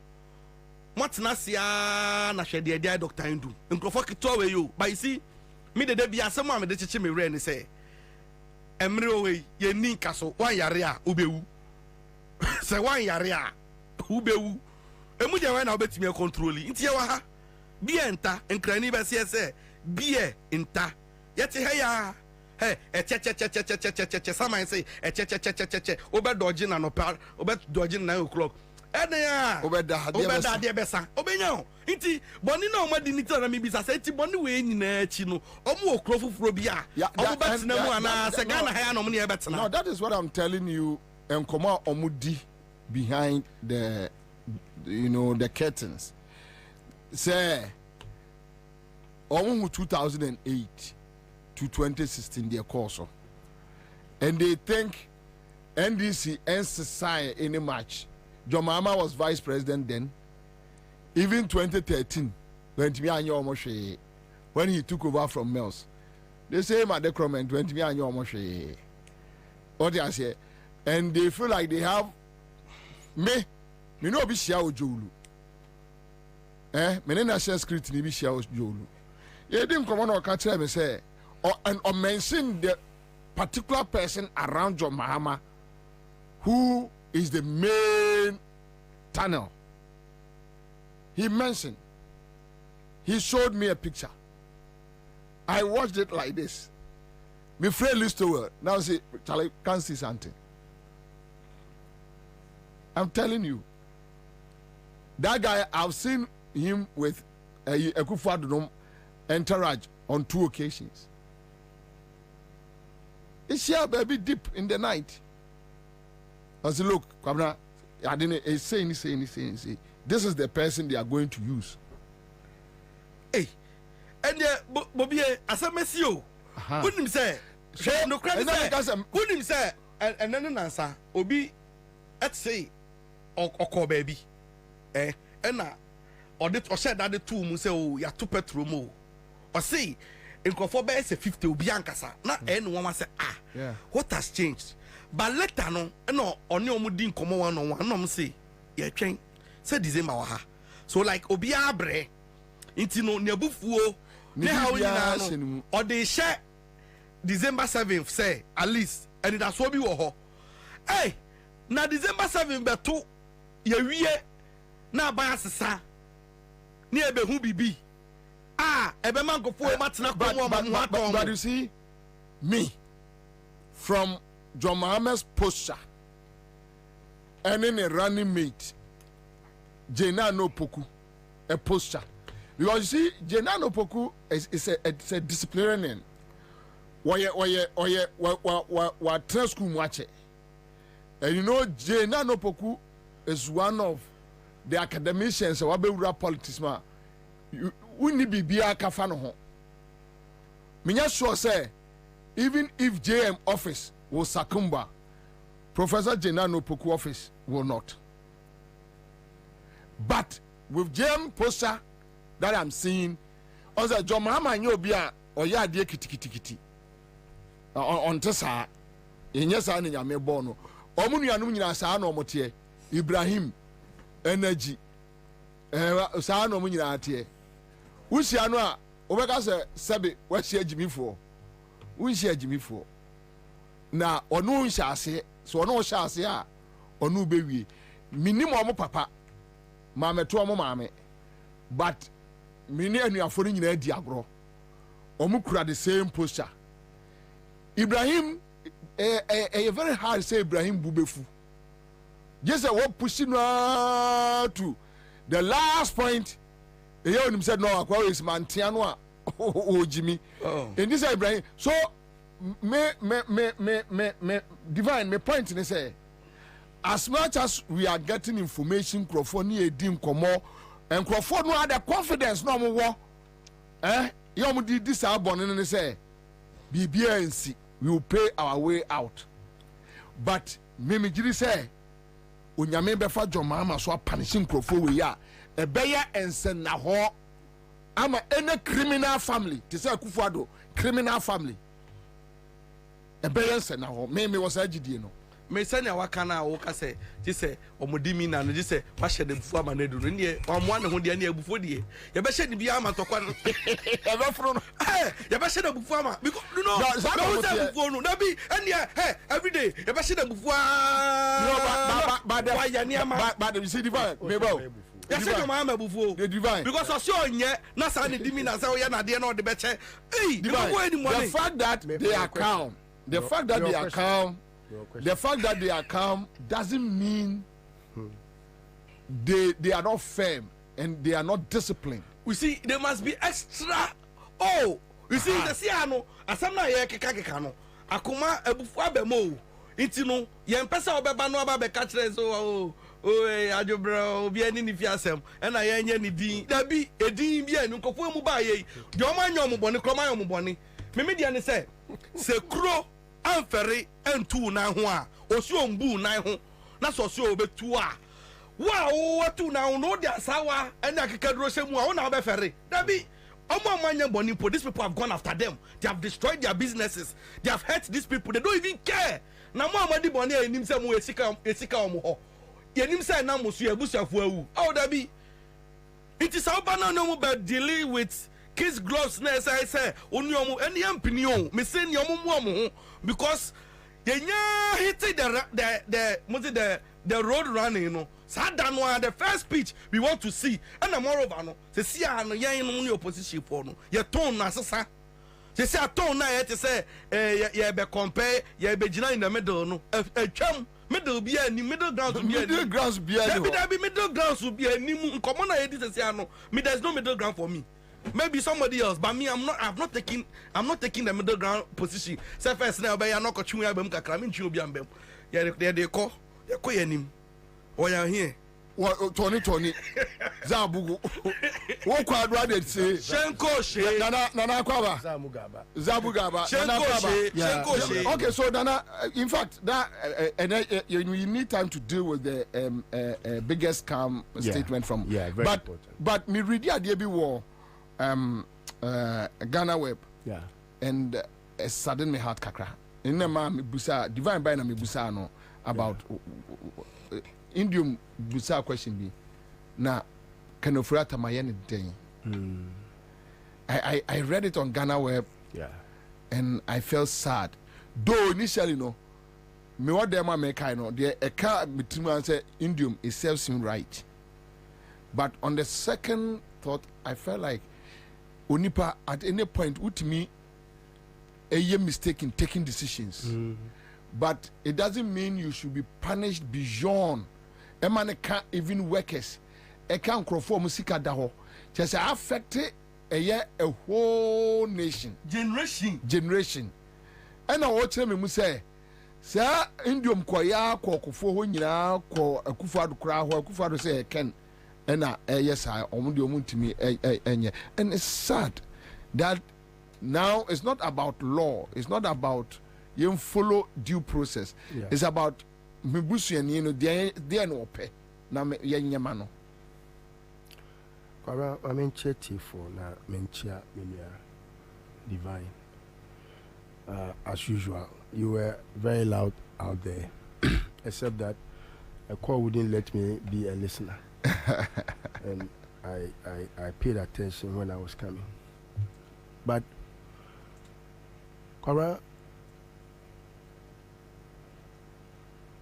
of all those you know in the family now,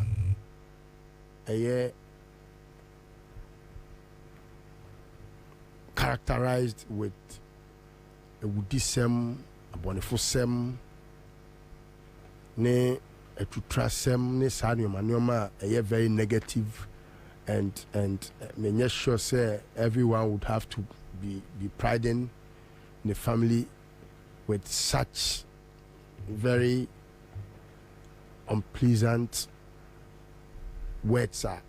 Nipa bia me say family bi wo ho a obi be pese obeka say ye busuafo de ye nye wo ye wudifo ye me nyini say sane. But you see omuni nyina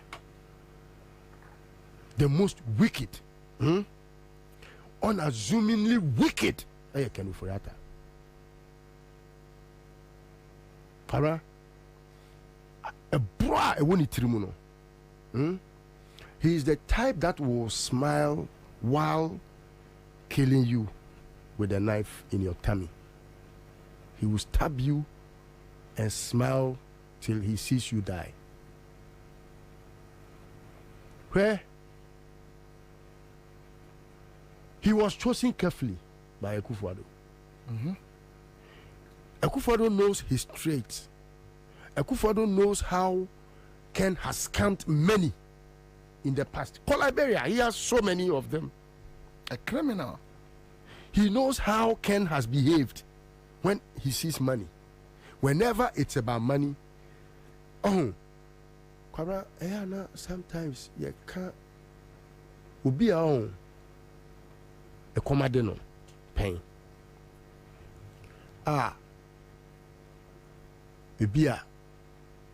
Ubia domino, amane duane. Who say Odidia or share a comcra na deno and washa ho aduane adi.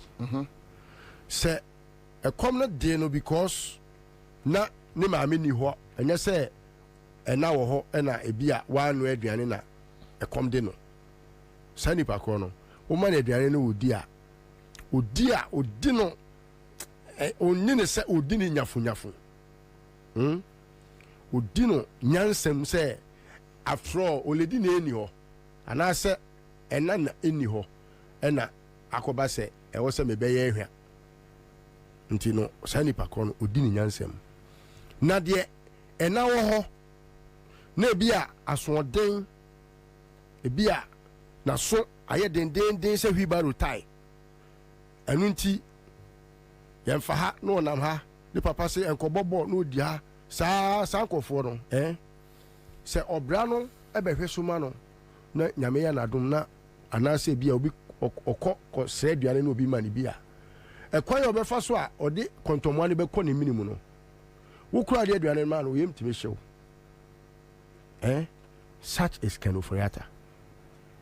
Oye ni brefo na obi a oye ni brebre no oye nioma nipa bie ni wo ti ase because ubusa sa banking sector clean up na para aya subject kitwa bia o mi di sika hudwa ena mi di sika abo binum besia bo enya bone se mi di sika abo bi besia ena sika no ebi yentwia meka akodi kem emu fa kese na no eye contractors a aban na ama won adwuma se omonye na aban no enya sika odi atwia ana o mabeje bosia wo pakwasi ndum ne ye frɛ ne sɛn siniadofo no ho ɛna ɔmode yɛ ɔmadwuma enti oba aban mu no ɔmo afa nkame mo sɛ yadwuma yɛyɛ no ebi a ya monkofo bi besia na sese o ɔmo de kyerɛ mo ya sɛ sika na ɔmo de kyerɛ mo no is in excess of sika sɛ ɔmo sankofo ni nya ɔmo bank ni begina brane is in excess of that abeno knowing say they are up to something. Kwabena, I have kept repeating this, say Akufo-Addo and his family decided to make sure, say, they will become like the Japanese family. They own the entire Japan economy, no?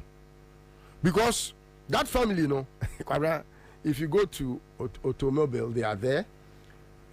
If you go to fintech, they are there. If you go to telco, they are there.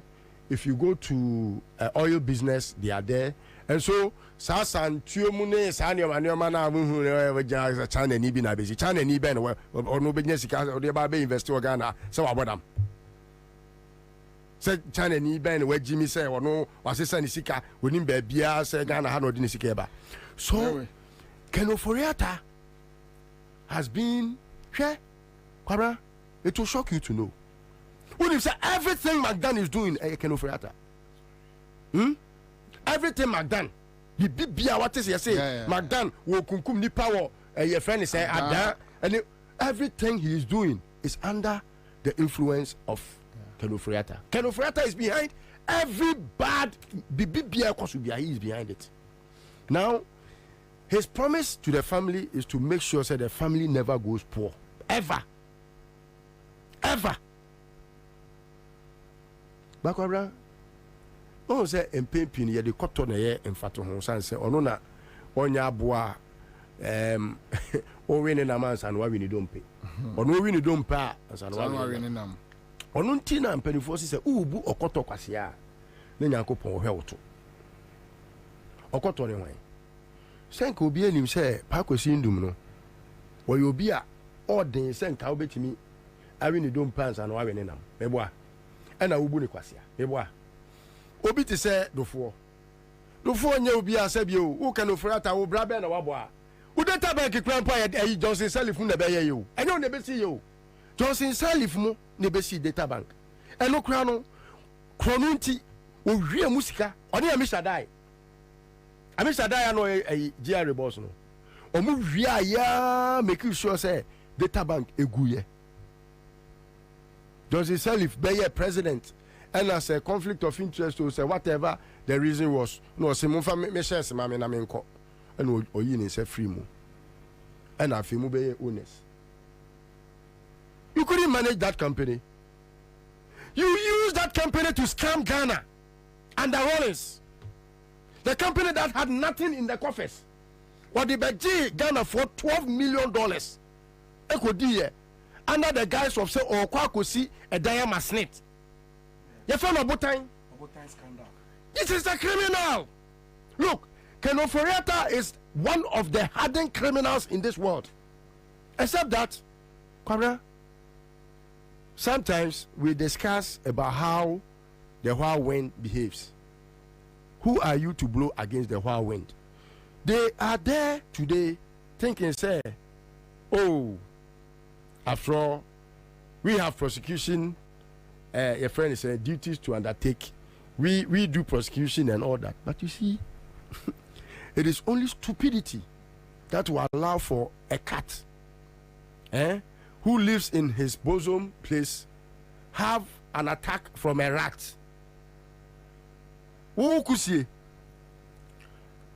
And okay, done the baby. And I what do you say? And me man no one film or crown so no one film. You know. Send your man no film where that okra and so no film where there any and met me attacking. Okra no uguswa or attack it. The friend is saying ukusi uguswa attack okra. Na ada okra anu nwi be sorry no. And I be say okusi. Odabre way. Ujina bia wa hin ebeba o. Omadi boni ankasa. Look, if you go to, for example, the port area, yeah. Na omu dim ehun koma kirewa, you will weep. You will weep. Edu baby, ni ejiji duty. Ewo hotel. Yeah. Ewo committee 9. Edu baby, na bullion van etimi raga bifie. Kwabra isle go honum eni ma ye hu no sometimes one na unko executives for ni mu me say me nko ho because say obey omo ahun you weep for this country omo hu a say omo hu what to be kura na if you omo twam kura na omo say oh listo woni na oba won chen na wutie nkomo a obi ana ni pie toto ate ya ohia sabio akwa na nkofo na omo ye no friends Oyadie with the sewing machine. Oh, here, Oyadie, just 2 minutes. I'm an up, I'm not tired to. As I know, Timia shape, Yabontia Babich, that's all, no, so yoga. Obia, Tisa Kofia Santibedia too. Tata, ne two musie, yeah, Mogabi more, you know. What did you tell me? Obia, in a very bad for this. Call for request, Ellen, I say, Munina. It can't two musie. And I don't say Antonio Freno. All because Yatimia pet Udini Cronfort. And the way I can offer at Tatiana Cabra, and maybe make a jack where we say, a minuabi, or Nican offer at or Chichini. O say, can offer at there, or then or Conui. Wait, Aquaway, why you addict, Ancassa? There we on the son you taberna at Tanajo. And you are so, me say, or you who him say, Cabra, can offer at who catch the Advertisements say, what for bad, or bit my watching it. DM Fanessa. And Unti, Anna, Piccadilly na. I don't go, I bet it's the storyline. Perfect. She white shirt. She that bonium. On one bonium. Unim nene de. Into a better quotation at all. No quotation we are. There is a devil in the detail. But they don't think, say, Ghanaians will be that smarter than Omuna. Omadre yomu say, sometimes, me, I don't like to even think, say, we need to prompt John Mahama to do A or B. No. I know John has a conscience. I know that one for a fact.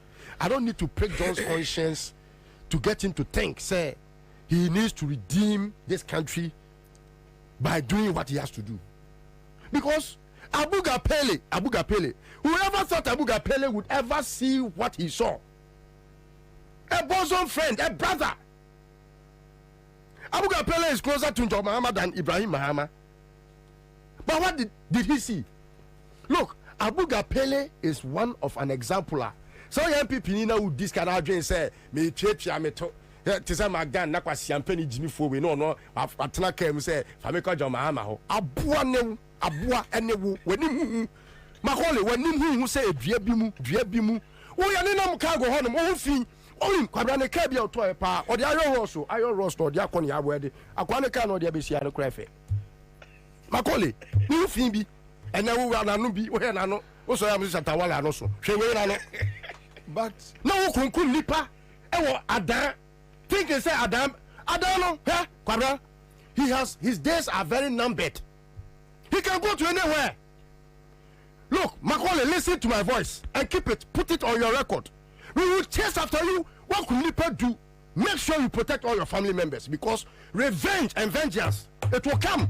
It will come when it must come. Guy no journalist no who yes police station no. This sister frame me. O ka sem ba ko pe na me yem sheme. O say Bobie ada ye be bubu aba MPP be ko opposition no. I will be a murderer. She called me because me yeah guy no story no de this or say police ni no madam man be che onua no oni no. Oh yes. Commander no oni no. Why not?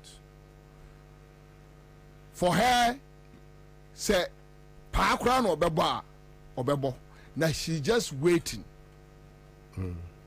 Me nam nim ni sister no.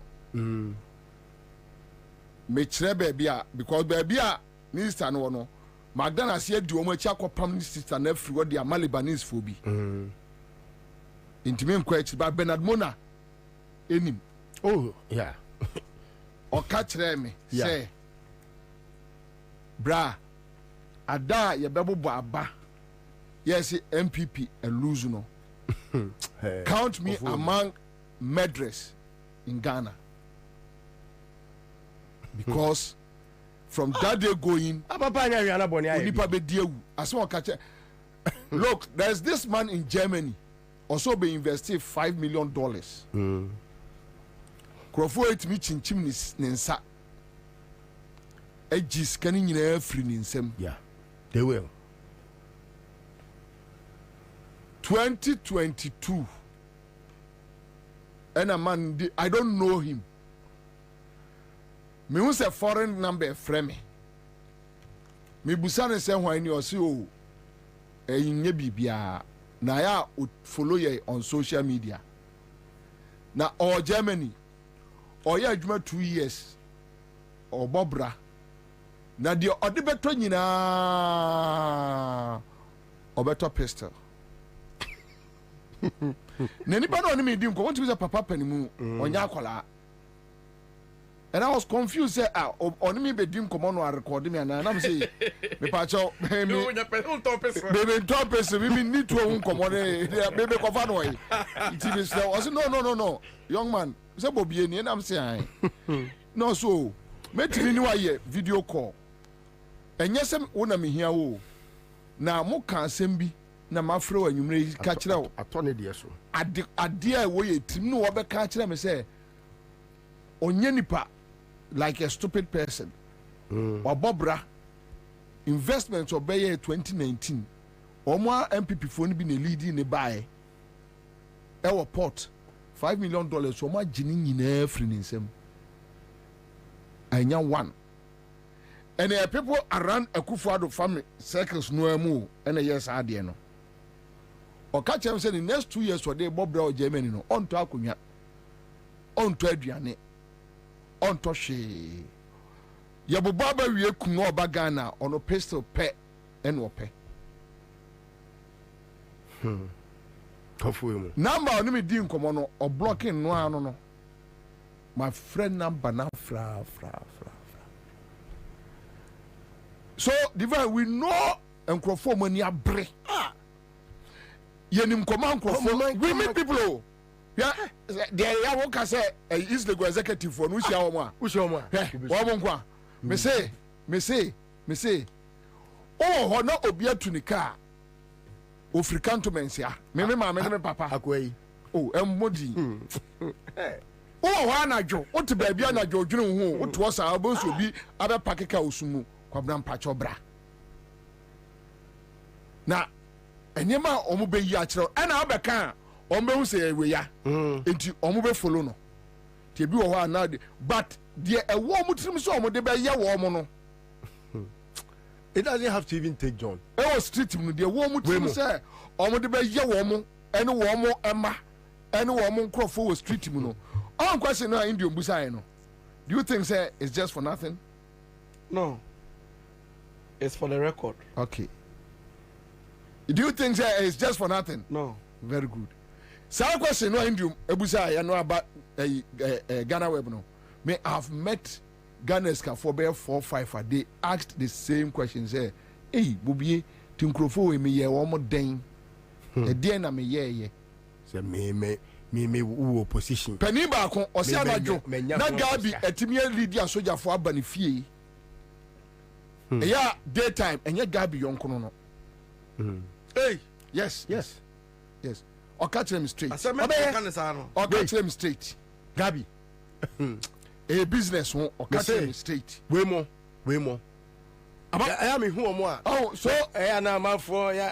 Me and I Mekai a friend say Ghana web story no. Nam say wow. Say John Winnie now allow the law to take its course. Our system now calm it down. Now mafonya adwen tantaka krabia ebe hadwene the center can never hold ebe eniema be very wrong within the 6 months, 1 year, it's easy because people are pained. My young Crawford, dear, Timmy Pabone, a young Crawford, my yacht. Sorry. Anyway, no, or to be a good. Pa, Mingo, Mrs. So, my Mrs. So, okay. Ono. You see, I to full now almost next week. Almost by 8%. IAS and a day forecast number. Last week near Kupek. And Omadiaba. Still, but me I say gold for oil. Yeah, then I say Ghana ni beer Jimmy. Ononkwa ni Ansah. Inti yeah, then I say pa. So what me I yes. So who you know where is Legon now or ANC one? Who is already gold neko? Debia. Already gold neko. Tia mo bia hu ye mo bia hu no. Okay. Already gold neko. Ko cargo for no. Ebia ba ye adwuma dade na wo de ade ko duane Ghana ne a Ghana na ade befa. Eya no ma jimi kwabra me kase obi ajimi a ho. Me pese wo hu se me ye kronfo. Den na mitimi yi mani man fa hwe nkata manim na maba se ka che me ye kronfo. Me be wiawo. Inti sorry na me wiawo. Meba, hello sir. Ai abom. Hey, my fan form. Abom.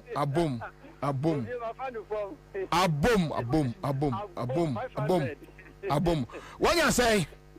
We have 500. Kai. Wait, midweek. Midweek. A man yet there.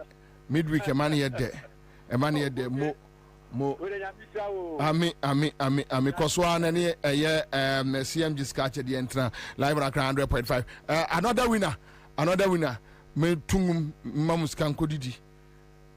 Ne ya cheska bedi di peche. Ada diva opes kan bi. Utu atukwa wo hwebesano. All right, so I'll be back. Beba. And commonly say the biggest scam. If you're right, my wife knew. Venena na baba trefia. Akia, me feel new. O wife no ho pa. Me da say. Na won moduane ye de. Ne sano bo. She, if you're right, me sano bo papa. Ene obetumi atrefia. If you have for manya tipa tomato mix. E di yes stew e bon kwan a. Jai. Hey, if you're right. Se wo krom. Unim tipa tomato mix. Bi di bia ba ware ase wan. Me popo bia moadi bi. Se tipa tomato mix. Said ye e ma aduane e special me now for marima add down when you know that's what for being aduane. That's some good or body tipa tomato mix a aduane na wa ho ho kra bedibia etu wanim what the vitamins A, D, E, K egum enu fortification enye no nko a o what digestible fiber any lycopene so aka ho ama product no aye kama say ene esa ebo no so da form ebuga na dwaso upedo do afre 0203 403 400 tipa tomato mix. Taste happiness. FDA aji ejede nkra to yatum. He is able to deliver. Tell you ministries worldwide. I sign friend of the Father's Family Church. One of the night of miracles and prophecies Ediaba and Sanctuary and Comse. Thema Dasuni, God is able. Reverend Sumfianko, Awiye, Unyamedeni Yan Sanctuary, and that from Kra, the country quite baby the baby. How many Padudwana, woman to quite near Okatana Braboni and Koyen Famano. What you mean to quite echo America memo. The Nana what they say, and they were now what dear papa. A fee, the Nana open promotion, a word you input, woman list to buy any dink. Yankopo seni die no nyam am ye promote no wo adwuma mu obi so ye chini kun wo bra na onye boni bia na so no ebra wote Reverend Sumfianko nka pe onyame ayi ni kun afiri ohawa na owo mu bra na wabra bo enye sada kwasiera wei ene kwasiera bia 4 p.m. e wo Old Ashoman Coca-Cola Abloje Ashoman Abukobi Kwanos Fred 0240 5457 00 050 4678868 and now Facebook Reverend Sumfianko Osabakaye na oni ye dim komo shade nsuo se wo ba wodi nsuo ane oil ane beba Reverend Sumfianko wonyame de wo yansa nkyerane apa. Hey sese de mako ho e Greenfield Scientific Herbal Clinic no me ho credit me say enu nti no manya award a e world best obi antra se e ma dompem ya de ka say anase me boya de enka ne to dem bio. Greenfield Scientific Herbal Clinic esanya want to say me ekuro etu no me enka e wona num oba na be mo pa wo ene enyarwan kaye na nsia ma me ka say ene spinal cord ho e kaye no Greenfield adaromenti ene wasa so le gina na so ebiem. Greenfield Scientific Herbal Clinic our ultra modern laboratory and a diagnostic machine sir ehye de pedie ni mo ankasa. Greenfield Scientific Herbal Clinic our Numba Dogon Estate Junction last stop for 0243 983 906 and 0261 651 898. Greenfield, God is our healer. Greenfield, your last stop. I believe. So what for said day now kanya utumi luzu bibia bi enu na Edu Motors ewo ho wo ka ya dada uni sika pudo adbeto foforo ko Edu Motors ono be yen hyehyɛ ama ka foforo Edu Motors nti truck ni taxi drivers be wo kroma omo ye car owners for drivers licenses 2 passport pictures and 2 guarantors omo ni wachi enko Edu Motors netu ya 10% of car na open bo why ye car owner wie nyaka no obetua no small Edu Motors ahoto aba insurance no obetwa man free na se we engine no kra say a omo ba ko asem free to amika ko ye head office e wo Kaswa Winiba Road Barrier Junction baby a wona ho a me pato G number we ne frɛ ye betche we Edu Motors branch e be wo no akwaje wo car 0591 780292 ana 0591 780727. Edu Motors, your light has come.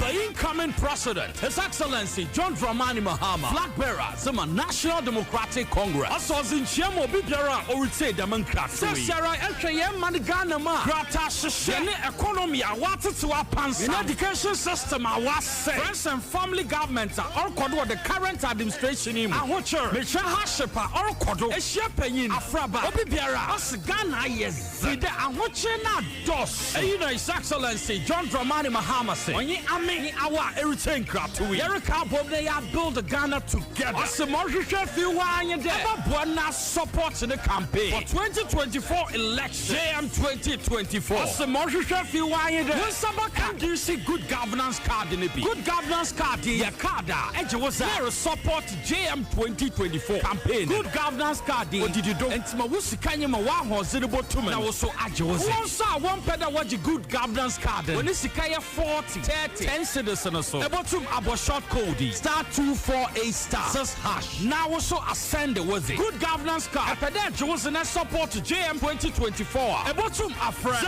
0534 000 and now 0531 033 503 and now 050 982 3400. You can on internet to do www.ndcgoodgovernancecard.com. My young Cambo, they am building Ghana together with John Dramani Mahama. Nyaminsha.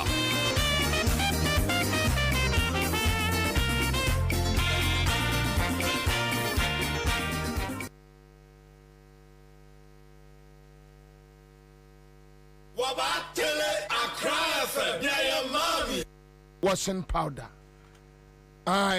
Tango Prime washing powder. Who's Niama? Oh, washing powder. Eham. One say washing powder ni bi wa would the best in your marry no. You see, I'm out for Siame. Kwabena. What town no more? Tango Prime washing powder. Asam de no. Wow. Na anya say would you see a niema keke? A clean dirt. Need to know white shirts. White shirts, white words, a betting wine, and now Tango Prime washing powder. No, dear one who ye was a washing powder. Maybe would the senior marbles obey you not on some honey. Oh, now so on some raw. Tango Prime washing powder and Tessa Akashanim. Now, the raw one sound. Emantari mu yehwam. Na wɔn sai ɛwɔ ne hand washing soap ɛwɔ hɔ. Wahu. Enti Tango Prime washing powder. Also even other washing powders ni bi wɔ a ɔde ɔhoro nsakra na kɔdi dia na na on fili correct. But way wotumi de ɔhoro nsa. Ubedi di kama. What the wrong sa said the aduanisha esitieno na wonsa ayesa divine we should be say I'm second for that am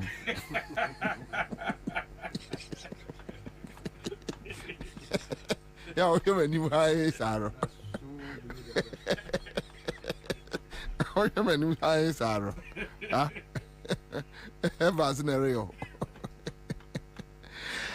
me ba cho Ghana for mo pese mo niema ni ti emu ye hwam na washing powder no bi wo wa wo de fasu niema to aso 3 weeks ani be pa ayet say de atare no kra no toye mfie edu enie wo so man koda ka cho mo say to Tango Prime washing powder Tango Prime washing powder wo se o mamu shop bia Mon person mu tu no dodo no frɛ Delta paper mill.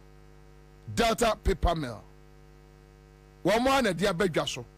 From 024 3033 033 me boso 024 3033 033.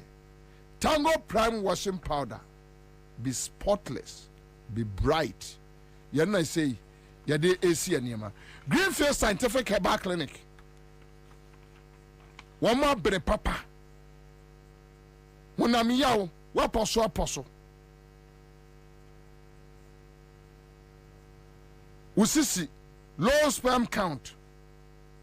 Libido level kwafom. All the boss are no why. No bright soldier capsules. Bright soldier capsules. Bright garlic plus capsules. Yeah, wamodia ba.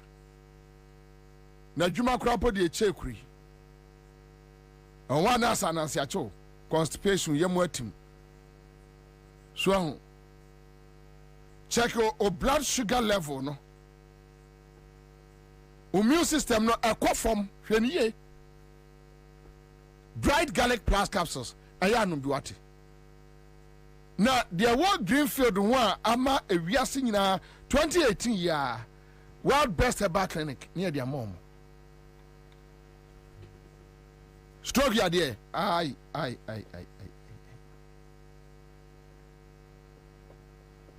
Onte brofwa. Halitosis no. Menka ne twi ne yese.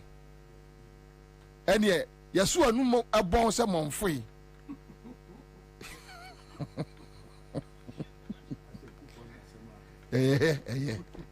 Wa fa kwa dai de. Pacho Greenfield Herbal Center. One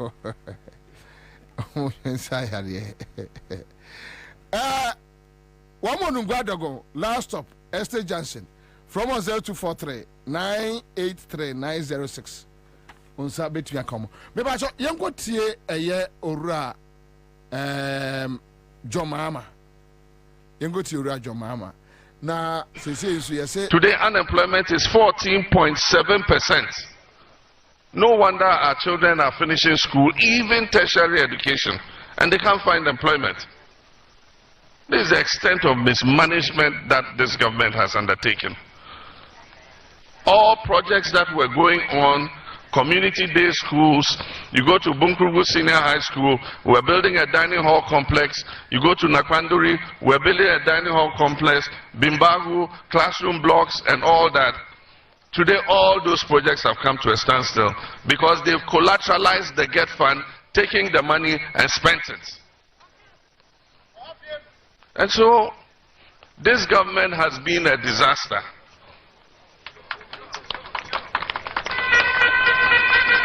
Indeed, I say that the Akufo-Addo-Bawumia administration is the biggest political scam in the history of the Fourth Republic.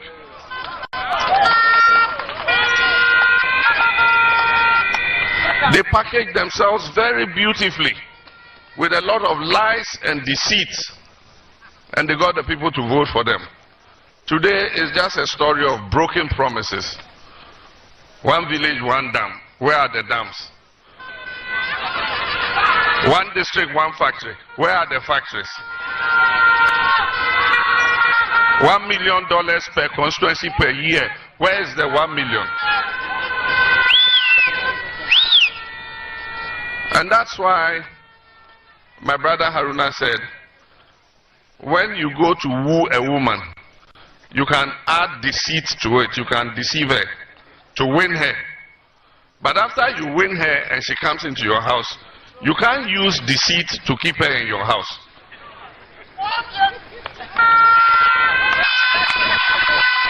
You understand me? You can use lies to bring her to your house. But when she comes to your house, she will see the reality in your house. And that is what has happened. Ghanaians, we see the reality today.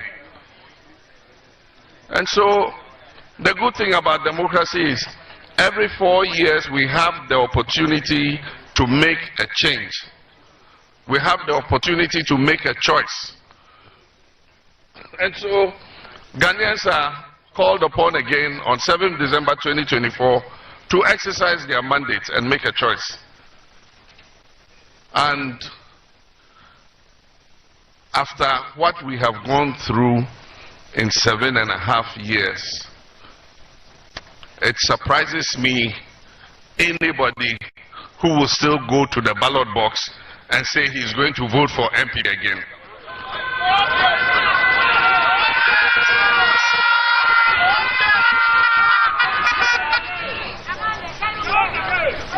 Maybe those who have made money under this government, yes, they'll go and vote again. But I know that the majority of Ghanaians have seen a reversal in the quality of their lives in these 7.5 years. And the majority of Ghanaians who are feeling the pinch, the majority of Ghanaians who are finding it difficult to put food on the table for your children, the majority of Ghanaians who are finding it difficult to travel because you cannot afford transport fares, the drivers of this country who can't buy fuel, the teachers who do not have learning aids in school, the nurses who have finished school and are sitting at home. 4 batches of nurses have finished nursing training and they have no work to do.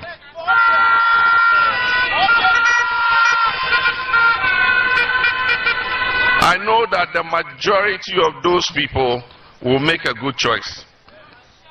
And the viable option. All right, so that's it. President Mahama on the biggest political scam ever to happen in Ghana history. Oracha Sakuwa Bekansa, on a Bono communication officer, regional communication officer. Open your cover. Me use opening. Pacho Bokode. Yame no pipe bomb hoye. Ame that's it. And now one for about so a penny papa on Casaba Sabasa. Said your musical once of Kruma. One more any meaning say me boom hopa. Yeah. I want thing. I saw them. Baby, any party. I mean, say be boko. Yame I don't know where, but didn't say your name. Say Crawford can once. Didn't say me, but on the Ramitino. I say Massimo Dretch. I will feed you. Na near me, I saw more taxi in more some no Nipanicano. Sabri be almost sick near Hamilton. By near he, Media not divine cassette, Bruno divine to me come cheer somebody. I said, I can no kind in Bami Moody. Yeah, amazing.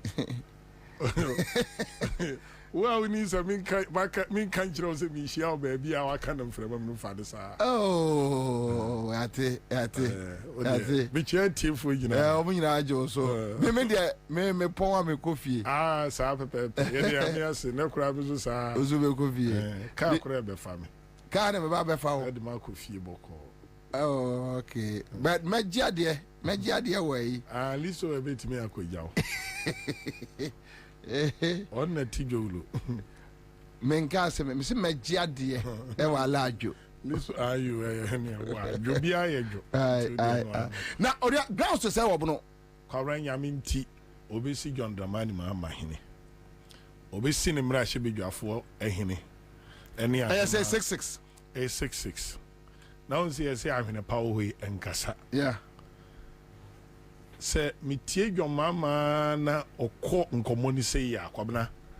E mama rehemu e ma mi hunu say yes.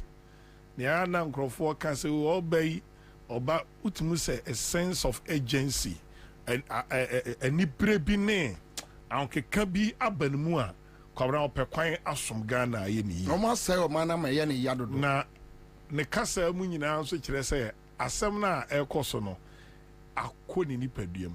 Na ni ene dwomama asem a o kan no political scam. Se mi twimani na me hwe minua divine a ne story bi a me ye bi nura ma nenso nkrofo aye bi a na ma ye emotional. The biggest scam Ghana has ever experienced in say a ma kwan ma Akufo-Addo ebe ye Ghana mampani me de sha fruso na mommy Ansah mo 45 minutes nti mechichi mu amamo ma alaji Baumia ankramofo se wonim kwan fa so transe wo Masarachi akokora transe wo timi transe wo abra onhwe ase ono nkwa transe hwe ase ebe ye believe say we economist na otimi supervise one of the giants of our society Dr. Pakwesi Ndum making sure say Kwabena one district one factory be anyone may change GN Bank every district divine correct me say if more district be Ghana na muni branch I don't think so. Every district Kwabena there are other metro and municipal assemblies na Pakwesi were more than 1 or 2 or 3 branches like Kumasi like maybe to say Techimai no more than 1. Obabe crashed this system boom now it take you 4 years now finding it difficult to provide 100 factories. Sebi Jawama kra no em say kesu okanitwi mu unse scam ne de esenko ka se bukata aban enam krom Kumasi for betias bukata grim aban okay no be say one person Dr. Ndum Namde ne foundation of me ba me twene divine I never knew some about be show studio. Me share that read this story no. Our me site CCA. Ya publish it. Say investment this man has done. A juma wa ye pa ne sika ode awura Ghana form. Na otrans bisa say. Inti diem bone pa no ode ye kenufori ata. I don't know so read this story now. This is the story. Yeah. I did it today. I read it kana minim say na divine beba. I sat on it. Me say that you know bisa say. So why should we bring such a person down? Kwabena Akufo-Addo aban ye bukata aban a edikan ye wiase nya Ghana your mama de on free Ghana nko wiase aman nyina. How do you expect say Ghana finance minister Etikuroma or find it difficult to reach an agreement with international bondholders as we speak?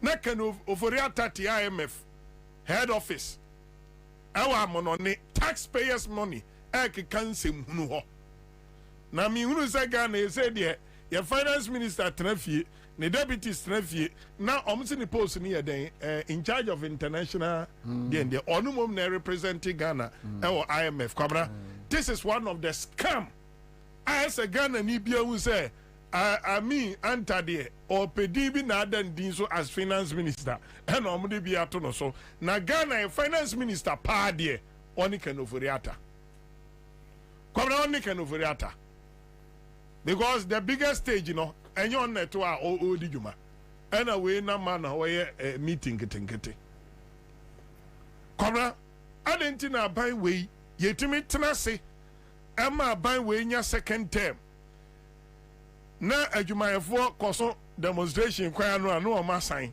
adwumayefo na no koso no o ma sign it seems say ebumfui say nananom ate ho ɛna Nana Akufo-Addo appointed Howard Kumsin as Minister for Special Initiative. Kwabena yenya audit sa ministry no boni akoso no moti amubesu.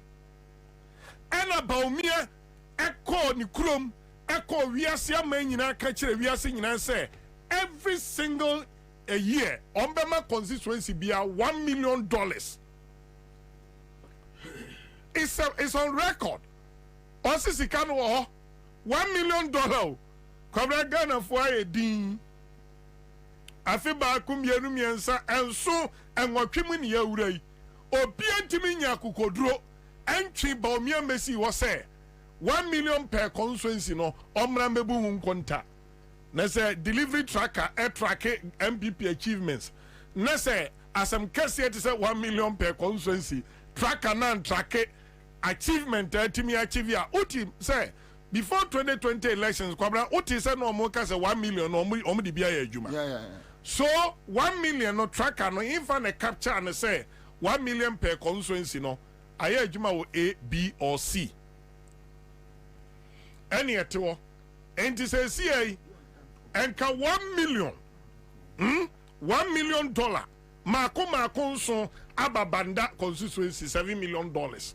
Kwabra o de time e sha ase no kura no omusu ban omo economy ni say memfa na ye 6 Ghana cedi meboa enti enfa say o de 60 billion times 7 60 billion OCD times 7 ababanda enye betero enye sika kumo na nim say how Kumsin to the entire country of Ghana or Kwabena any nananum koye meeting no on the $1 million kwabra how Kumsin spend the taxpayers money any nananum across Ghana district bia okwa nananum abodwa sika no $1 million wayifa no denam any nananum ye meeting say nananum $1 million ba DC be fremo MC be fremo mayor be fremo no ni matnase ense mudirimu ne yedi sika no ba enti kwabena na ma kire ne yedi $1 million no ebeye sebi etinana bia ntimi mfre DC bi mana himfie kwara Bobie Ansah enka ntese onu abo ye 7 million no bebu hu akonta kire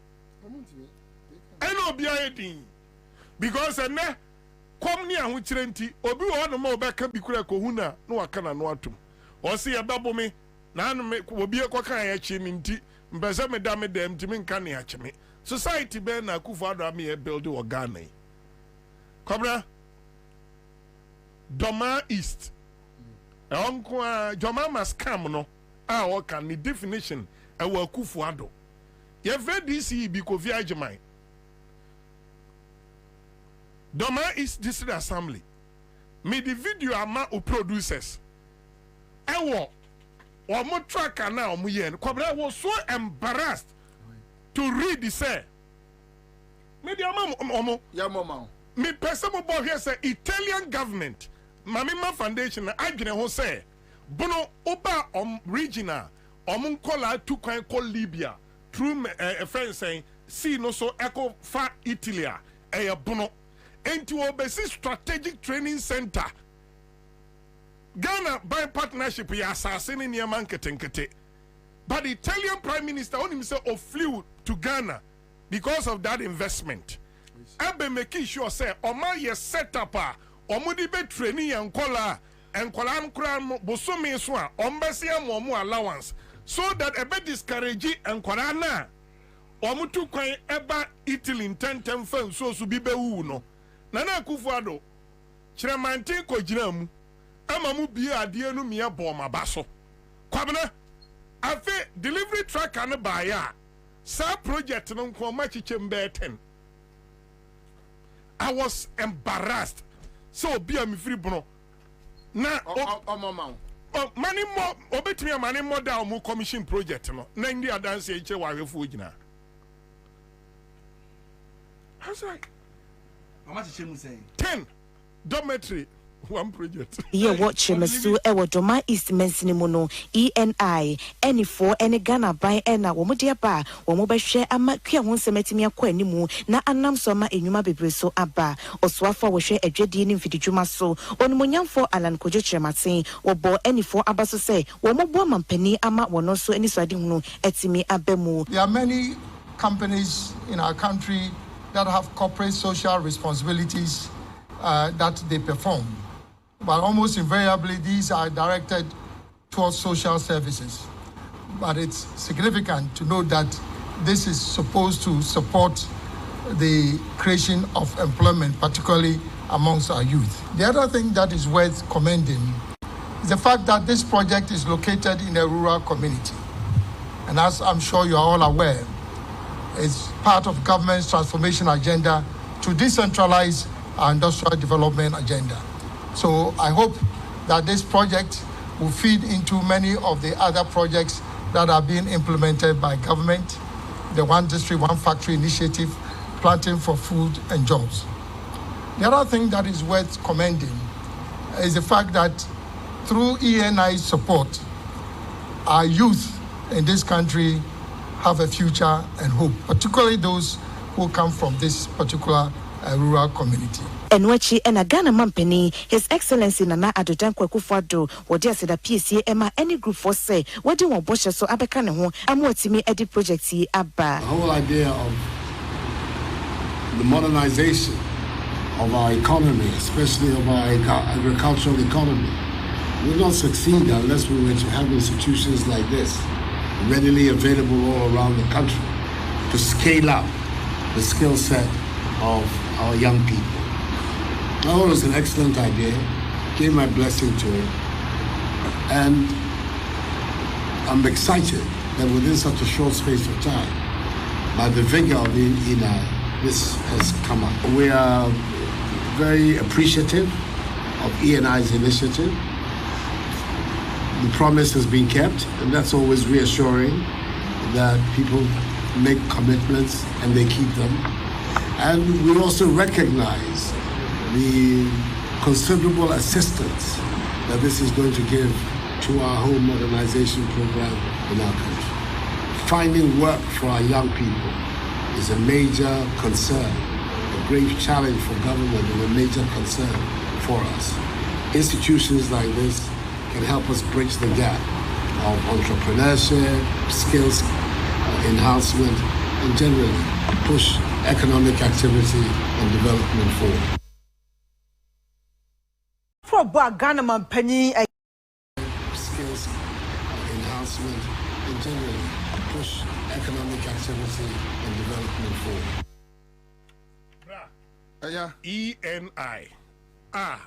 Wodi ni juma ya company di ni juma wa Africa abibi mem ni babia. Ni corporate social responsibility.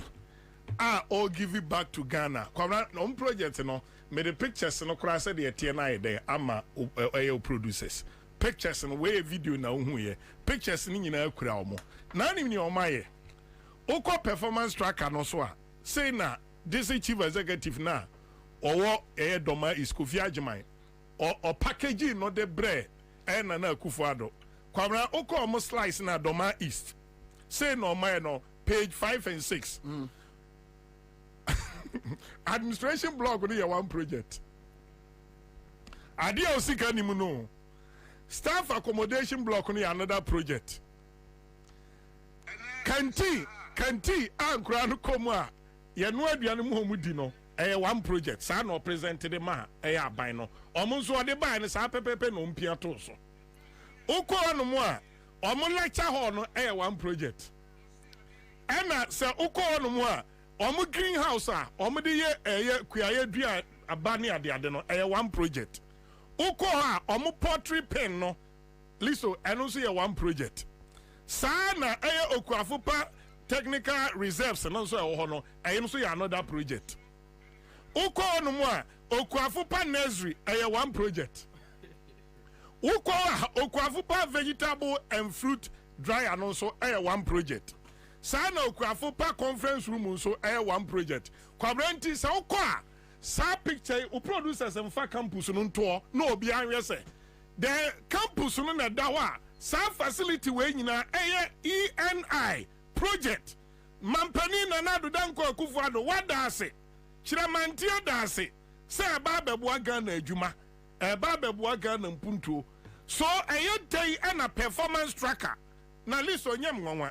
Say abaya ni Doma East ɛyɛ wɔ mfie mpatam na saa dwumadie no wɔ ɛyɛ me ya sɛ aban a okɔ ne delivery tracker otimi enya projects mako 17,000 eduru performance so ana after 3-4 years no na so ati about 13,000.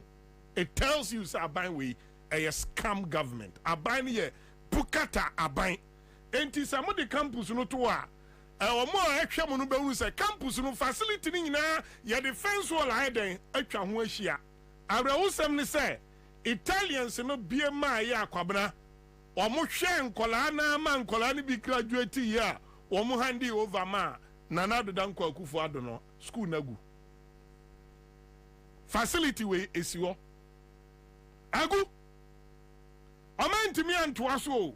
I am telling you say the poultry industry, the agric friends about vegetable and other stuff some facility we nkebetimi afidi Ghana through the Bono region. And so adia produce otimi make sure say omo de akwa ka ho say omo performance enema omo achieve bini abramu nyina nim say ENI Italian people omo investment omo ye omo benefits omo nya eno omo yi kakra omo anfa ma akohwibira omo anfa high private jet wonim say da no prime minister no e de heli e de besi Bono region because of this project because say they witness say ye manu ewu ewo nsuo so omo chibigu afiase enkola omo okroma no mo betimi ayama economy na gina so no sankrani nyina fa nsuo so be wu enu nti no om this investment ibre liso sa project we aku nti so otimi chiche project ba ku we maku du na se na akufo adada odisi no na abon a edom the project we she Ghana Ansah no na uti obi alankojo chiramanti eti obi se eye ala na afri aban no mu a akufo adom so woni wo baomia oni wo desperation no efri hin mu pese mu bu obia bu nchiri makra eden eka ho enti se joma matra baabi ana ogyina simpie so no okase abawe ebukata aban a Kwabena na odika oyam nhye wo fa facility ho facility aje ho na nka te se twene amanfo a Rollins mo na boa ma ni gina ye no Rollins kan achievement a was twene amanfo dormitory one project na ba ku bi nso aye mabufuo ya miam constituency banda fia no wie mama 4-seater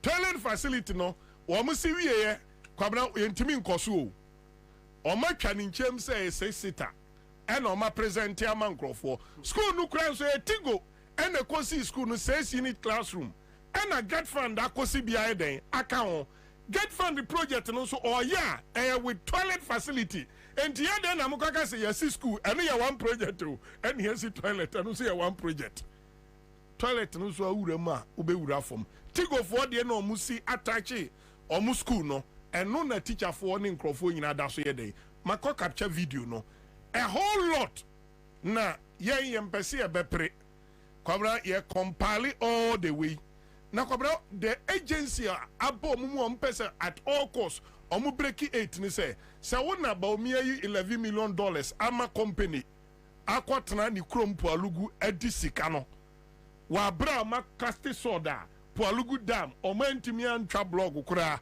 na contract a ohye ne niam kakra odi ko ye wonu wa fa $2 million edi ama obi say obey sky train say on paper Ghana signing agreement with anybody $2 million ni CEO bi ni kan ofori atan ne nkrofo adi wo en wa yi sika wo do de ama nkrofo adie ena Kwabena wonim se mfie bosomi nwotwe achi dwomama ba odabre betimi asesa wo ba chiche project ba akumudu se ne papa ya chiche na sa kufu ado etimi ma Kwabena Doma East DC ne tena ho na Bono regional minister ne tena ho abro mo supervising sa de we ya eni emeka say a deliberate akufo ado sheda ena all scamming Ghana for you now on this project. There are more to come. Mame enkai Ghana for what top choco ho. A top choco chocolate spread. Ya de fa brodum. Na no so na de. One more the top choco 3-in-1 chocolate drink abba. Ya ne de ye friend adu twam de ohia ne so hie. Wo na akro no. From 0 to 43 033 Munsa betumi aka womo. Hello. Kai Edem Afa. Abo. Adija. Afa. Say 500. 5 million. Yeah. Abeto phone no so say ah. CMG scratch there no. Yeah. Powerful. Oh, to draw they say. 15 cities. Yeah. And what 5 million. Yeah. Nyamin Shrao. Monko. Me bacho and me che sa star 413 hash. CMG scratch there. Divine, Tiflu Hotel, the biggest scam. Yo, Kwabena, me da say. Na my main information we twem Ansah. Say unim say next month South Africa omo national and then omo provincial elections no ebeba so next month. Yeah. Yes, na assembled the woman say in Africa 5 people were selected to be part of the international election observer mission. Na Nyamin Chadi no, I am one of those selected 5 people. Wow! So congrats. Next month I will be in South Africa for the South African national and then provincial elections as an international election observer. Okay. That's great. That's great. Congrats. I mean, we are proud to associate ourselves to your success. Thank you. Yeah, 5 Africans, like from other countries. 2 Kenyans, 1 Tanzanian, 1 Zambian, and 1 Ghanaian. Wow. Yes. Wow. We are working. Good track. Oh, but to my Ghana achievement. Bobby tell me. Unim. Bobby tell me. Scam someone. Ebia say obitia montin a ebi onti scam me ase say we see was scamming then the channel say Madam be sending a message and sorry for interrupting. I say any is a company GM brought to Ghana. They are in the oil and gas industry. They are currently having issues with the scam Akufo-Addo and Bawumia government. That's true. Okay. Yeah. Imagine. Only some corporate social. Oshe scam wa eche say obi a wodi bibi a wodi wani ato so a ese bibi na odi bibi foforo adane o ade foforo a enye no na oba gain for. For instance, obeko ebia tiptoeing circle say okwakoto phone no abagini say open Samsung latest near the Nokia 3310 ashe box mu eno kra na sanso ewu sa na first scam a simple explanation am de be my tie for no na woni bibi me amete hey me to me and disagree with remarks His Excellency John Dramani Mahama, and I will agree with him say it's a scam, and that is why whenever I get the opportunity me feel say I have to even apologize to John Dramani Mahama, ex-president, for the kind of things ye katia no any nsembia any jumedia ye diditia no, because the way you present Nana Akufo-Addo any Owura Bawumia edema ye no na ye Jesus sebi o omo ye luminaries omo adwuma bia na say omo the magic wand bia omo de ba best san bibia ma bibia ye not knowing no sana one of those things akwakwa ti say SRC election mo Thomas school for no munim hwe ye kra na eno anse ato amo ma no ma bedi so unim say yes ye ka no kore pa wo mamu ha say ya Nana Akufo-Addo aban we ka si impeach no ache because adia Ghana fo gina so e de to abama omo anka gidi enya fi omumu no enka enu tie to abama omo no omo ba ye no breach trust ni bibia. And you know why it is still a scam? Because Unim said the things we couldn't forgive President John Dramani Mahama for. And who you train it dowry, you see, or you're incompetent, or mismanaging, why you say. I'm telling you, say what compare edit to if you place all of them on the same continuum, you will come to the realization, say, this one is a scam. to me and kase uja color TV honum no kofa black and white no yamane fans that be ya kase scam no a lot it amalgamation of factors and ye beka say e dey scam no ye to me define na Akufo-Addo aban dey kind COVID-19 mo kai COVID-19 by you know say that COVID-19 na ba ye gidi no Bobie, I will tell you say COVID-19 and Bagana. It was one of those trickery as that things are omankasa decided some of the bad Ghana for no makojis can be because I told you say countries are coronavirus and COVID-19 hate you mono.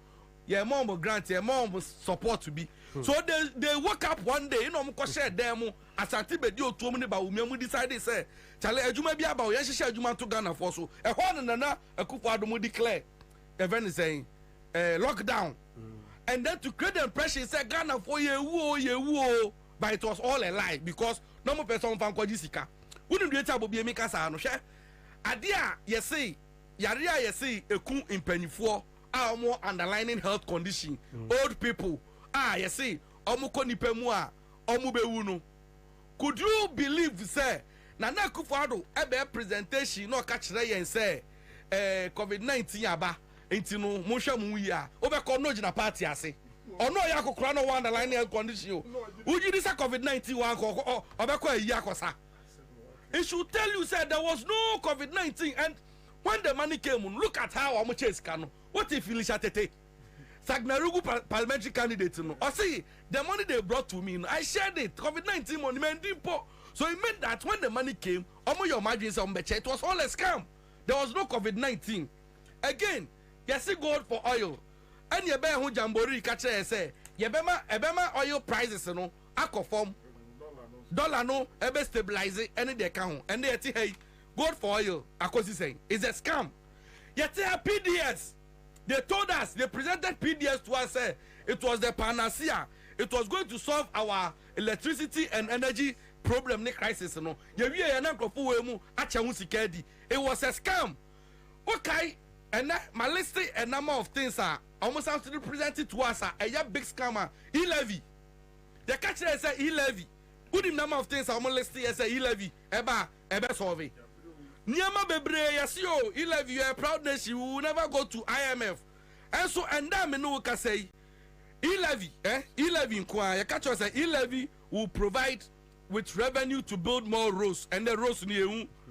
You see, we have built more roads and created more jobs, but e-levy will create more jobs. You see, e-levy will give Ghanaians moral authority to demand more from government. Kind of okay. Say e-levy will help government to pay district assembly common fund. Common fund. Who did say this year? Only one first quarter and echo. Last year. The young one was say Farouk. Yeah, MVP Farouk. One of the e-levy swano say Okra Plaka the actual say e-levy will create many jobs, plenty. And when we say what you think as a Germany is a Belgium. Yeah, Farouk. Divine means say Obreo. Divine say more care my kai mammy bia. Abrofu be chain drew free where you crasina. My many beji druni because mammy doctor here anyway or some nana in so yare. And now Dr. Bizan Nanas, I brought your hin or crying some yare on an answer or boy. Divine, the same thing now, okay. Sam Crawford, I didn't come Crawford. Yeah. 80 artists, your chest free or yes, I had then will be our cocra, I didn't know we be cool. On a party number.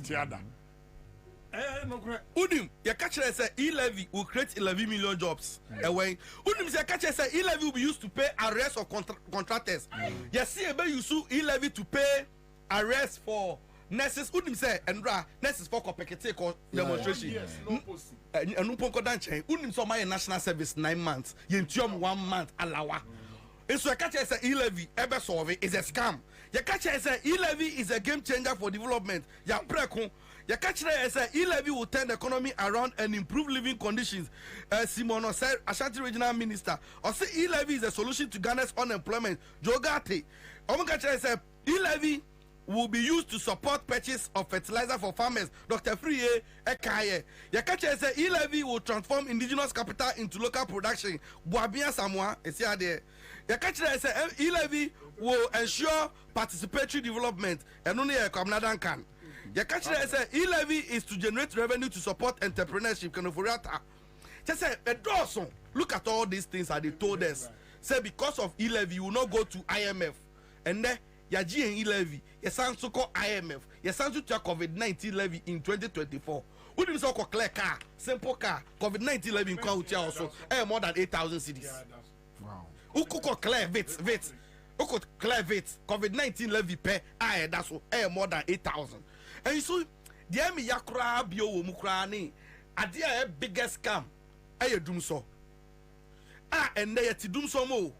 First, no guy said some do so start. You catch it say a maintenance almost solve it, and you see a doom CSC, and I see they solve problems. And a POS for Abamana to just say not knowing you know out of the doom so I see 600 and something times are spread. You see only 3. The plant maintenance is out of 620 something. Only 3. Be say see. And you come and you all of these things, they played politics with this, they lied to us.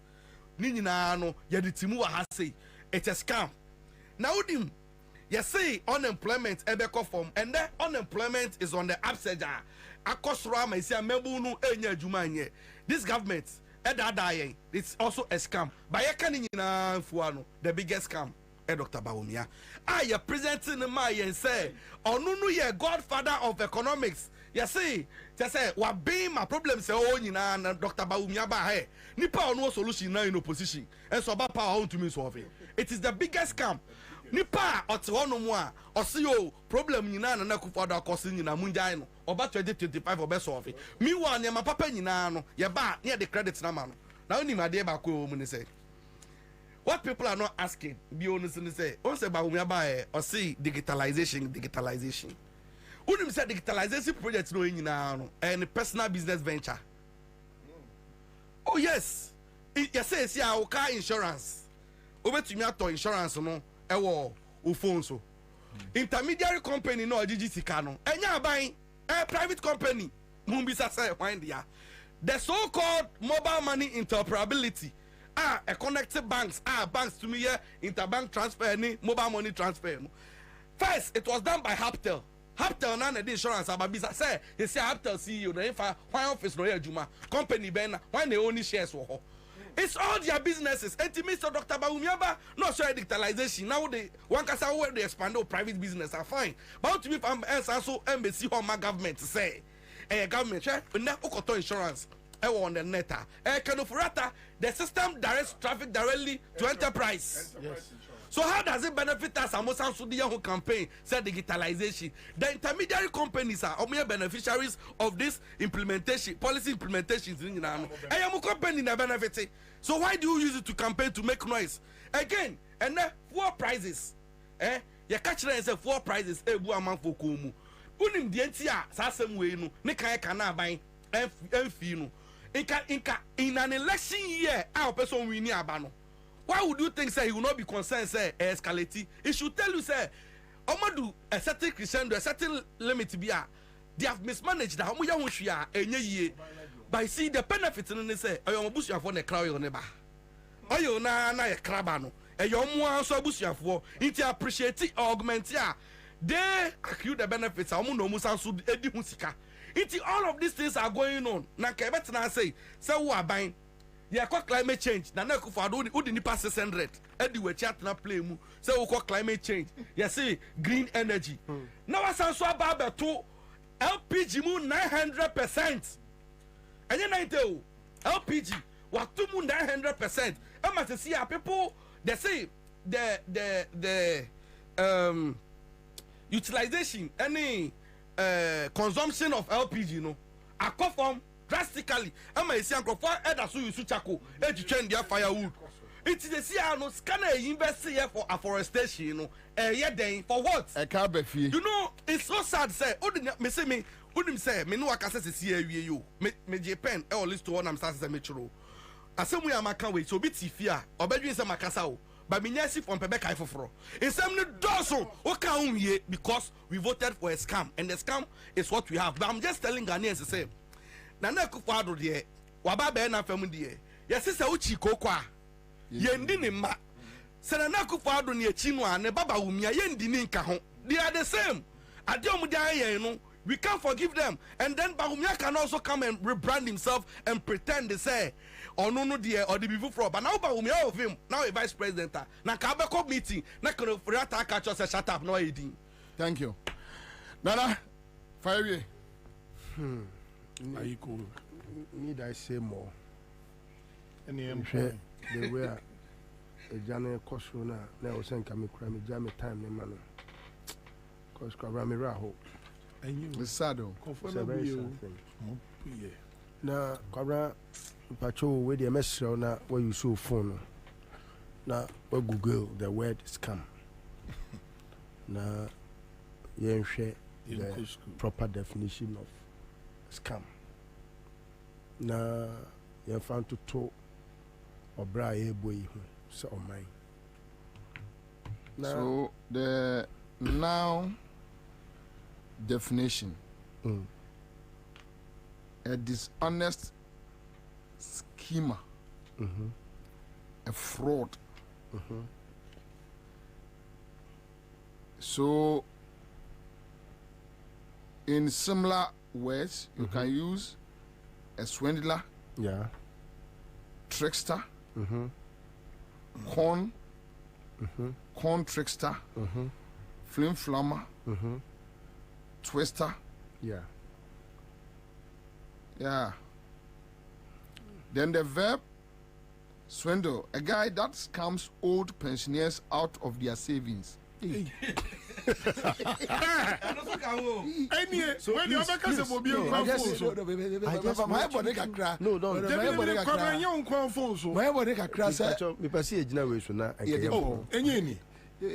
or they read my reading few. I don't want to use anyone's phone. Bobie's phone. I'm the way because he is the host. So please, a guy. That's a verb definition.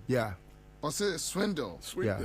A guy that scams old pensioners out of their savings. So can you in place of a guy put Akufo-Addo Bawumia?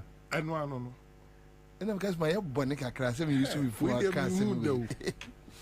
You see, I've always mentioned, say, Jomama always is a very, very meticulous person. On Kasama, ultimately. And anytime John Becker said Biano, he must have had a main cause and a reason. Share. Kwabena, we have a task at hand, a serious and heavy task. Oh, and Ayana, the many brave NDC for so titru say it's no news to the Ghanaian that we have a scammer.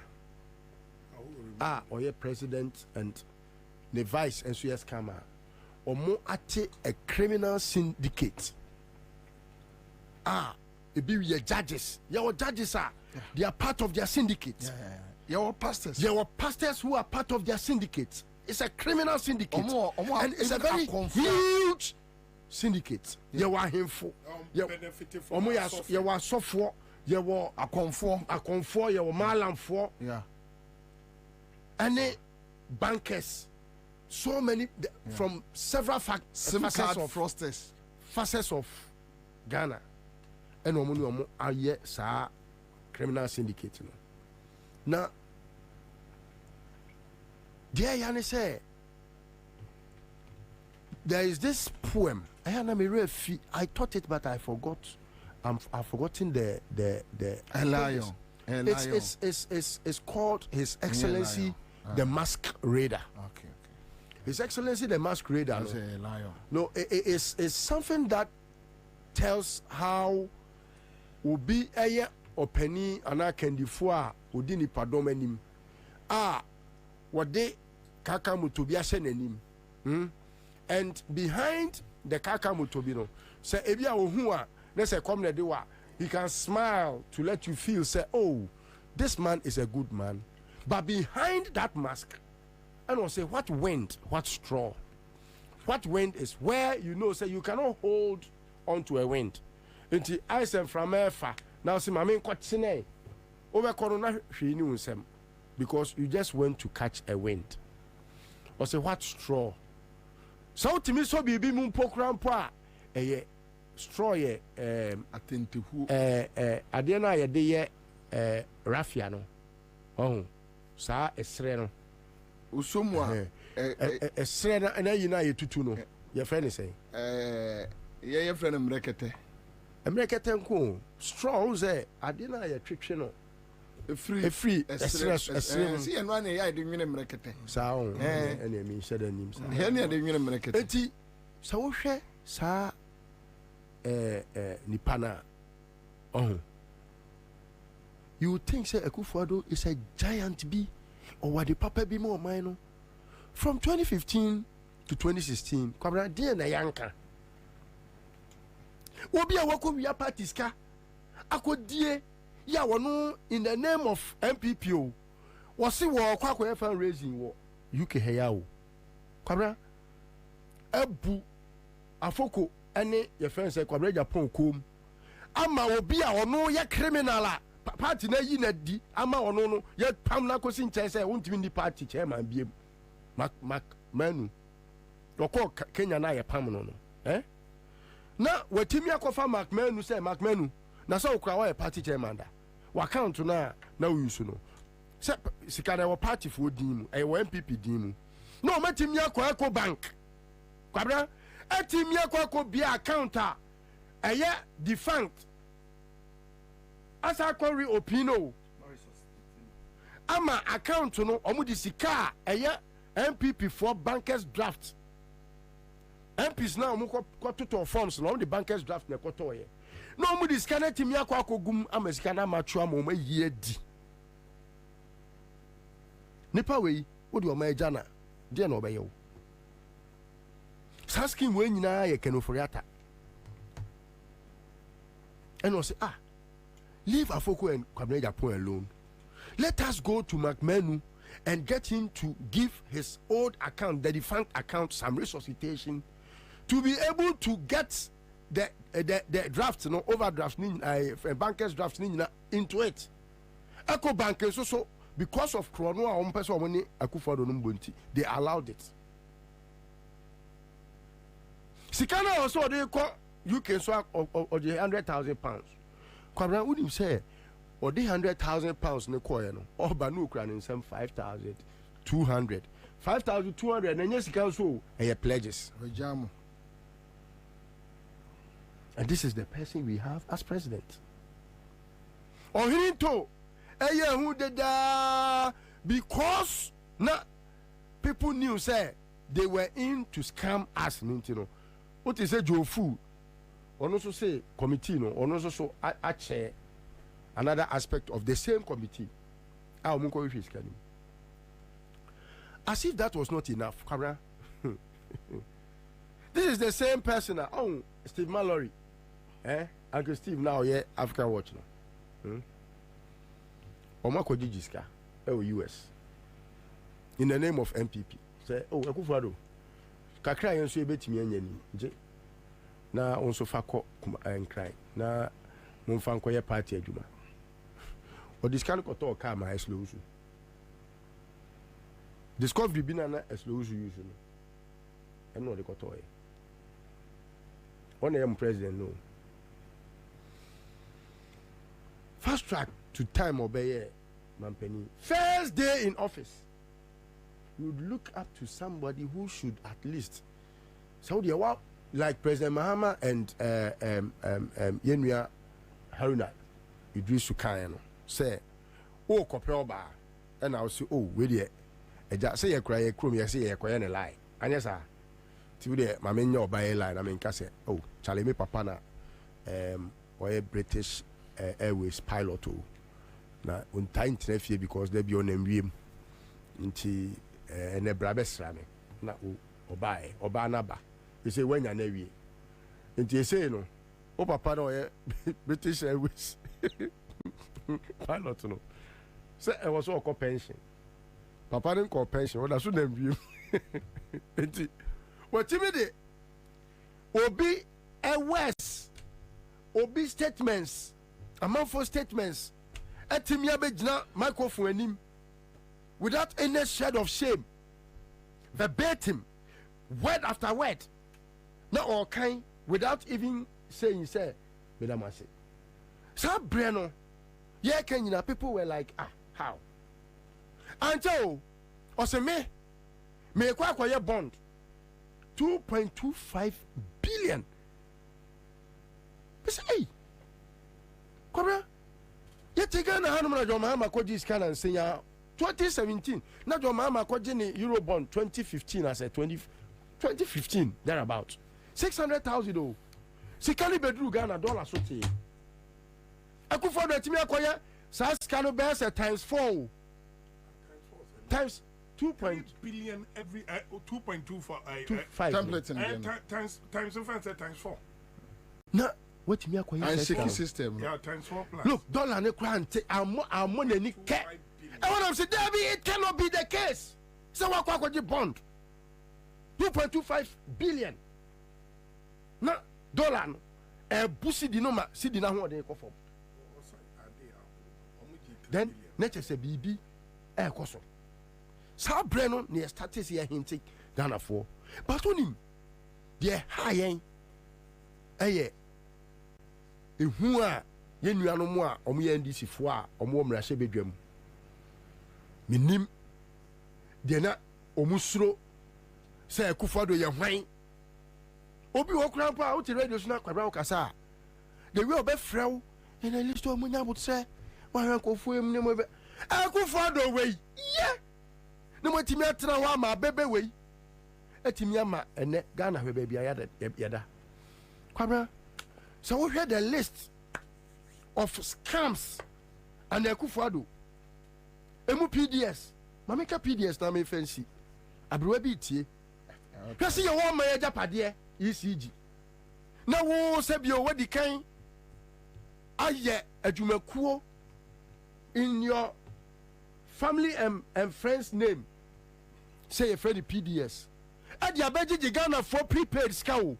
And yes, our man sika bia ya to futuo bi mu na Akufo-Addo akofa wo ye prepaid sika ye koto prepaid no maje abrewe koto prepaid no waje akokora koto no waje shoemaker koto no waje wajiji prepaid sika sa 8 months senya Nancy Pelosi ne fra America e ba Ghana ha de abufuo be kan say hey sika ye de abramu kura some fan share distribution sector of the friends light energy sector nim no munye mane nya efe enunti ye ka ho asem a enkom nyai enkom guso de PDS ejeje Ghana fo sikedi na Kwabena enu krampo no Akufo-Addo ka kire Ghana fo say through your friend say unuan Kwadwo Oponkroma ono nso ni din no Kwadwo Oponkroma con oye con man ampa say omate committee Kwabena mention the names of the committee members unim committee members ni din Kwabena committee members no ni momo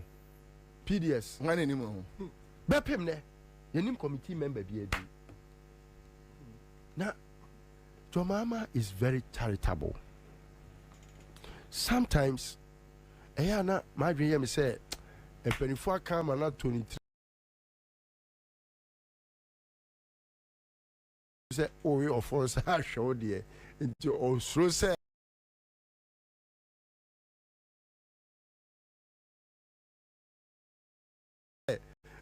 ofo we a wo we nsa no na do mama won sante sa won sa pa hwe Akufo-Addo nsa ante sa wudie enti bi pa cha o mesre say ma inkin kom na Ghana form pe bibia te sa wo ba enkwafo no kro no na ma bo ma we no wo ba yire o mo age hwe free no a Kwabena e say boy wo street mu e fa John Mahama say wo se oba obeti nkofo agum any wo se oba your friend is saying what did we even discuss yesterday this sofu whole bishop kesia pao ɔsi nsɛm a yɛ party afiri dwɔma ama hɔ ani sɛ yɛabɔ ɔman ne korɔ no a akorɔmfoɔ no ɔmo mfa ɔmo ho ni saa nneɛma wei mmienu na me ba mɛkye ɔmo agum ɛno apɛ na Ghana ni party woba bɛsi dan yɛmpɛ dan all right, so that's it live on Accra 100.5 Citizen Show. Thank you.